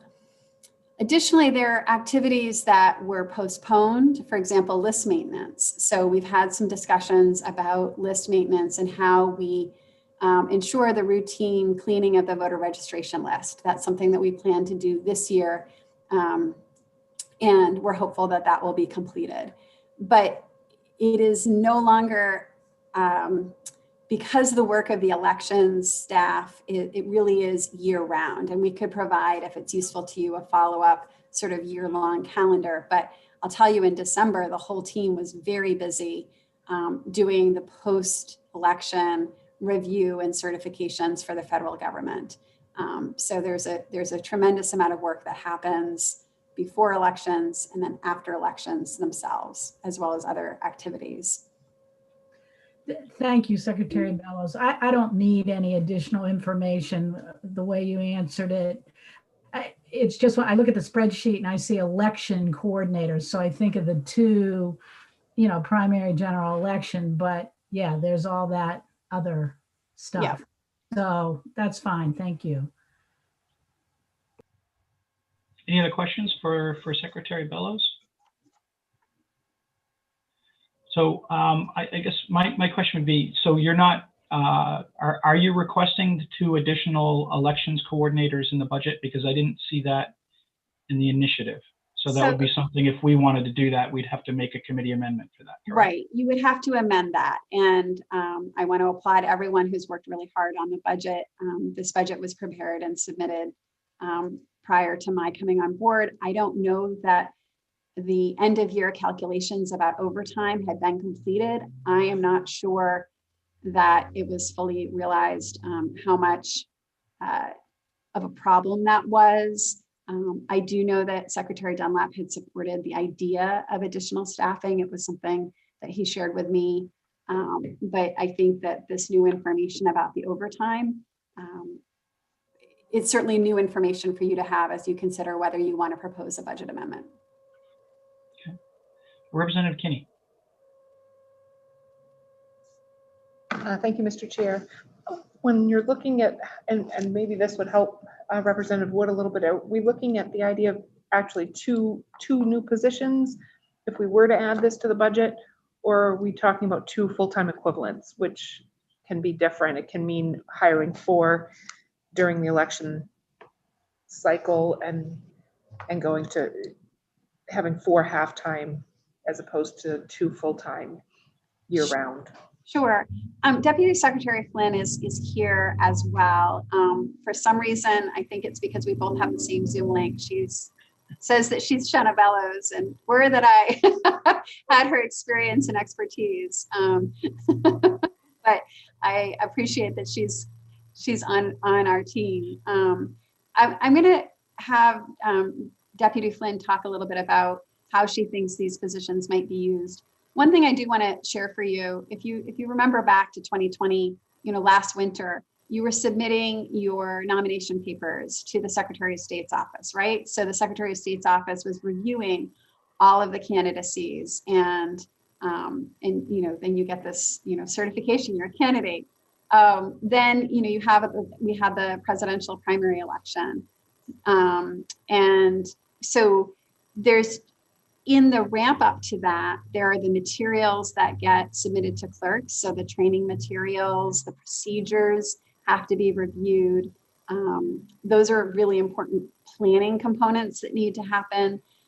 And then, so we had the primary election, and there are the post-primary reporting and analysis. And then suddenly you're doing the ballot design, the printing, the issuance of the ballots, you're managing an absentee voting process, and suddenly the election in November. So it really, although for clerks, it might feel like that time period is very compressed at the municipal level, at the state level, it really has become a year-round process with different pieces that are happening in different parts of the year. But Julie can speak with more experience and expertise about how 2 people on her staff might make a difference. Thank you. I think one of the duties we've taken on with the central voter registration system is trying not only to do the system-wide list maintenance, which we are planning for this year. It's a fairly large undertaking, but there is also ongoing reviews for duplicate records, and we get calls from towns who said, I made an error, I put the wrong date of birth, things where we have to provide support, and sometimes working with our vendors, sometimes working with our information services staff to make corrections in the system that the towns can't make themselves. So there's a fair amount of ongoing work. We do a post-election sort of a procedural audit of the voter participation history. We're looking at what the towns have done. And so having a couple of more staff to help with all aspects from preparing for and wrapping up afterwards. And I'll tell you, there are things that we put off because we're doing the deadlines, we're meeting the deadlines and doing the priority things. But this year we need to do a complete upgrade of our training manual for the clerks. We have to transition to, again, offering more Zoom training and creating that and delivering that throughout the year for the clerks. And, we're barely, we're not keeping up. I mean, we didn't keep up last year. And there will be some time where we may still incur a little bit of overtime, but nothing on the order of magnitude that we did last year. Like doing a petition, we've sort of drawn the line to say, the end of this week, halfway through the 30 days, we're going to look and see, are we at least more than 50% done? If not, we'll work Saturday and we'll do some additional overtime, but we're trying to see if we can get it done by March 29th without incurring any overtime. But meanwhile, we're not doing anything other than petition certification in the elections. We're answering phone calls and and providing support, but we're not taking on any other projects until this is done, just to make sure we meet the deadline. Thank you, Julie. Senator Lucchini's back, so I will turn the gavel back over to him if he's ready. Sure. Thanks. Guess any other questions for Secretary or Deputy Secretary on this? I guess this document, as was said, if we wanted to, it's not actually a request in the budget, but it was something that we could amend in if we felt appropriate. And that's something we can look at our next work session for sure. Okay, seeing no other questions. Janet, did we have more initiatives or first? No, I was just going to say we went through the spreadsheet, but the language of the potential proposed amendment is also posted on the page. Great. Yep, and that's on that same page that Janet showed us on the committee materials. Okay, so I think we've gone through everything. As we said, we knew these two elements were ones that people were interested in looking at, potentially recommending changes. So we wanted to get them early. And with the session this week, we don't have any other days scheduled for committee, so we wanted to hit it early. And then next week, we'll try to be ready to vote some of these things. We can talk over the next week. And I think our report back's due a week from Friday. So that gives us a little bit of time just to think through it a little more, but we wanted to make sure everybody had information on these proposals. So Representative McCray. Thank you, Mr. Chair. A question for Janet. I was listening to two meetings at the same time, legislative world. Could you just clarify the amendment language you mentioned on the link on the site? Is that the Secretary of State's positions amendment? Is that what you meant?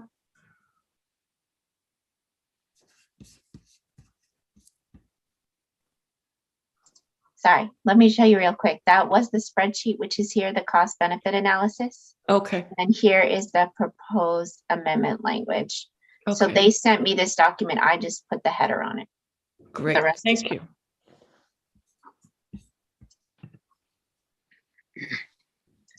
Great. Any other questions before we kind of wrap up for the day?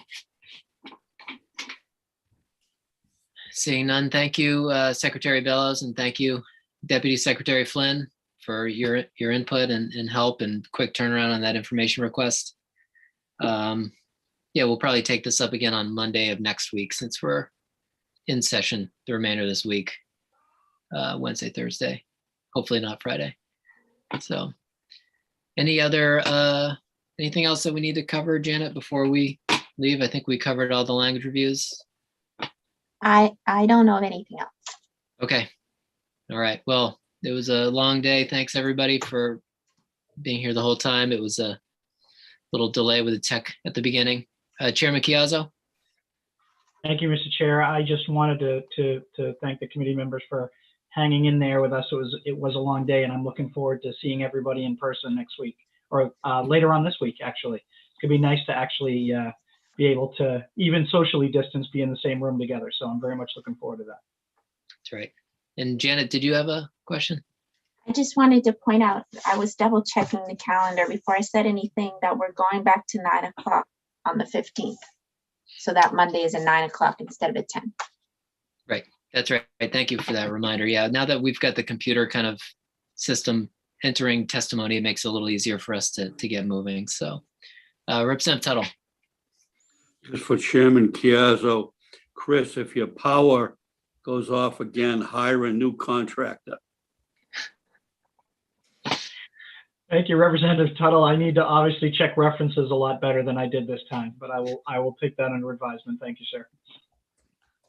All right. Well, thanks everybody. And seeing nothing else, we'll adjourn for the day. So have a good one. We'll see everybody in person on Wednesday. So.